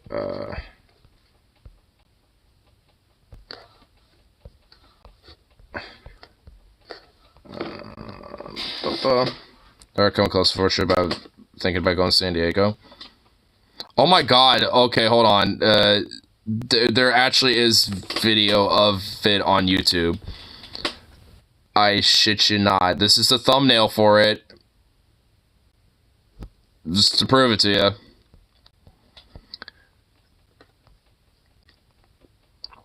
Chili Peppers are me and my dad's favorite band to smoke too. Well, now you can actually visualize them being in tube socks. And that was in Experience Music Project USA 2000. Yep, yeah. This is straight up them, yep, all in tube socks.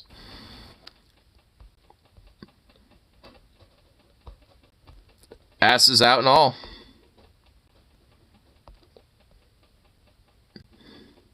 If I go again, I'll be able to smoke this time, as I won't be driving. Nice.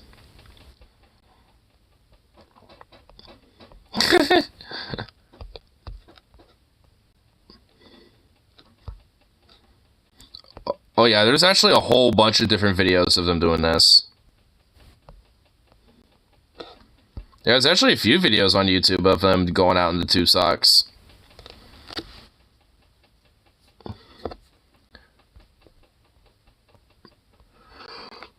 But if you go down to San Diego, where you're thinking about flying down there? Because if so, I mean, I'm sure a ticket won't be that expensive. Because have I been down to San Diego? No, I actually haven't been down to San Diego. Been down to California once. Well, mainly to go to Anaheim, but close enough. Driven through California or driven through Los Angeles, and it's fucking ridiculously huge. That's for sure. Like, I felt like I was in, like, some, downtown area, but I knew I was not even remotely close to downtown. Ticket from Arizona, Portland was like $50. Yep. Pretty cheap. And it's actually pretty close to San Diego. Yeah, because Los Angeles is actually also, I mean, because Anaheim is pretty much just directly south of Los Angeles. And San Diego, yeah, it's just I mean, because they're pretty much pretty near each other. And I don't remember well, actually, I mean, when I was in LA, I mean, I was a kid. I was in freshman year of high school, so I don't even remember what it was. I think it was, if I remember, I think my mom's saying it was 100 or something like that, at least at the time, because it was around the week of Christmas, so probably would explain that. But I think on an off year, it's probably more like, maybe 50 or 60 minutes, give or take, something like that. Move to Arizona most because it's so much fucking cheaper to move to Oregon once you die. Yeah, it would be so much significantly cheaper. I mean, hell, even if you're in Colorado or New Mexico, it'd still be a lot more significantly cheaper. Is it really that hot? No, I mean for price, for for a flight. When it comes to, I mean, when I was out there, for temperature, it was more in the 70s or 80s or something like that. Yeah. When I was there during my freshman year, it was for weather, it was 70, 80s and partly cloudy with a lot of sun and stuff. Actually, it wasn't that bad. But, I mean, for, prices have definitely gone. Yeah, I mean, honestly, I bet prices have gone up. Considering it's, San Diego, yeah. I mean, but hell, I'm all to save up for it. It's about, part of me is excited to get her pension one day, because 3K a month sounds like a good life for me. I mean, not really. I mean, just, given, that she's around now, and just obviously, cherish, what time that you do have of her. I mean, the whole reason why that's, there is just so there's at least, something set up for you, as a plan, for when she's not around. I mean, it's kind of a reason why it's there. 3K sounds a lot better. Yeah, you would actually have at least a little bit more comfortability and a little bit more, freedom to actually do shit. Because, yay, capitalism is so great, isn't it? You basically have to have money to be free. It's oh, wow. Such freedoms. Such liberty. Much wow. When she goes full boomer and blows the pension on hookers and blow at the ripe young age of 80. I don't think I don't know if that would happen. It sounds more like what his stepdad would do, and has been kind of doing, from what I understand.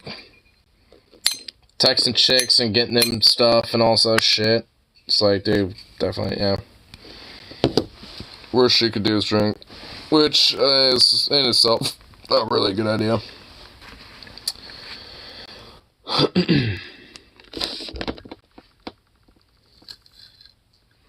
Yeah, sorry, Blue Suit.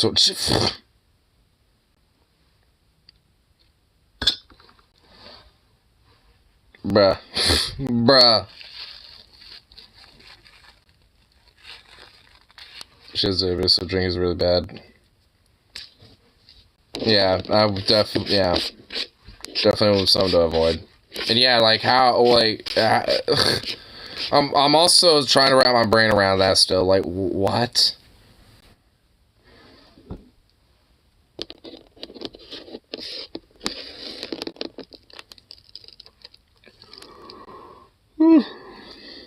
Oh shit, it's 4:20 on the stream. I just looked at the stream timer, and that's what it happens to be. I think y'all know what that means. Smokey if you got 'em. And luckily, yeah, it just happenstance just happened to me. I know what you blew it out, but Mom says about what you blew through her money. Not his money. Oh, so that 20K was her. Oh. This sounds like a lawsuit, and she's a lawyer, so she knows some shit.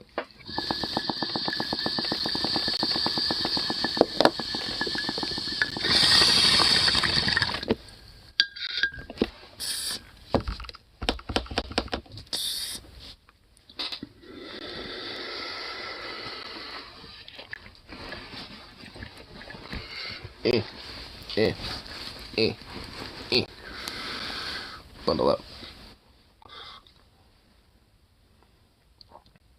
Paying off the cops not to go after Uncle McCreepace.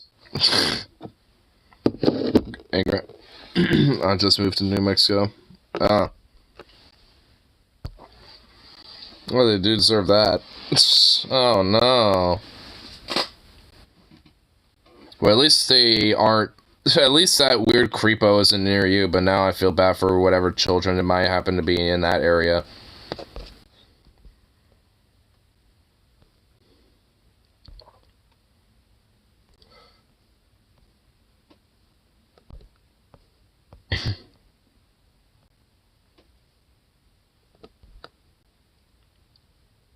Near the border of Texas and Mexico.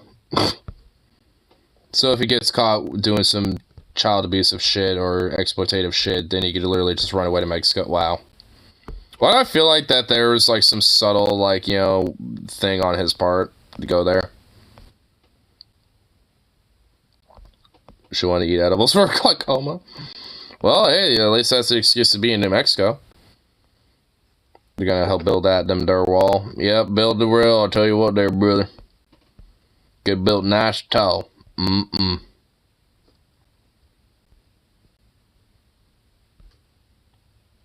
At least that's the shitty part of New Mexico. Yeah, I guess yeah, true. Alabama, where medical patients could go fuck off and basically have like some tincture that might or might not work. Maybe. Just awesome.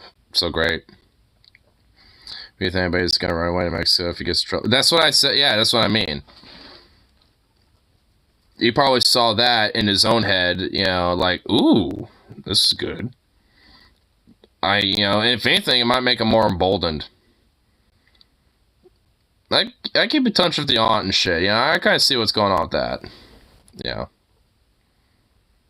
Nebulizers, Alabama allows that. Well, yeah. The nebulizers, can't forget about the nebulizers.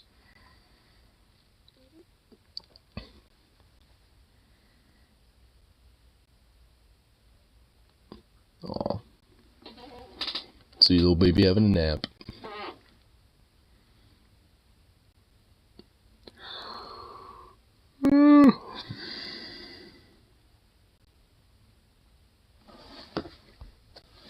I don't even know what a nebulizer is. I mean, I don't know either. I don't know what the fuck they are either. You just said that Alabama allows them, so I assumed you did. I was like, oh yeah, I can't forget about those things. Yeah, what are they? Yeah, it's like what was going on my head. It's like, oh yeah, I can't forget about the nebulizer. Wait, so where are they going? Oh yeah, that. Yeah, yes. But even you didn't know. It's like, damn, son of a bit shit. It's like, well, that's a predicament.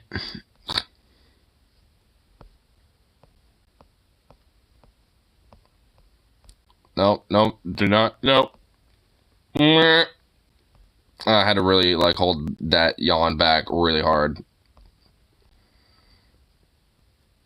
It's like a vape for old people. Wow. A vape for people who can't handle the vape. Well, to be fair, that, you know, I mean, it's probably understandable. I qualify for New Mexico medical weed. Nice. Does Arizona have medical weed there? But not Arizona. Oh, you don't qualify. Then that sucks. Boo. A boo. That's the battle shame right there, I tell you what.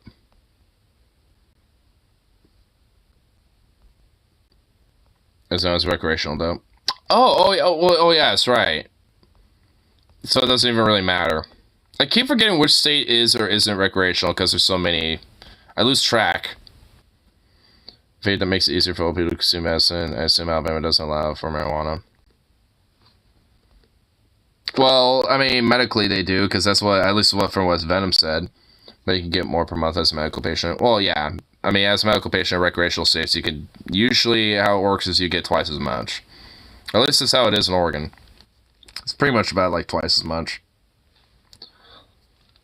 Like, instead of, whatchamacallit, like, you know, it's like 2 ounces recreationally that you can buy at a dispensary in Oregon. For someone who's medical, they could buy 4.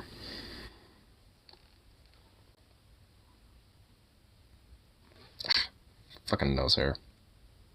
Boo.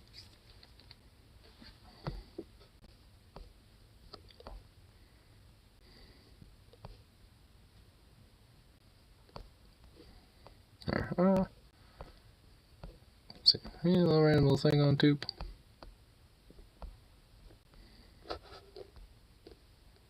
A silly, playful baby horse. Aww. This is 2 ounces a fuck ton already.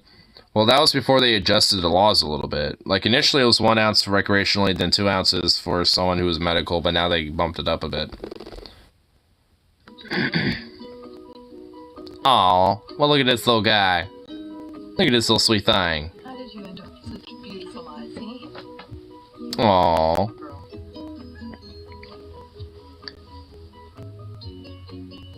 What is it doing? Why does it have to have the music? It's for people. It's for people, not for horses.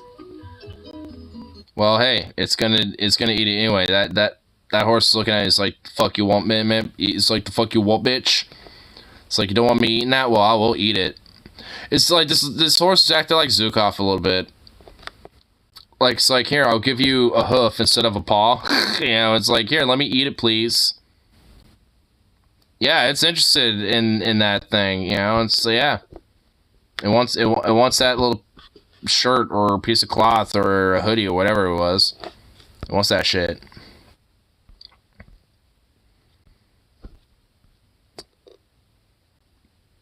Getting too hot, heavy of horse.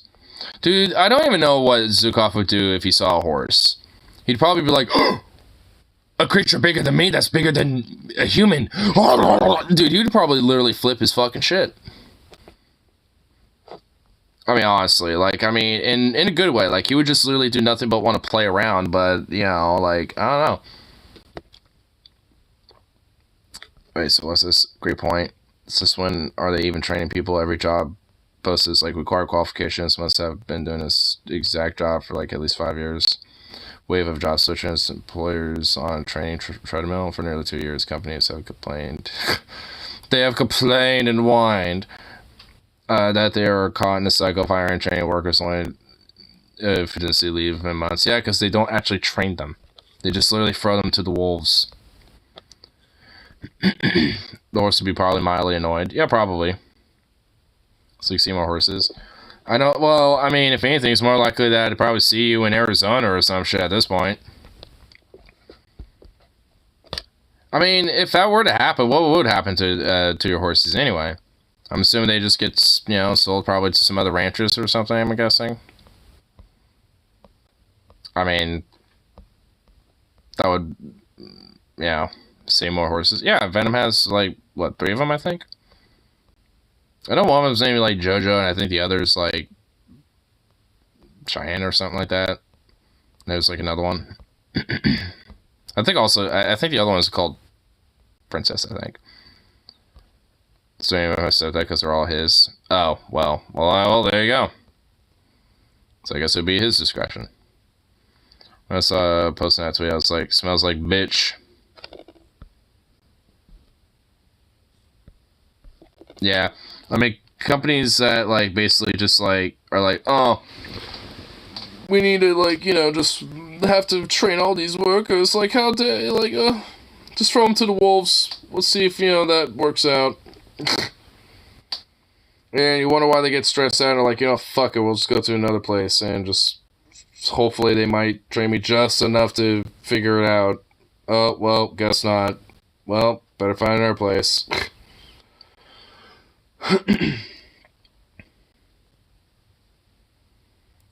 I mean, it's pretty much just like how corporations act, because they pretty much, you know, expect you to somehow already know that shit, even if you're in, like, retail or some shit. It's like,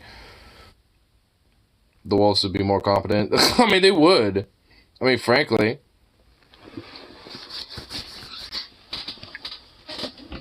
According to stress level. Yeah.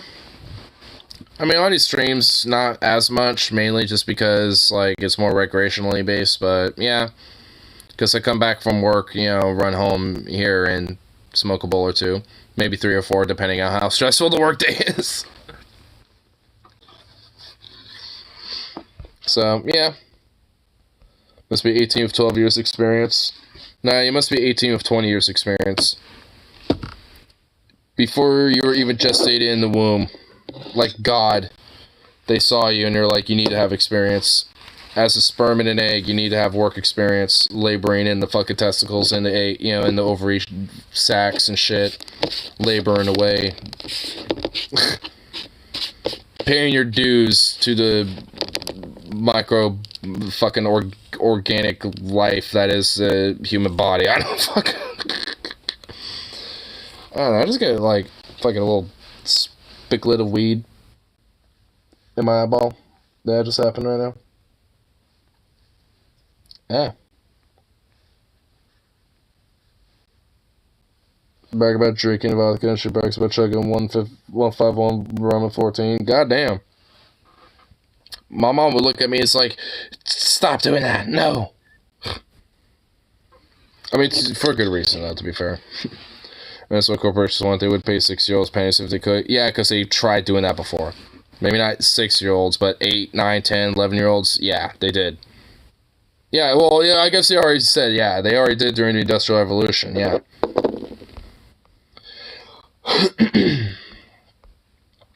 My parents drink circles around me also. I can never keep up with them when they all drink. Yeah. I never could. I probably couldn't with my dad, considering how experienced he is with the fucking bottle. I definitely could drink circles around my mom, though.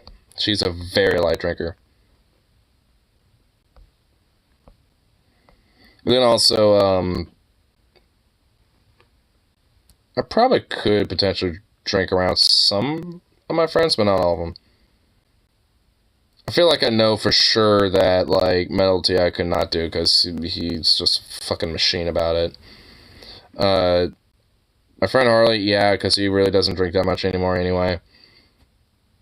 I think probably, because he probably has a very high tendency to probably get sick at some point. I'm trying not to drink logo now. Yeah, like, I think you and I would actually be generally pretty competitive, I think. Like, you and I could probably, you know, be even with it. I guess depending on how we feel, we could probably, you know, maybe stretch it out and, you know, edge out, you know, but that could probably go one way or the other. So, don't the vodka challenge them out. Yeah, I know. I still have that on the back burner. I kind of need to prep myself for that, frankly. I need to, like, you know, eat a lot that day. The vodka challenge. It was on Twitch. Rip City got super fucking lit on. Well, he was in my chat, but he got super lit off of what he initially thought was like 11 shots, but it was actually like 13 because he lost track. And and I trolled him a little bit, and he actually took 2 more shots, thinking that he got to 11 like his goal. And I was like, yo, you actually drank 13. He was like, what? He was all like, you know, like, what the fuck? But he also felt fine for the most part, because he also had like a CBD soda or some shit too. So that's, I know, at least a key. Like, you know, if I do it, I'm making sure I at least have a CBD soda. Just because I know apparently that does really help. Ease my realistic maths on a normal night, though. Yeah. For me, it'd probably be about roughly the same.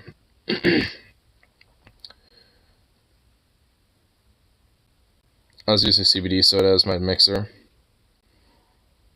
which does help. A daiquiri. Yeah, I've heard of a daiquiri, but I don't actually know exactly what it is. But I have heard of that as a drink before. CBD drinks make my tummy upset and puke. Really? Did my last message not show uses the P word? I guess not.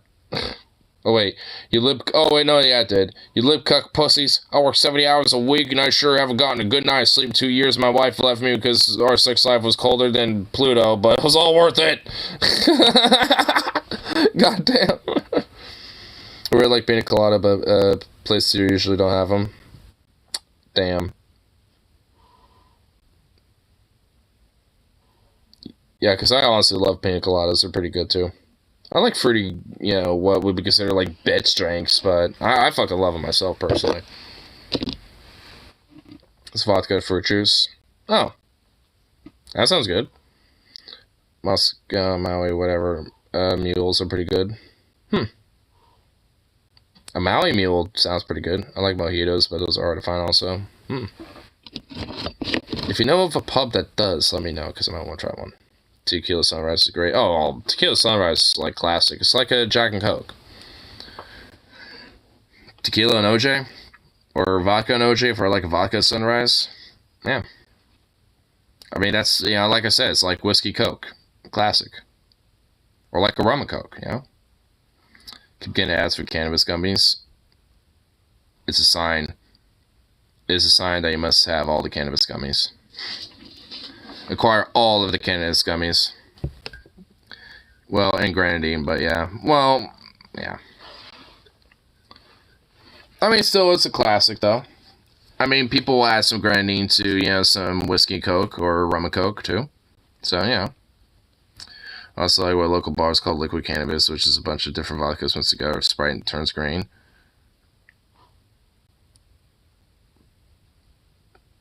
I don't know about that. Then you give edibles another chance. I need to do a shitload of edibles at some point, to the point where I'm just like barely like tripping. Because I want to get like lit off some edibles. Number Harley's new favorite drink of Long Island Iced Tea. I mean, those are pretty good too. I like those.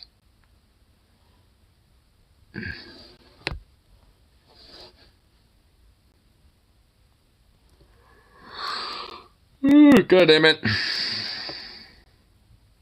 Woo. Once I ate 20 Rice Krispie treats thinking these edibles ain't shit.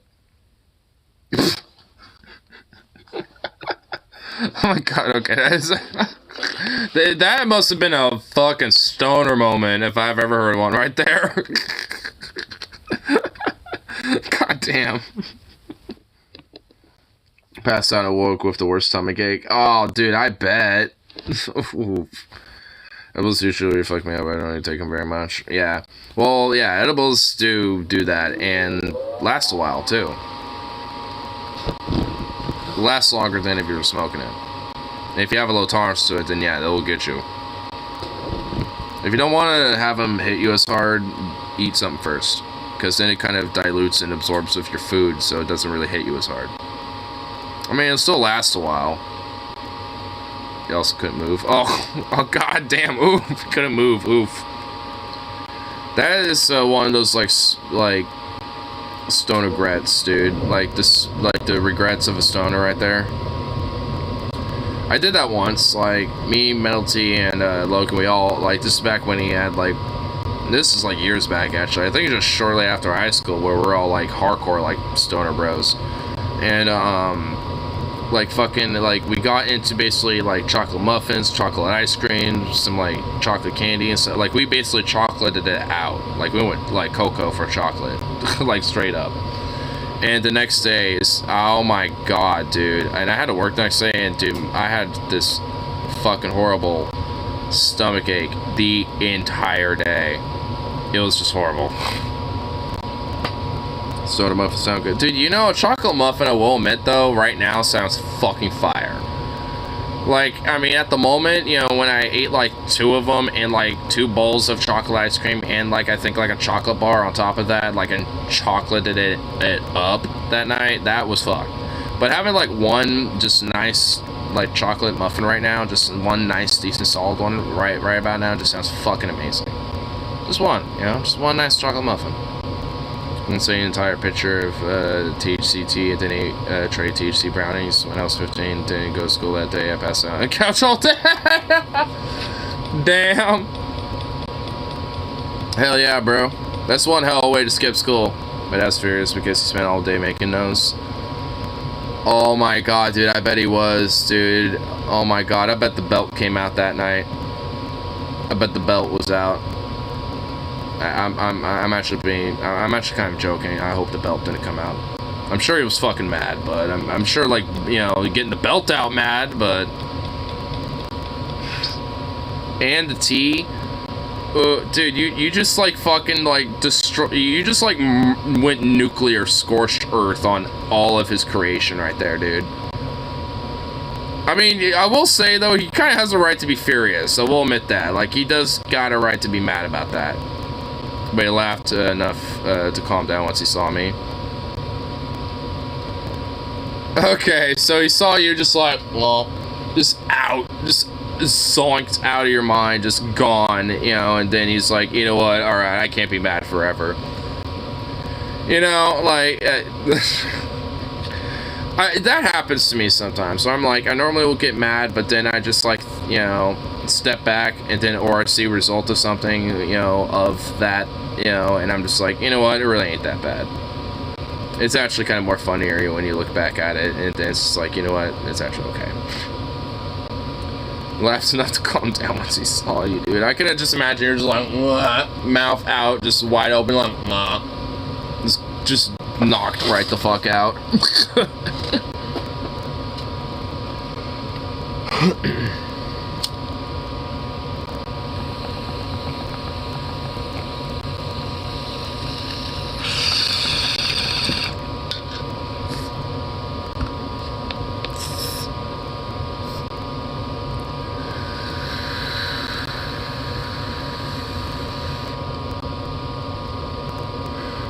You ate a half a pound of weed?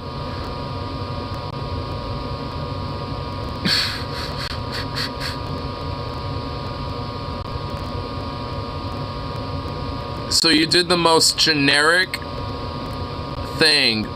It's like, it's literally in movies that is so generic. Of the stoner who eats the stash to hide it from the cops.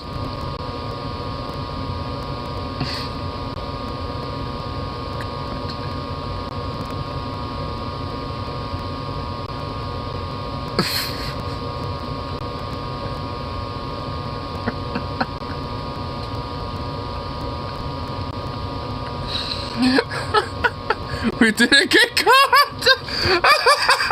No shit, you didn't get caught, you ate a half pound of weed!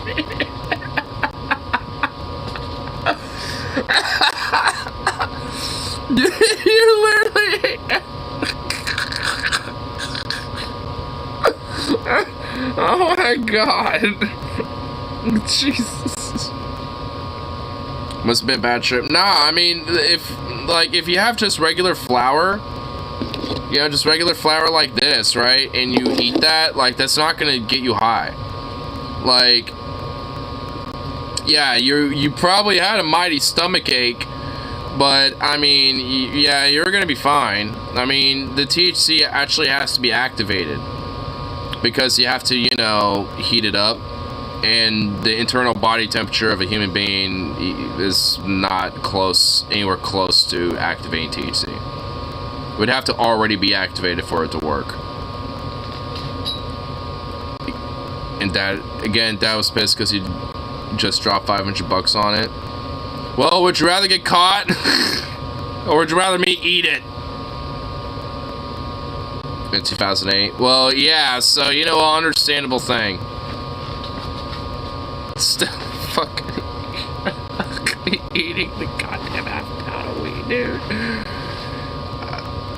If you got pulled over, how did you do that in such a short span of time? Like, I mean, for real, like, quantify a half a pound, like 16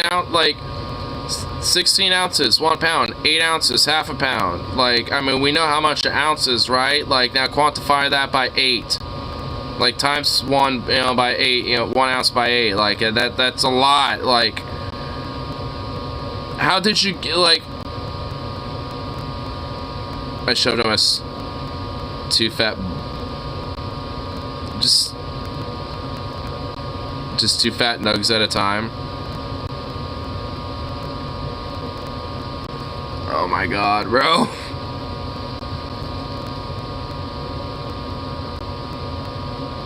Wow. Wow. I'm honestly just kind of in awe. I'm just like in awe.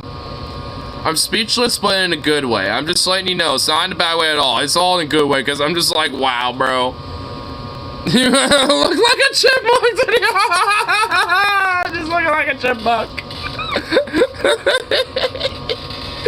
Holy shit. Dude, for real. Oh my god. Just like, the cop never looked at you. So, did you need to eat all that weed?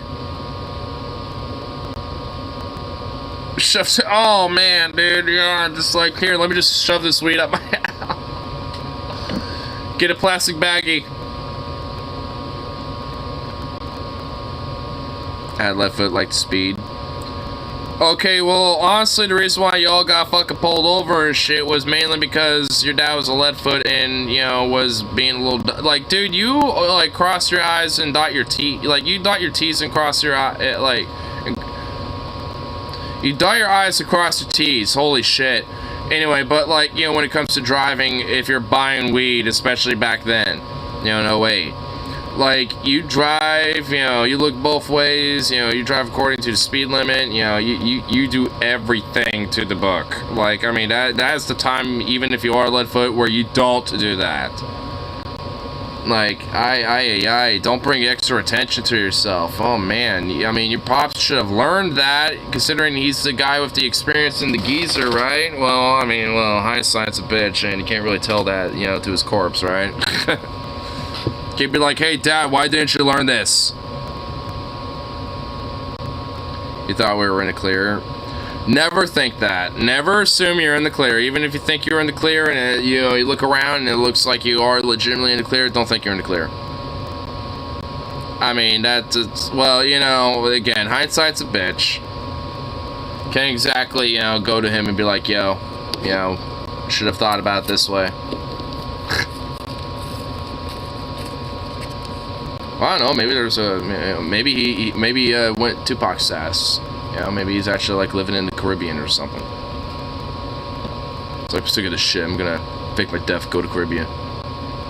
Caribbean. All the countries in the Caribbean unite and become Caribbean.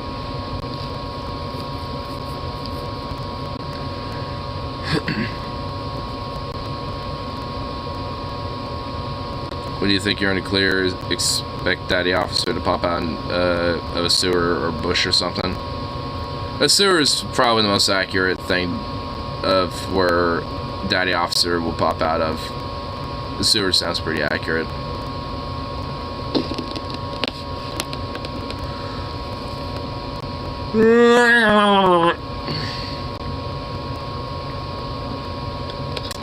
I think I'll get this ball topped off here and then get myself some food.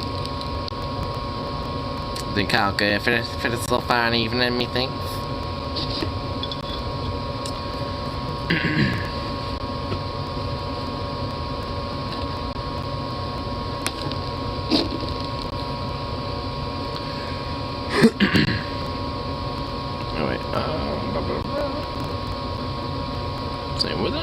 Could it possibly be a thing for tomorrow when I do a little wake and bake, potentially? I should have enough for me. You know, I should probably buy a little bit for tomorrow. Stock up on some of the gouges tomorrow. That shall be my objective. get some marijuana. Oh yeah, yeah, yeah.